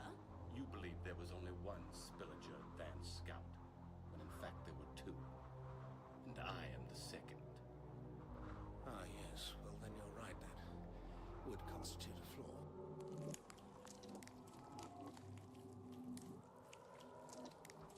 Peter, what are you... Oh, my God. How do you like me now, darling? Would you like a little kiss? What are you? What have you done with Peter? It would seem there never was a Lieutenant Peter Sandos. On the contrary, there was. But I replaced him some time ago. Just as you did with Mademoiselle Maupassant. You are quick, Doctor. Shall we see if you are as quick as a bullet? A bullet? Isn't shooting me a bit impersonal? I thought you'd prefer to use your hands, or rather, your ventral slaying claws. I rejoice in this human method of killing so convenient and civilized. Ah, yes, I forgot. The Spillagers have a reputation as connoisseurs of slaughter. I don't believe it. Believe it. Isn't there a trace of Peter left in you? There was never much. Just enough to fool a stupid girl. Dirty swine. Your insults mean as little to me as your love. Doctor, why don't you stop him? Admirable sentiment. I'm open to suggestions. Well, why don't we just conjure the poltergeist effect, like we did with the other one? Because neither Allison nor Harding are here, and we need the close proximity of at least the ghost. You know I detest that term, Doctor. He's here. Yes, I decided to leave with peril. Unsurprisingly, no one noticed. It's really quite fortuitous. Shall we commence, Peril? Why not? That's why not. No. Stupid girl. Peril! He shot her! So it would seem. Yes. And it would also seem that brutality breeds stupidity. Without Peril in the Gestalt, you failed. Your mission is aborted. You needed her to open the gateway. It's already open, Doctor.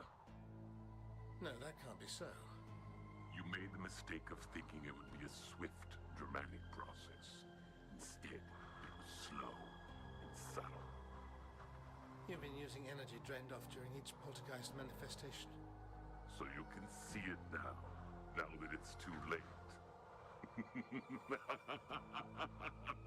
It was finished almost before you arrived. Oh no, not again. What is happening? It would seem your gunshot has started an avalanche.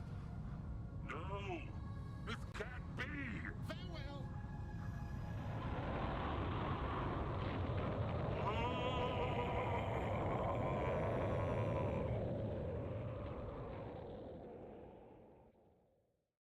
Where am I?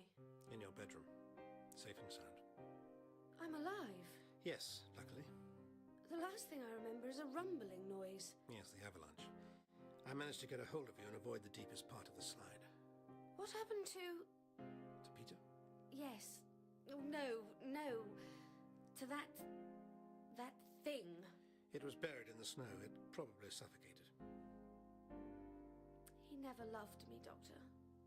No, I'm afraid not. Now I feel like I'm buried in the snow.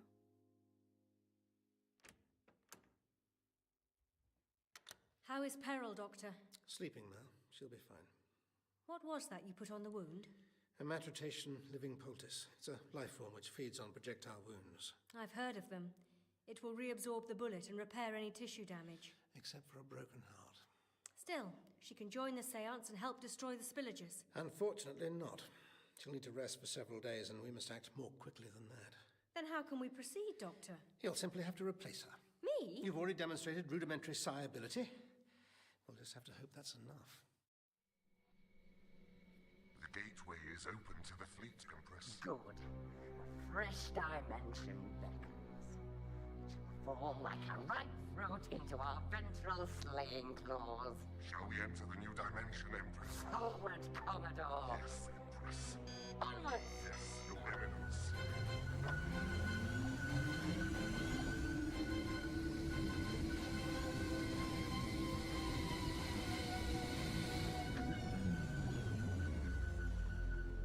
We've slowed down. Yes, Empress. Why? I am endeavoring to find out. We've stopped. Yes, Empress. The engines are faulty. Repair them. No, Empress. According to my instruments, it is the wormhole. What do you mean? The wormhole is closing, Your Mightiness. Closing? Are you certain? Certain, Empress. The entire fleet is inside. Irretrievably, Your Worship. the claws of the Doctor in this. He's... Oh, never mind. What shall we do, Mightiness? Die, you fool! That's what we should do!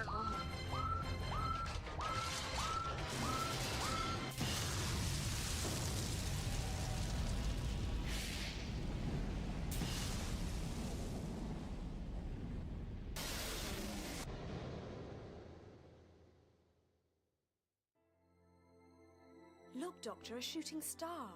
No, Alison, it's a flare of burning hydrogen. All that remains of the Spillager's invasion fleet. Oh, I've already made a wish.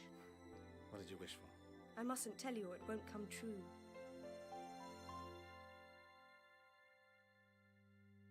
So why did the Doctor want me here in the attic, Nissa? Yes, he told me to be here too. I imagine he wanted to say goodbye to you. On the contrary, Nissa, I wanted to offer our friends a ride. A ride? In the TARDIS. I'll take you home. But where is home? I don't feel I can stay here, but where can I go now? Come with me. I beg your pardon? Come home with me. Really? Oh, sure. It'll be fun. Well, you'll fit right in. And won't Mother be surprised? Please, step inside. Good heavens. Very impressive. But it's bigger on the... Yes, yes, yes. You sound positively bored. One can get used to almost anything. So, home for Christmas then, young ladies. And there won't be any snow-filled passes to stop this vehicle getting you there. Is something wrong, Doctor? Just a minor malfunction. We're stranded. Don't be ridiculous. Stranded in this freezing place. Don't be so absurdly pessimistic. Here we go again. Fetch the toolkit, please, Nissa. Peril, Alison, Mr. Wellman, I wonder if you'd settle for home for Boxing Day.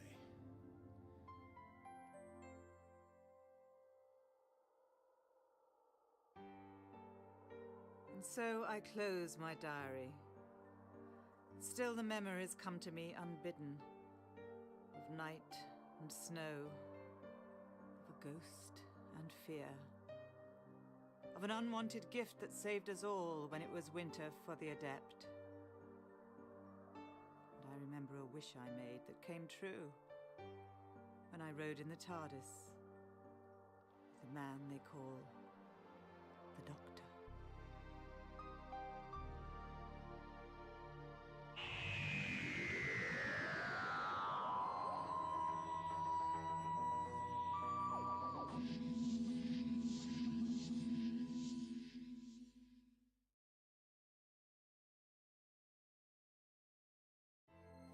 Look, Doctor, a shooting star.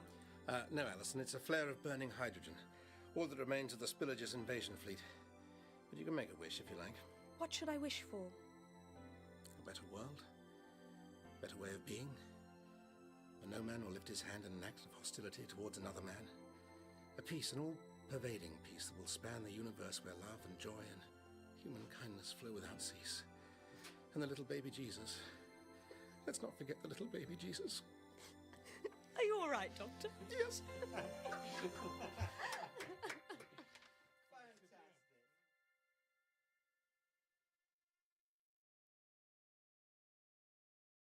And now, a new 4-part adventure starring Colin Baker in Doctor Who.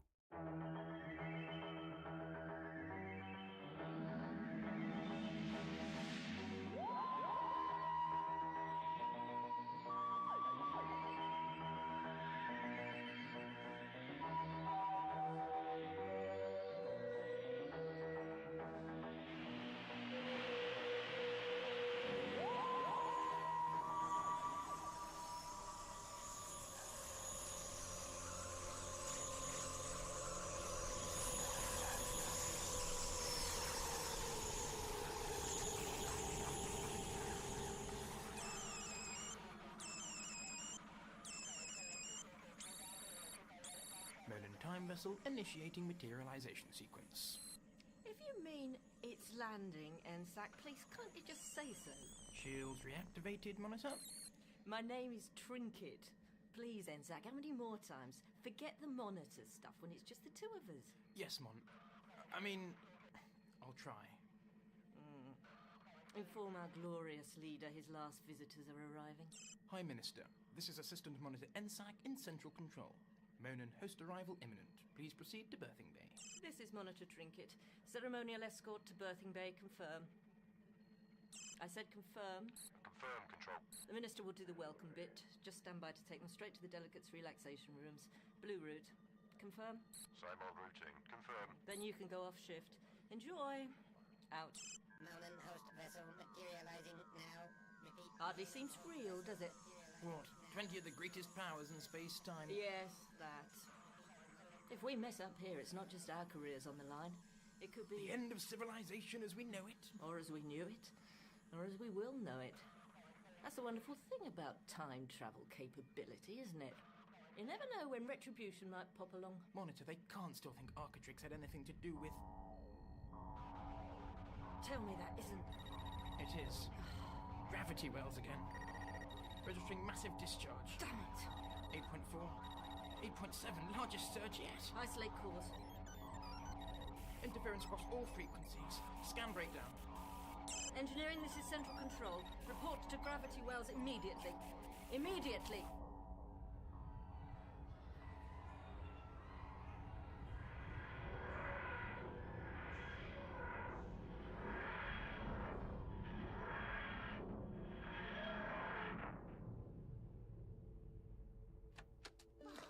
Anyone would think you travelled in a cocktail shaker, not a police box. What was that we went through? That, Evelyn, was some kind of temporal disturbance, as if something very large was tearing through the vortex. And we got caught up in its wake. If you like. Wonder where we are now. I can tell you that. Boring old corridor. Insightful, certainly, but perhaps a more thorough investigation is in order. What's that? One way to find out. Please, delegates, I beseech you to remain calm. We were forced to entrust our safety to the people of Architrix. There is no cause for alarm, delegate. This is merely a minor matter. In any case, nothing can penetrate our defensive shields. Are you absolutely certain of that? We seem to have slipped through them happy as Larry. Intruders! It's rude to point, you know. Guards! Commander Warner, please. Oh, no! What's he doing here? Who is it? Allow me a moment to explain, Commander, please. Coordinator Vansell. He's a Time Lord. Like you? Not like me. He's a member of the Celestial Intervention Agency, self-serving and avaricious. He seems to be saving our necks right now. So he can slip a noose about them himself. I wonder. Power flow stabilizing. Levels reducing. Did the engineers... They had nothing to do with it, Monitor. Engineering, report. I'm not sure there's much we can do here. The readouts are well within normal tolerance now. Check the power feeds anyway. I want a full report. Out. Damn things need a complete overhaul. Why will no one listen to me? The High Minister did inspect the instrumentation banks personally only yesterday. Interfering busybody. Anyway, the problem's not in the instrumentation banks. Anyone can see that. Uh-oh. Looks like Vaughan has got her hands full in the delegates' suite. You better get down there and... Wait. Ensac, we have a full record of every individual attending this conference. Of course, Mom. I mean... So who are those two?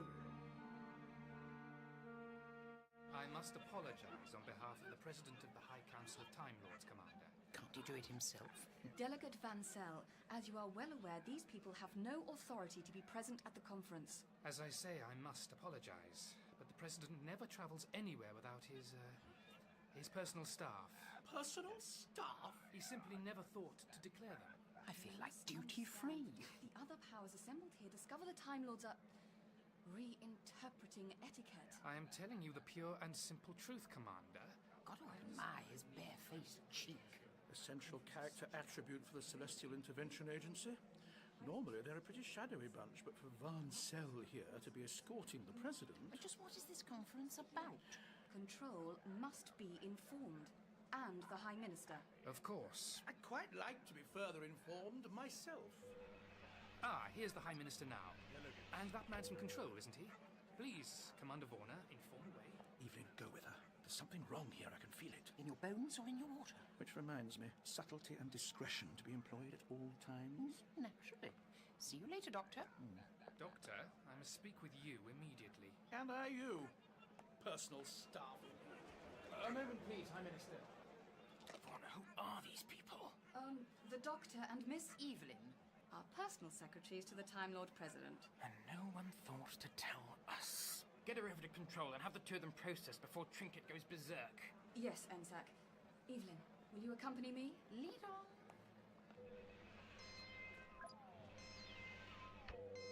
Delegates, I present the High Minister of Architrix. Together with our final arrival, Delegate Nahal of the Monin Host. We commit ourselves to the ideals of the temporal treaty. Well said, my friend Monin. Please accept my humblest apologies on behalf of all Architrix for any distress the recent tremors may have afforded you. There is categorically no cause for alarm. This was an entirely natural phenomenon of no consequence. Your sense of timing is appalling, Doctor. I'm thrilled to see you, too. Quickly, in here. Our quarters. We can talk safely here. But first, I'll have your eyesore of a TARDIS translocated to the birthing bay before the High Minister stumbles upon it and has a seizure. Well, be careful. The old girl's just been rattled by some kind of chronic disturbance. Slipstream from the Monin Host ship, no doubt. Their engines are strong enough. You probably picked it up when you slipped through the shields with them. But we didn't. We've only just arrived. But speaking of Monins, what was all that about a temporal treaty? Doctor! Lord President, what an unexpected surprise to find you here. With him. Well, now that you're here, I suppose we'd better put you in the picture. Yes. Since when did Gallifrey seek the approval of other time-travelling races? There are weightier issues that concern us. Are there indeed? Well? Your address went very well, High Minister. Thank you, Ed. Thank you.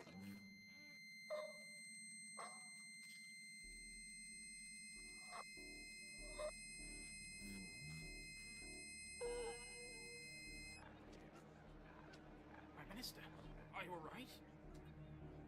You will help me to my quarters, Assistant Monitor Ensac. Of course. Quickly. You've heard of Etra Prime, Doctor? The oldest planetoid in the universe, Lord President? True little rock, of course. It wound up in the vicinity of the Architrix system, didn't it? For most of recorded time, it has been of little interest to anyone except occasional planetary geologists, until a seam of minerals unique in the known universe was discovered deep in the substrata. How fascinating. It became fascinating, Doctor, when it was found that the minerals responded in ways contrary to the laws of physics. Architrix opened Etra Prime to a host of interested parties in exchange for furthering their own scientific knowledge. The people of Architrix had limited time travel capabilities. We gave them some assistance. I see. Well, was it worth it? 50 powers had representatives on Etra Prime. There were some 500 life forms engaged in top-secret research, unlocking the energies in these new materials. When... Forgive me. Take these, Lord President. Oh, my pills, thank you. I should not be here now, Doctor. I serve an interim role until the fate of... Presidents have come and gone since I retired from office, but my advice is still sought from time to time. It really can be a nuisance, you know. I quite understand, Lord President. But, the point? Barely into her first term of office, the then president was on Etra Prime for an official visit when, The planetoid vanished. Vanished? It was taken out of time and space, along with all personnel. There have been sporadic sightings of it rumored since, but... Did you follow them up? To no avail. A year after Etra Prime vanished, 300 corpses were discovered here on Architrix, riddled with time distortion. You can imagine the outcry. There was almost war, but Architrix denied all knowledge. I take it your new president was among those dead? No, Doctor. Romana Dvora Trilunda remains missing. Romana? Ah, there you are, Vorna. This is Evelyn, Monitor Trinket, one of the president's... I know. Ensac told me. Now, your registration details, Delegate Evelyn. Oh, what a lovely bracelet you're wearing. It's a wrist communicator, Delegate Evelyn. We all wear them. Oh, yes, there's Warner's. Silly me. Still pretty and functional. That's good. That's really... Shouldn't you switch off your alarm clock. Damn. No, that can't be right. NSAC, report to control immediately. NSAC, confirm. What's the problem? Where is he? We're registering some kind of gravitational disturbance. Where? Our sector of space, only a few parsecs from here. Some kind of attack? That's too big to be a spaceship. Would now be a good time to check your defences are working properly? Shields functioning normally. Except the power levels. Well, NSAC's the expert. NSAC, this is control. Respond, please. I think our phantom planet's back again. Repeat, I think Etra Prime's come back to haunt us. NSAC, please respond. NSAC, please respond. Prime Minister, please, if you're feeling better now, I must report to Monitor Trinket. No, Ensac. You must listen to me. Listen to me, Ensac. What's that noise? Don't resist it, Ensac. No. You will obey a higher power from now on. Just as I do. But when did Etra Prime vanish, Lord President? 20 years ago now. Oh, Romana. Talk about the frying pan and the fire from E-space into... anyway. Still no satisfactory explanation for the planetoid's disappearance has been found. And why not, Vansel? With all the dirties of Time Lord tricks at your disposal, I'd have thought by Etra now... Prime has been taken out of time altogether. Something far beyond Architrix's capabilities. The rulers of Architrix have offered up their world to inspection and instigated this conference. It is hoped that agreement can be reached on the limitation of time manipulation among these emergent planetary powers. Oh, I thought as much. You're here to protect your own mystique and to make sure no one's getting too big for their boots. But what about finding Etra Prime, eh? What about finding Romana? This conference gives us the perfect opportunity to learn who here possesses the capability to remove a world from time altogether. And thus a step closer to finding the guilty party. Oh, splendid. It's taken you 20 years to get that far, has it? And as you say yourself, your plan does rather depend on the guilty party being here at all. At the very least, Doctor, we may find a clue. And in the meantime, any insight into alternative time technologies will do you very nicely. Vansel may have his own agenda, but mine is to discover the truth. Who can have done this, Doctor? Who would risk the wrath of so many galactic powers? Who indeed? Wait. Of course. That chronic disturbance I mentioned. Vansel, what if it was Etra Prime making one of its fleeting reappearances? The thought had occurred to me. Then we must find out for sure. Come on, man, quickly! We better join your friend in central control.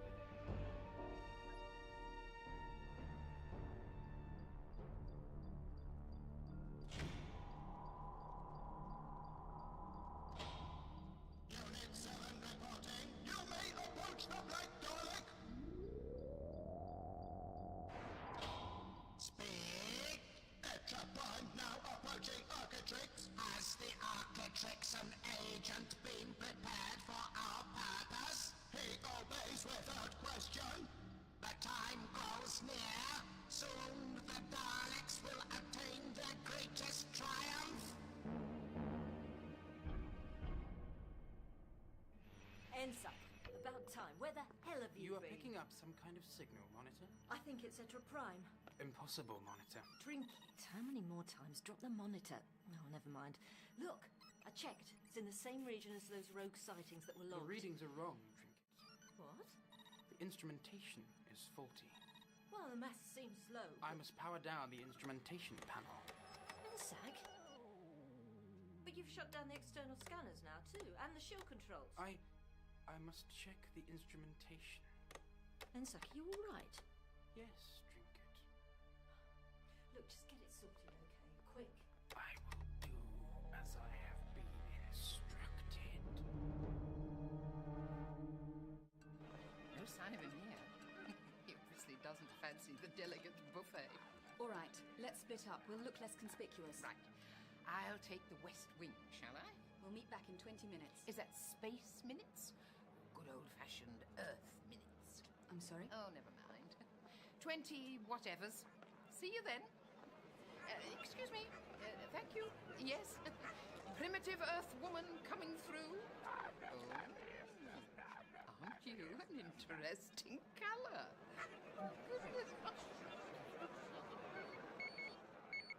Vorna, Vorna, Insect's turned up. Get yourself back here. but I've just sent... Now, Vorna. I need you here. There's something not right. Look, just move it, Vorna, okay? You're sure that's absolutely necessary, Anzac? It is necessary.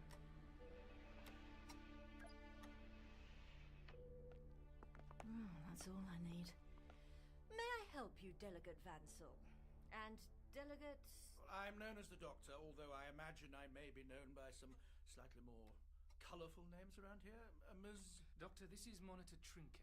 Well, personnel restrictions do apply to Time Lords too. You've placed us in a difficult position, Delegate Doctor. For which I cannot apologise enough, so I shan't even start. Now, tell me, Monitor Trinket, have you noticed anything untoward in this sector of space recently? Well... Something planet-sized? How could you? Then Etra Prime has returned. No, it's impossible. I thought there was something out there, but the instruments are faulty. Faulty? Must be. Anyway, the object's mass didn't correlate to our records of Etra Prime. So it's been thoroughly mined. Anything else? It was moving too fast to be a planet. What do you mean, moving? Ridiculous, isn't it? It was heading this way. Piloted. So the detectors must be faulty, right? And your young friend there would be fixing them? Ensac's the expert. I must do as I have been instructed. Must you indeed? So effectively, you're saying we're blind here? Better than trusting to faulty detectors. I wonder what they'd be showing you now. Well, he's not in engineering. Oops. Oh, goodness. Who's this, then? I obey. Who do you obey, I wonder? Mr. Highly Suspicious Minister. Berthing Bay access requires authorization code. Thank you, Prime Minister. Code accepted. And what can you be after in there? Monitor Trinket. I came as soon as I could. All right, Vorna. Not in front of the delegates. I'm pretending everything's fine. You mean it isn't? I don't know. But if the Time Lords get wind of any problems... Perhaps I could give you a hand, Ensac. I'm quite proficient at this I kind of must thing. complete the repairs. Oh, come on now, I can help. Leave me alone! Steady! Ensac, get off him! What are you doing? That's enough, Ensac. Vorna, restrain him!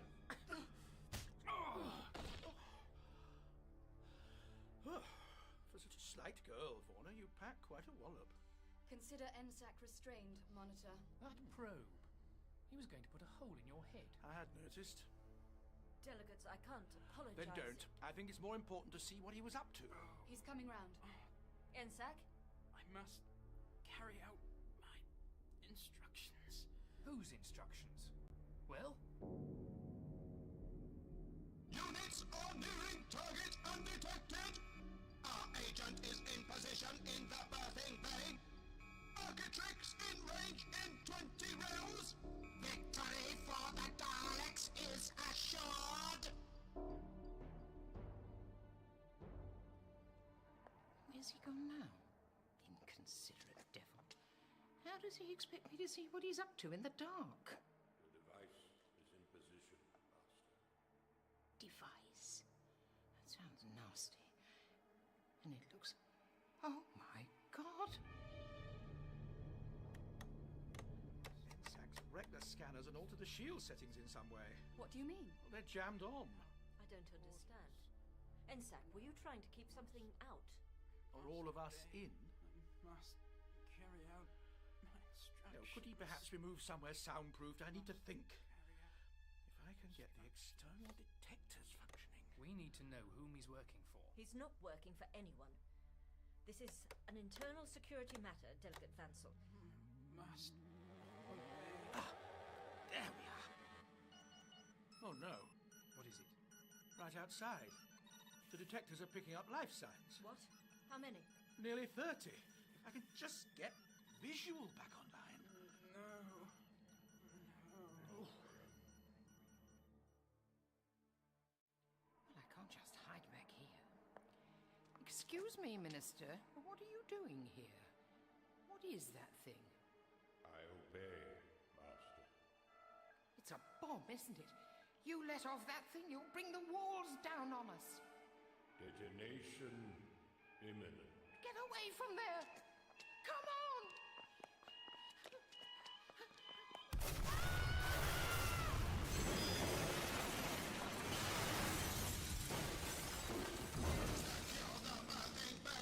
Crush resistance! Proceed to engineering section!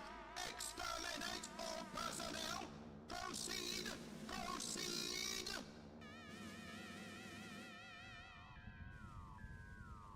What was that? Look.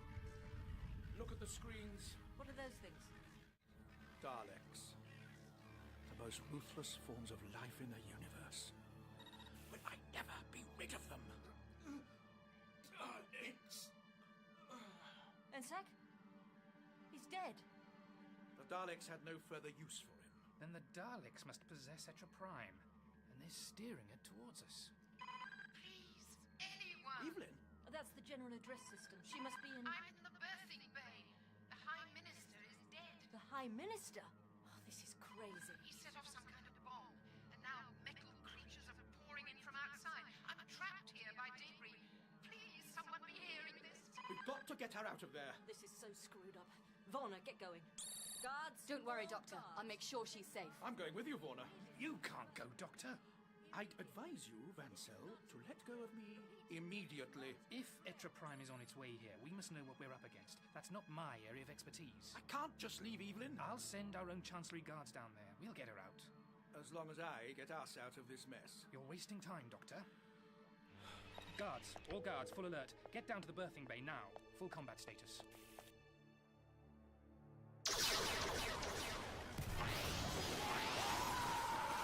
Warning! Humanoid counter-offensive! We are under attack! Here comes the cavalry. Over here! Come on. Shift, can't you? I'm stuck over here. Please. Exterminate! Oh, God, I wasn't talking to you.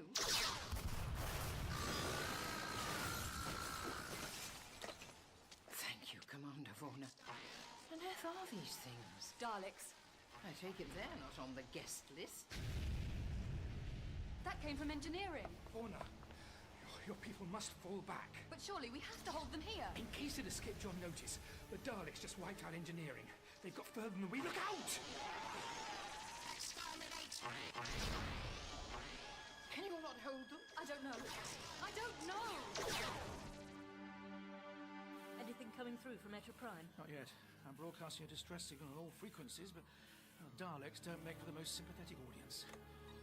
Oh, I see. It seems the Daleks have shut down our external communications links. We're completely cut off. I'm afraid so. Mrs. Vansel. Evelyn? She's safe. Varna has her. Oh, good work. Good work, Varna. Trinket, they've destroyed the engineering complex. All personnel dead. Now they seem to be regrouping here. More reinforcements arriving now. Quite a mixture. Look after Evelyn for me. I think she thinks she's looking after me. Out. All my engineers. I'm sorry. I just can't believe that the High Minister could sabotage what we've been planning so long. The Daleks could have many agents in your government. At least it explains why he was personally inspecting the shields yesterday. Allowing the task force safe passage, yes. But why enter via the birthing bay, I wonder?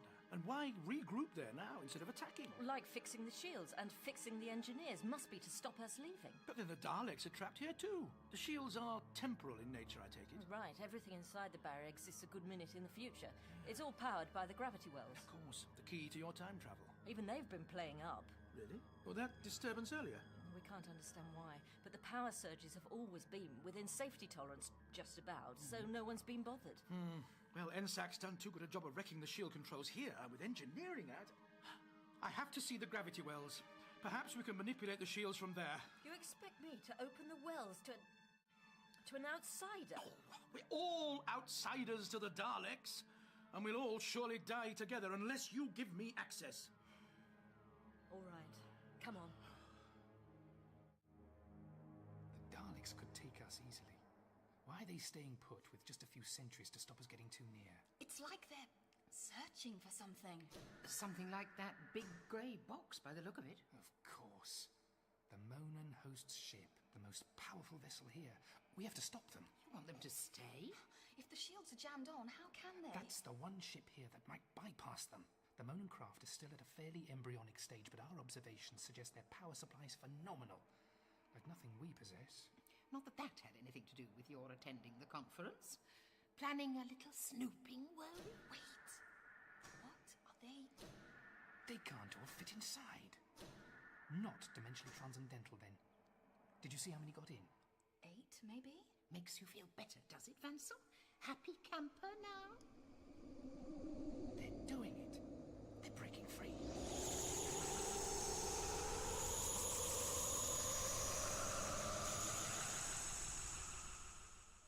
That technology in the Daleks' hands.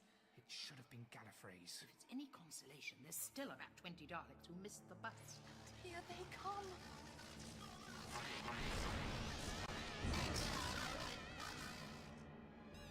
Black Dalek to Monan time vessel. Report status. Power systems breached. Initial tests suggest power source 91% probable to penetrate shields.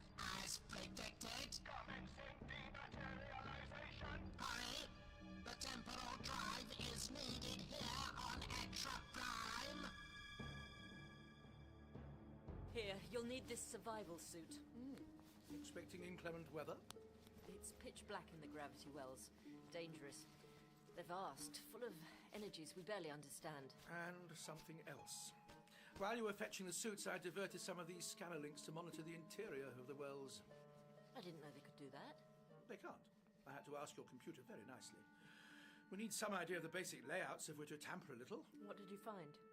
That there's a high level of impurity registering. Does that matter? We can still manipulate the gravity fields without finding out what it is, can't we? Don't like mysteries. One lot of bodies was dumped on the surface of Architrix. You think... I don't want to. But with the Daleks here and Etraprime moving closer by the second, this may be my last chance to learn what's happened to Romana. Romana? My friend. Monan vessel to Black Dalek on Extra Prime. Report. Shield still holding. Increase drive to maximum power. Maximum power.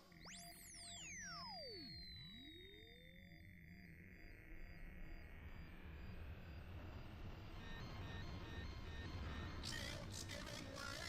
You will breach the barriers. Nothing can resist the Daleks.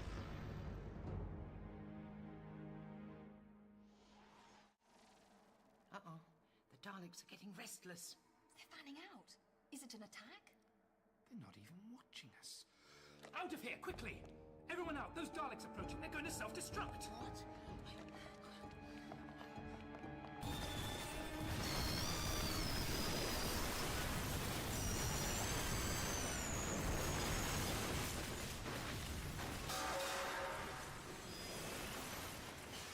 Tell me, are you Time Lords right about everything? Oh, what a mess.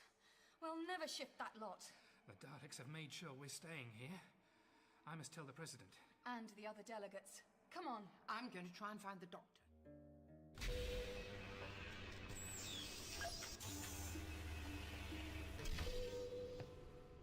So, these are your gravity wells. It's zero gravity once beyond the safety zone. Use your boot clamps. Ah, yes. There should be an inspection ladder down here. Down into the darkness. And well, the torch is working. Ah, sign. No unqualified personnel beyond this point. Splendid. Here we go then. Doctor, I think I heard something. Imagination, I hope. No, listen. Oh, what was that? Trinket, No, it's on my back! What is? Well, you've got the torch. Please try to bury it to my suit. Let me see. No. Back up the ladder. Trinket, quickly. What are they? Dalek mutants. The creatures inside the travel machines. Operating independently in the zero gravity. Why? How? So they can attack more effectively. The air's thick with them. We have to get out of here. Trinket! Move! Up the ladder, quickly! I can't! They're all over me! Doctor!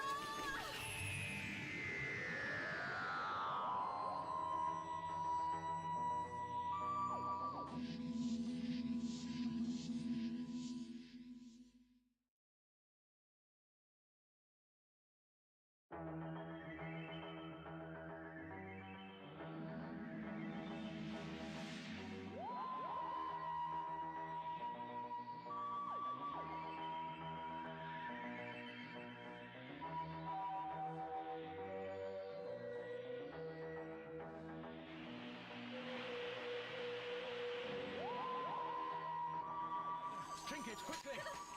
What are they? Dalek mutants. The creatures inside the travel machines. Operating independently in the zero gravity. Why? How? So they can attack more effectively! The air's thick with them! We have to get out of here, Trinket! Move! Up the ladder, quickly! I can't! They're all over me! Doctor!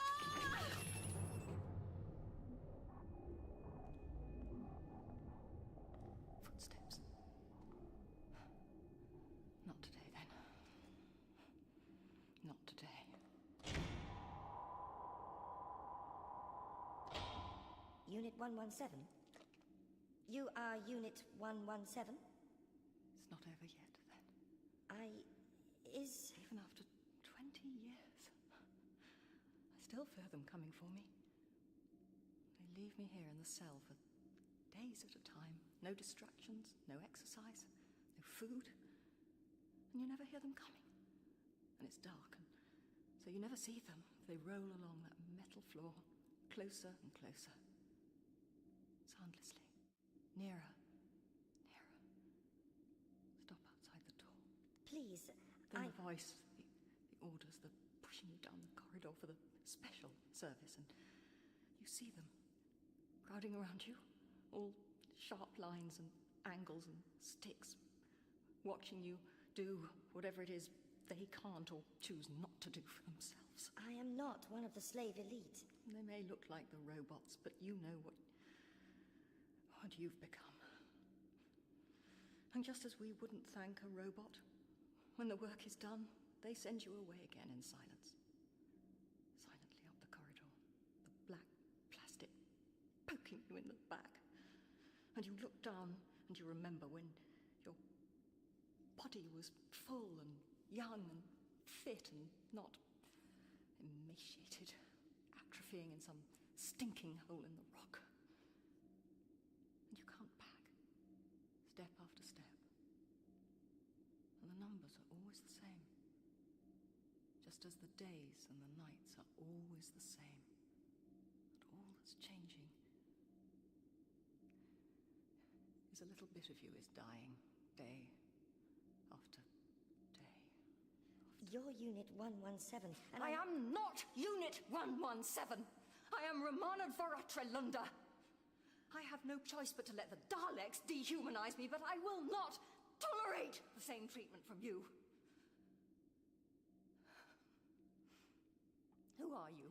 Unit 63. Your name, you idiot! You have a name, don't you? Or have the Daleks taken that from you with everything else? My name is Vrint. I am Vrint of the Monan Host. Oh, that's better. And why have you come for me, Vrint? The Daleks want you. Want us. I am not a member of the elite. I have been mining the rock with the others all this time. So what are you doing here with me, now? The Daleks are too busy to fetch you themselves. Before they took us all, I was an engineer. Now the Daleks possess a Monan time vessel. They've brought it here? The technology is new. The Daleks say you must help me carry out my orders. A time machine. Huh? Oh, to travel again. To open a door and not know what lay the other side. What are your orders? The Daleks will be waiting. Perhaps we can talk to each other as we go. Romana Call me Romana. Perhaps we can, Vrint. Perhaps we can. I can't hold on! on! Don't give up! You're nearly there! My leg! A mutant's No, that's me! I've got hold of your ankle and I'm going to push you up, all right? Get ready to reach out for the safety bar. Here we go! Oh, I made it. You there? Good, keep moving! Get to the doors! What about you? Just get out of there! Too many... I can't... Doctor! What? Oh, it's all right.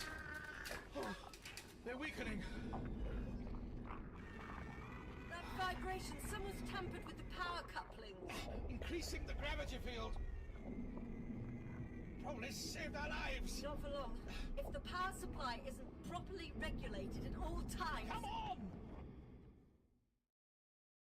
Delegates, please! We must remain calm. We must apply ourselves to our predicament. Fancy, thank goodness. Lord President, the Daleks have sealed off the berthing bay. We're trapped. What can the Daleks want? The Monan host ship, for a start. They've hijacked it. Our ship? Stolen by Daleks? Explain yourself. I fear the Daleks will spare you the effort. Look, there on the view screen. No, it can't be. Attention all life forms on Architrix. This is the Black Dalek. Resistance is useless. You are now prisoners of the Daleks.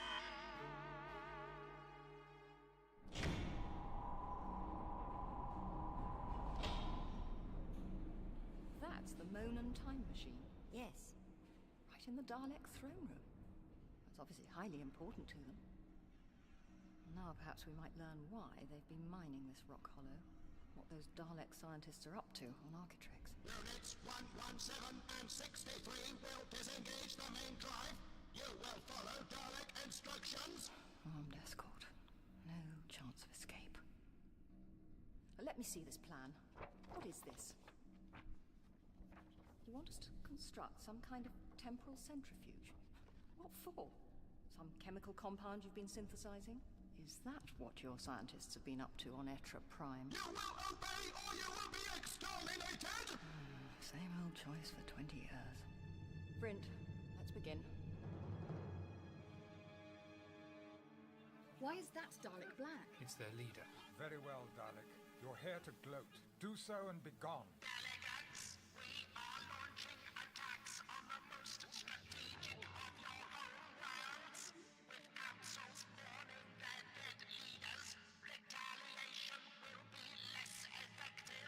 Nonsense! We're still very much alive, and your Daleks have entombed themselves in the berthing bay. We are taking the secrets of your ships. We shall use this information against you. Damn them, there's no way to get back at them. You won't get the chance, Dalek. Do you seriously think the rulers of Architrix will stand by and let your atrocities go unpunished? Even now, they must be working to free us. Dalek duplicates replaced the rulers of Architrix many years ago. They will not act against the Daleks. You're trying to trick us. We are responsible for the disappearance of Etra Prime. We are responsible for the massacre of its people. What of our president? What of Romana Dvoratrelunda? Your president heads our slave elite. You hear that, Vansel? She's alive! We have manipulated you all. Using us. Through the Most High Minister. Through our own fear of reprisals. All this time they were hiding in the shadows. We've all been the Daleks' fools. Now you will be exterminated. Etra Prime is set on a collision course with Architrix. The time of the Daleks has come.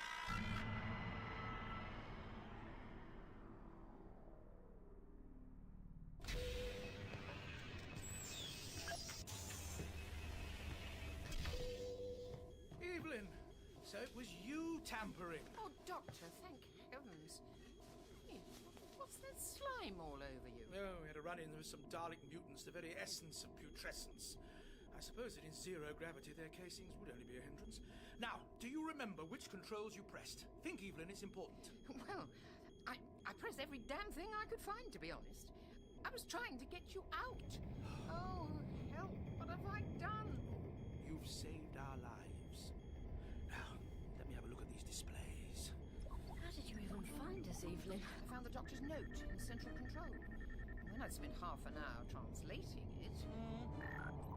Imbalance ratio 9 to 1 and rising. Much higher and it'll blow the wells wide open and kill all of us.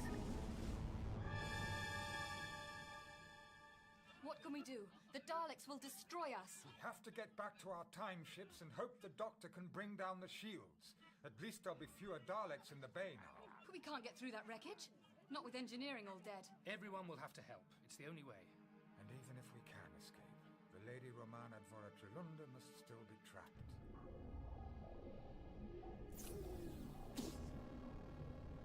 These engines are impressive. How sad we must destroy them for the Daleks. Attention! Attention! This is the Black Dalek. Transmat operators to positions. Prepare inertia chamber. Initiate stage 1 evacuation of Extra Prime. They're ready to move out. But what will they be transmatting up from Architrix? The Dalek creatures working there? Whatever they've been synthesizing on Architrix. If they're using an inertia chamber, it must be so volatile they daren't risk handling it. And that's why the Daleks need this centrifuge to produce an end result faster. Before we evacuate? Before they evacuate. Come on.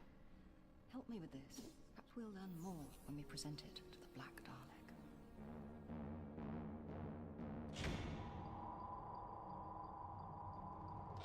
Report!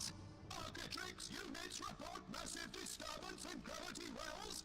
Fatalities estimated 45%. The Dalek scientists will all die in the collision. Is the element damaged? No, it is protected and ready for dispatch. All must be prepared for the harvesting. Proceed.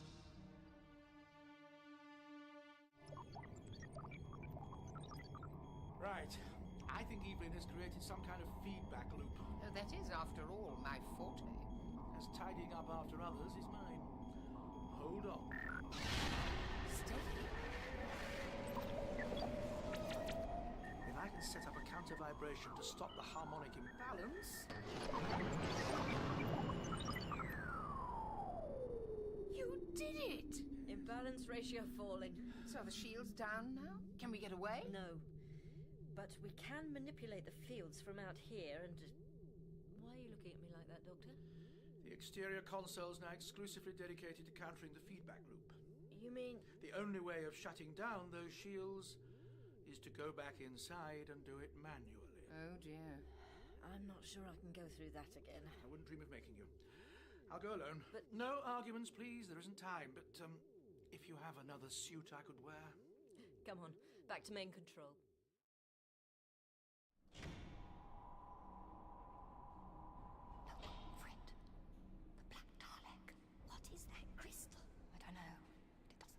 Slaves will approach.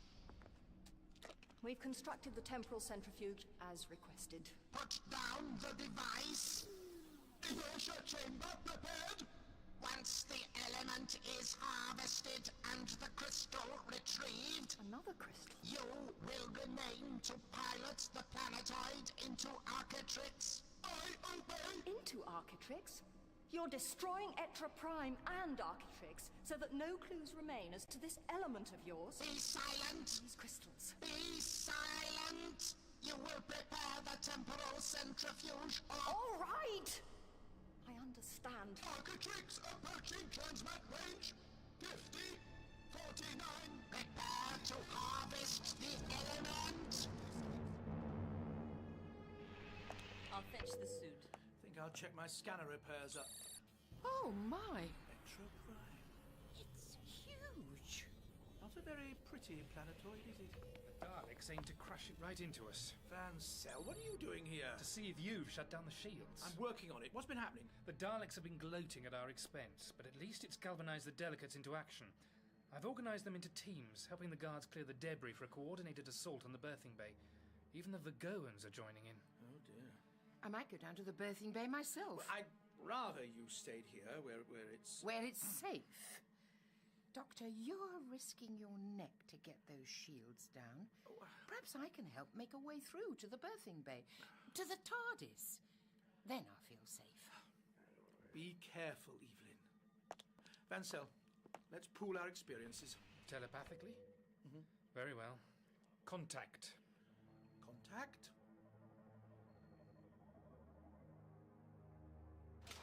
That's right, Delegate. Help me with this. We'll be through to the bay if we can just... Oh, well done. I can see light. We are through. Get down! Take cover!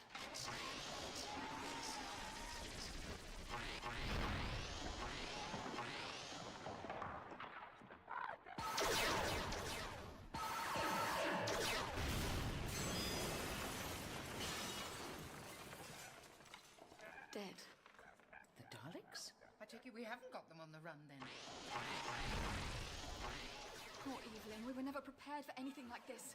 We put so much faith in our brilliant shields. And now, even if we fight our way into the bay and take every Dalek waiting for us, their threat is still hanging over us. Hanging over? I'm sorry? Fauna, surely there's some other way of getting into the birthing bay. An inspection hatch or something. Even, gotta help us, a ventilation shaft. I'd have thought you more than anyone would have noticed a ceiling coming down. There might be something.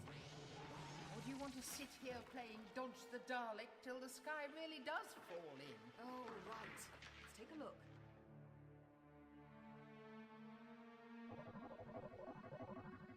Trust Time Lords to be the most clinical gossips around. So, Romana's still alive? For now. Right then. Put on this lovely new suit and back into the gravity wells. To the bottom this time. The mutants will kill you. I'm hoping they'll still be shaken up by that vibration. And this time, I'll leave the torch switched off. In the darkness, they may not spot me in time. Now, I'll need you, Trinket, to guide me from here. Vancel, you get back to the bay, look after Evelyn and the others. Yes, Doctor. Receiving transmission from Architrix. Friend, did you see the way the crystal glowed? That must be it. The crystal channels Dalek mental energy in some way. They couldn't transmit messages from Architrix by conventional means without risking discovery. The apocalypse element is prepared. Apocalypse element? Don't like the sound of that. Architrix is in range. Activate transmat now.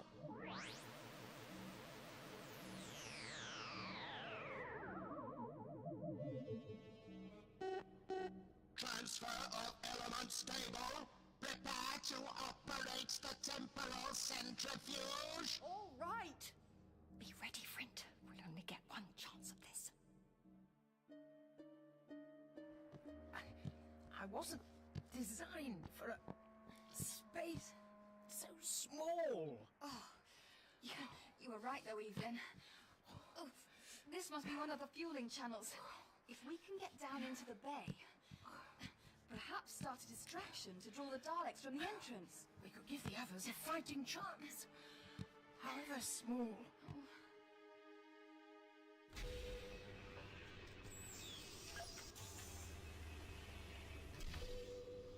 Right, I'm in. Just feeling for the inspection ladder. Keep going down, Doctor. You should find there's a service walkway stretching out around the rim. Right. That'll lead to the gravitron focus. Now, how are you going to put it out of action in the dark? My laser probe has an illuminated tip. Show off. Better not talk. I can sense them. Here in the darkness. Don't want to draw attention to myself. Understood. Be careful, Doctor. Out.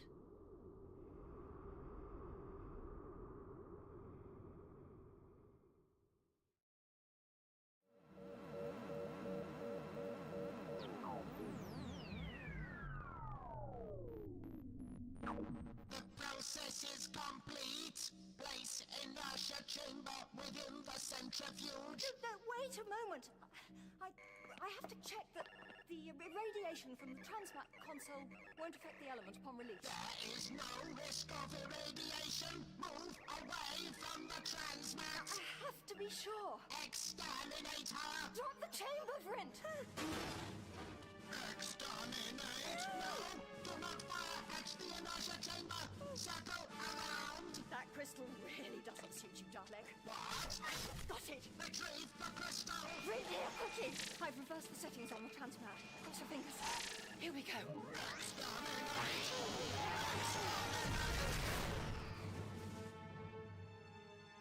All right, Fauna. Standing by. Out. There is a way through from above? Fauna and Evelyn believe so.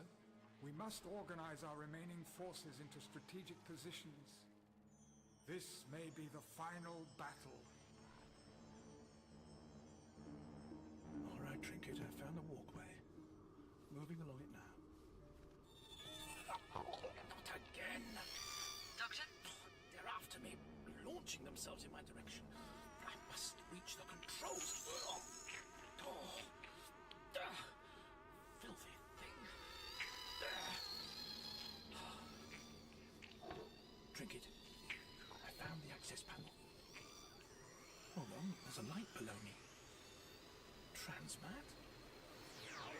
Look out down there! What's happening? I'm not sure. I think someone's in here with me. Some of the Daleks are leaving me to attack whoever it is. I'm just removing the access plate.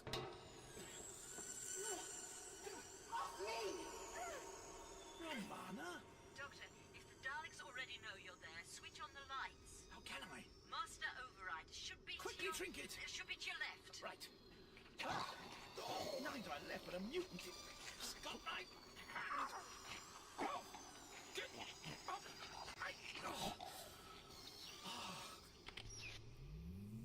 Oh! The lights are on. Blinding. Oh, the mutants don't like it. They're leaving you alone? I think so. Come on, eyes. It's too bright. Still, all the master craftsmen can do a job like this with their eyes closed.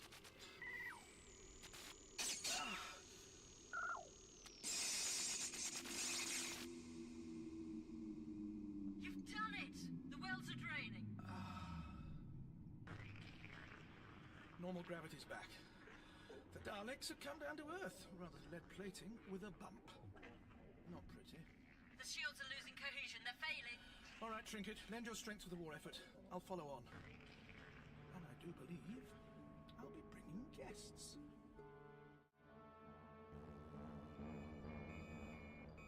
The female has taken the focusing crystal.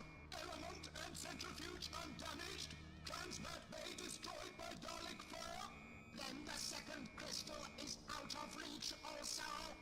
The female has escaped to Architrix. The Dalek task force there must retrieve the crystal. Romana! Doctor, I don't believe it. Don't you know how dangerous it is to be in here without a protective suit? So good to... But...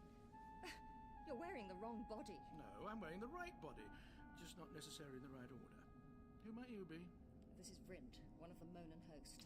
Etra Prime is on a collision course with Architrix. Yes, that hadn't escaped her. Attention. Look at all this equipment. Alchemist's dream. They've been synthesizing some kind of raw material. Taking advantage of the unique conditions here. Look, these creatures are all wearing little crystals. Like the big one you stole. Like the one right behind you. Huh? Let me see. So what are you for, I wonder? I've got plenty of theories I could run past you. Run being the operative word. There's not a moment to lose. A moment, Doctor? I've been a prisoner for 20 years. I know, and if I know you, you must be desperate for a good race against time. After you, then? Age before beauty? Welcome back, Romana.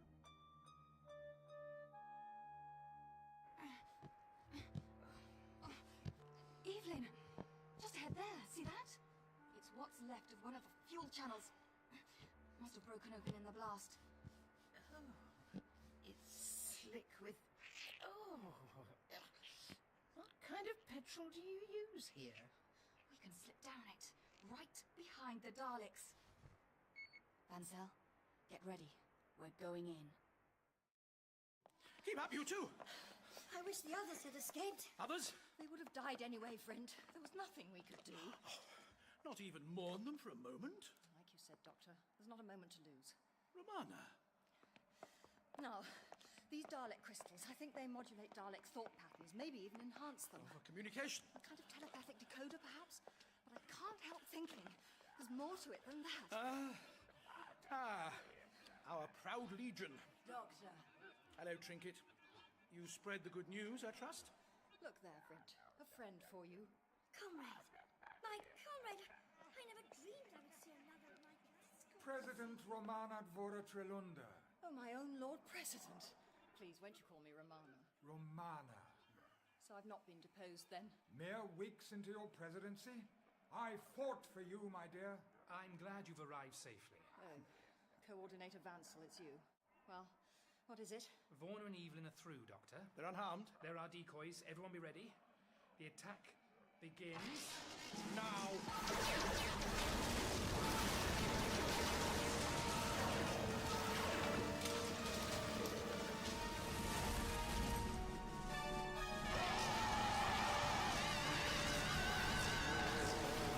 Aim for the eyepiece. It's a weak point.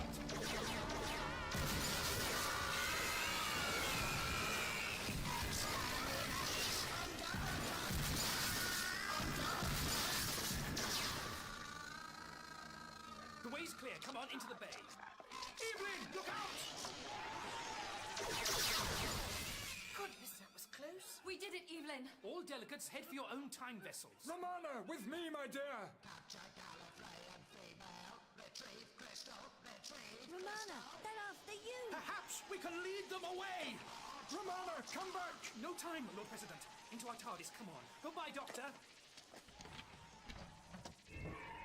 Oh, don't mention it. Trinket, Evelyn, Warner will lead the Daleks away. You make sure the delegates get back to their ships. surrender the crystal. Evelyn, take this. The TARDIS. But the Daleks are blocking. Not for long. Wait for us there. Come on, Romana. Just like the old days. Nothing changes. As soon as they saw the Doctor and that woman, they just ignored us. Feeling slighted? Go on, get these delegates safely away from here. We need a bit of good PR after today. But we have no ship. Well, you're a Monan, aren't you? You can hitch a ride with the Andromedans. And that goes for you too, Vorna. Get on with it. And you? I'm going to watch out for the Doctor. Reckon we owe him that much. I'll come with you. Be careful, both of you. Push off, Vorna. Come on then, delegate. I'm not a delegate. Goodbye, Vorna. Only 5 minutes till impact. Oh, goodness me. We better dash.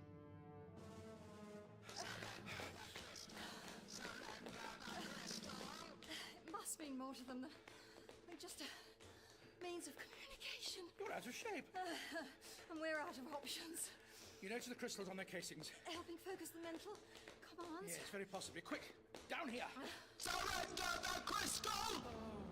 All right. You can have it. But let my friend here go first. She must be exterminated! Let her go, or I'll smash your crystal against this wall. Go on, Romana, to the end of the corridor.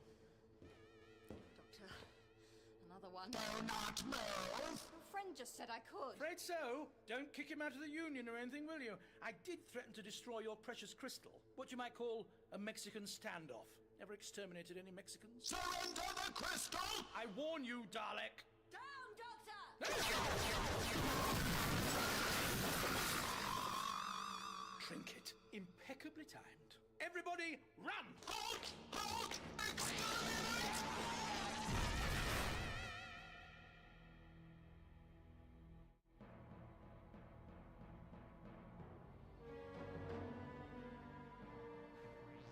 I demand a meeting of the High Council immediately. Gallifrey sleeps, Lord President.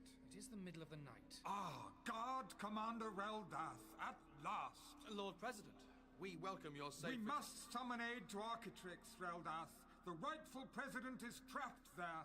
There's no time, Lord President. Collision is imminent. Monitor the situation, Reldath. We must know what's happened to Romana and the Doctor. It will be done. Forgive me, but I have urgent news myself.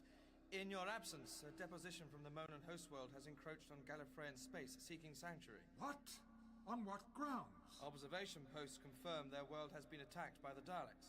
Just as they said they would. They insist they must speak with you. Insist? They're desperate. No time for this. I'm so very tired. We can brook no aliens on Gallifrey. We cannot be seen to interfere. The High Council has advised them there is little that can be done, but they keep signaling. Put them on the conference screen. Now? You cannot be suggesting... At least let's listen to them. The situation may afford certain... opportunities. The TARDIS! This way! Come on! Oh, if you want your precious crystal so badly, catch! Good gracious. Crystal retrieved. And now I've seen everything. A Dalek silly mid-off. We must report to the Black Dalek immediately. All units evacuate. We've given the crystal back to the Daleks. Oh, don't worry, we have a spare. There's no... Extra Prime! It's hitting! We're too late! It's never too late! The key! Evelyn! Into the TARDIS! Now!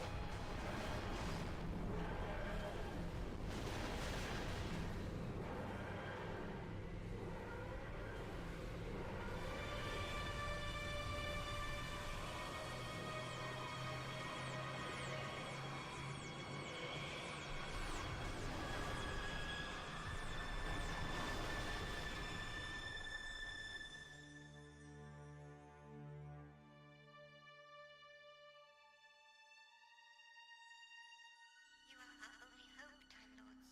If the Daleks are not shown that the galaxy will stand together against... We understand your position, and as fellow survivors of the Daleks' terrorism, we sympathize. Our world has been ravaged, our population decimated. All we request is a sanctuary for our Supreme Executive, that we may formulate a plan of campaign. We beg this of you. We shall consider your plea, Nahal. We are grateful, Lord President. Switch them off. I sympathize with Nahal's predicament, but Gallifrey cannot be seen to interfere. Not in matters of war. Ordinarily, I would agree, Lord President, but consider the Monan timeship. Look at it. A graceless box. One of the most powerful craft ever devised. And it's a different design from the one we saw, do you see? It seems even smaller. Sleeker. Doubtless an improvement on the model they brought to Architrix.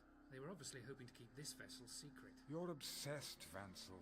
Gallifrey does not need alien secrets. There is much we could learn from the Monans. With their designs known to us, we could build the TARDISes of the future. And once we've offered them non-committal sanctuary, we can set our terms. I don't like it, Vansel. The Monans come to us in good faith. Forgive me, Lord President. Our observation posts report Etra Prime has collided with Architrix. And Romana? The Doctor? 2 craft were detected in the vortex nearby, one of them a Type 40 time capsule. It's coming this way. Then they survived. There's more. A Dalek fleet is approaching Gallifrey, my lord. A Dalek fleet? They wouldn't dare. Surely they wouldn't dare. Too much to consider. Everything's happening so fast. Perhaps they intend to wipe out the remaining Monans. Very possibly. In which case, this could be our last chance to study this... Silence, Vansel! Very well. Admit the Monan deposition. Just their flagship, though, Raldeth. That ship only. I will not have Gallifrey overrun with aliens. I suppose we should greet them upon arrival. Thank Rassilon that Romana is returning to us. She will know what to do for the best.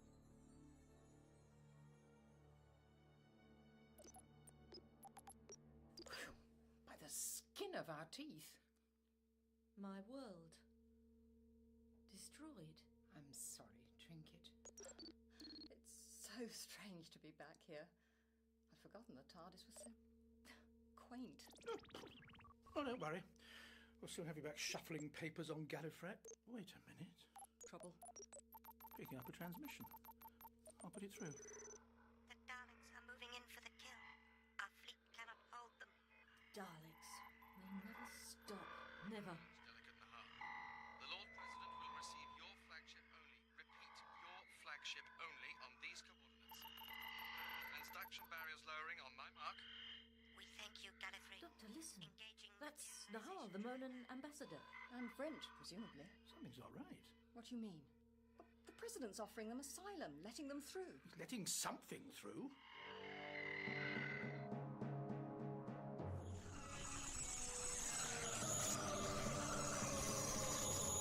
You're doing the right thing, Lord President. We'll put their secrets to good use. I will decide the right thing here, Vansel, not you. Greetings, Monans. We cordially welcome you in the name of... No! Back, Lord President! Exterminate! Open fire!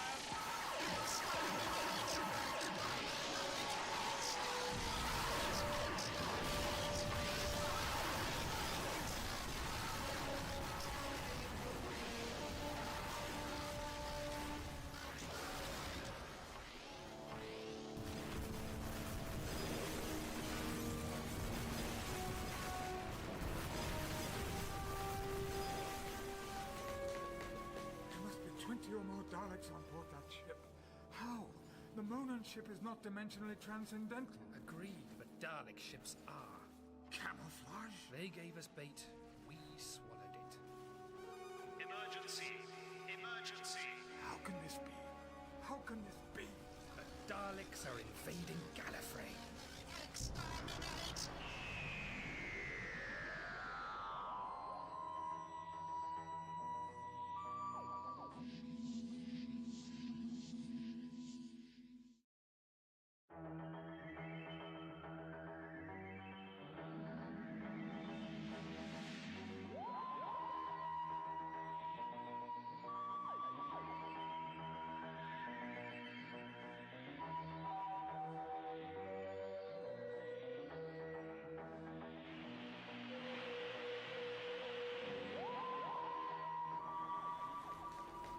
There must be 20 or more Daleks on board that ship.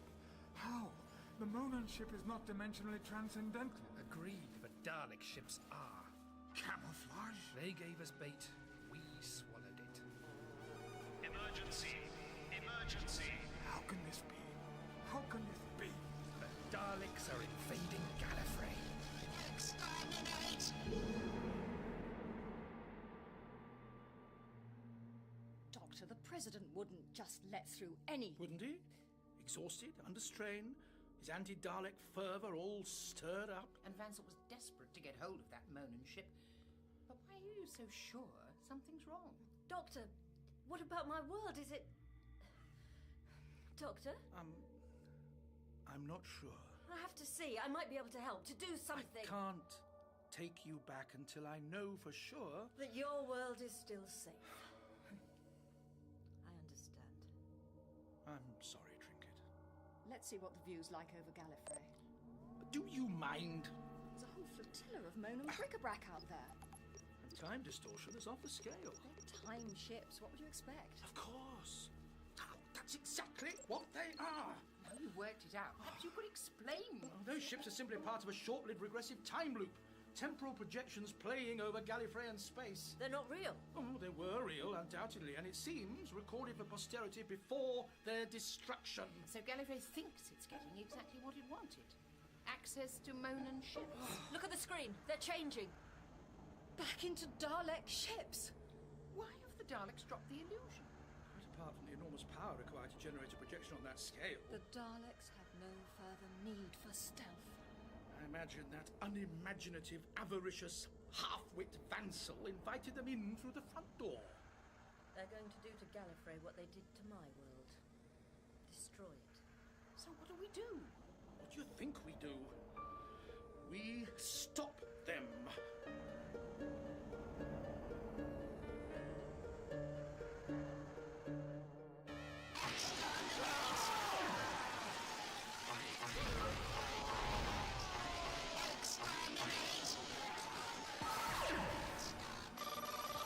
Guard units 3, 4, and 6 report immediately to level 2. Full combat situation. We are under attack. Repeat, we are under attack.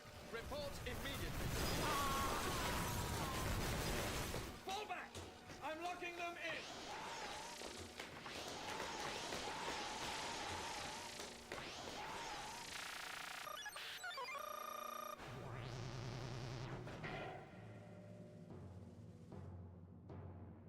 Doors sealed off!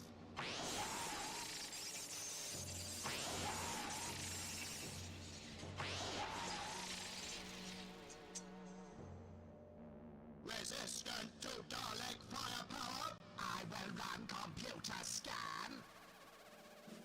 Scan suggests technology based on retina scan. We require a Gallifreyan eye! This soldier is not yet dead. But his legs are damaged! That does not matter. Prepare to remove his eyes. I obey!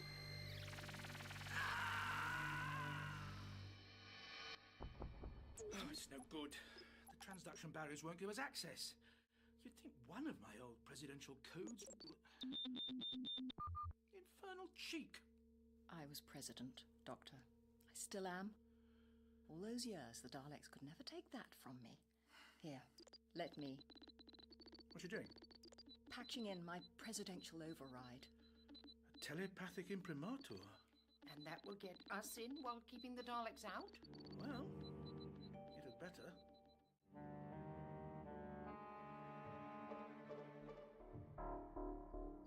Dalek bridgehead secured on Gallifrey! Soon we will overcome their security systems! Our forces must spread out through the capital. Locate and shut down the transduction barriers. Gallifrey must fall to the Daleks. Alert! Alien time vessel materializing! Dalek access codes recognized. The machine is carrying the survivors of the Architect's spearhead.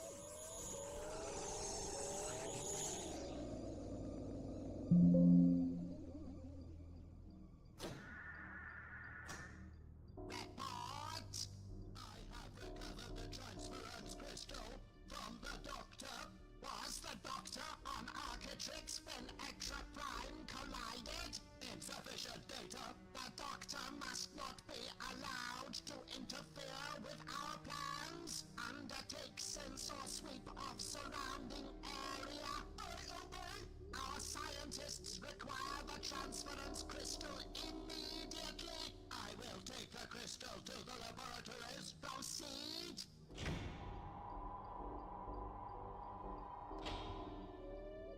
Alert! Alien time vessel detected in vicinity of Dalek fleet. Visual image.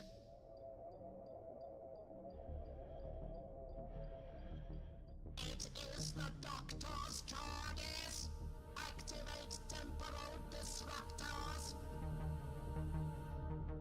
Come on! Why is it taking so long? This TARDIS is practically antique. The synaptic equations are proving too... The Dalek broadside, they know we're here. They're going to destroy us. Be quiet, can't you? I've got to concentrate. This idiot ship. Don't resist me. She doesn't mean it, old girl. Work with her. Come on now. How much can the TARDIS stand? I don't know. How much can she stand?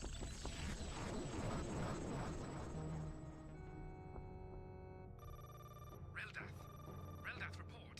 Are you still containing the Daleks in the TARDIS cradles? We have them, Coordinator Vansel. They're locked inside. I've been here before. So while the Daleks can't get at us, we can't get at them either. And no one can leave Gallifrey. We were lucky to hold them at all. Wait. Was that the door? Yes. Security override instigated. What?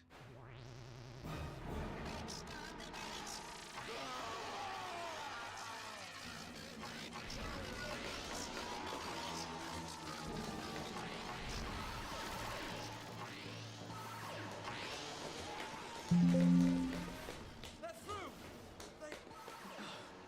They've taken someone's eye. Must have put it up to the scanner. Forget the explanations, Reldath. Fight, man!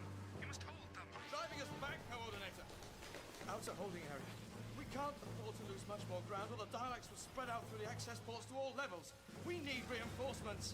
Now!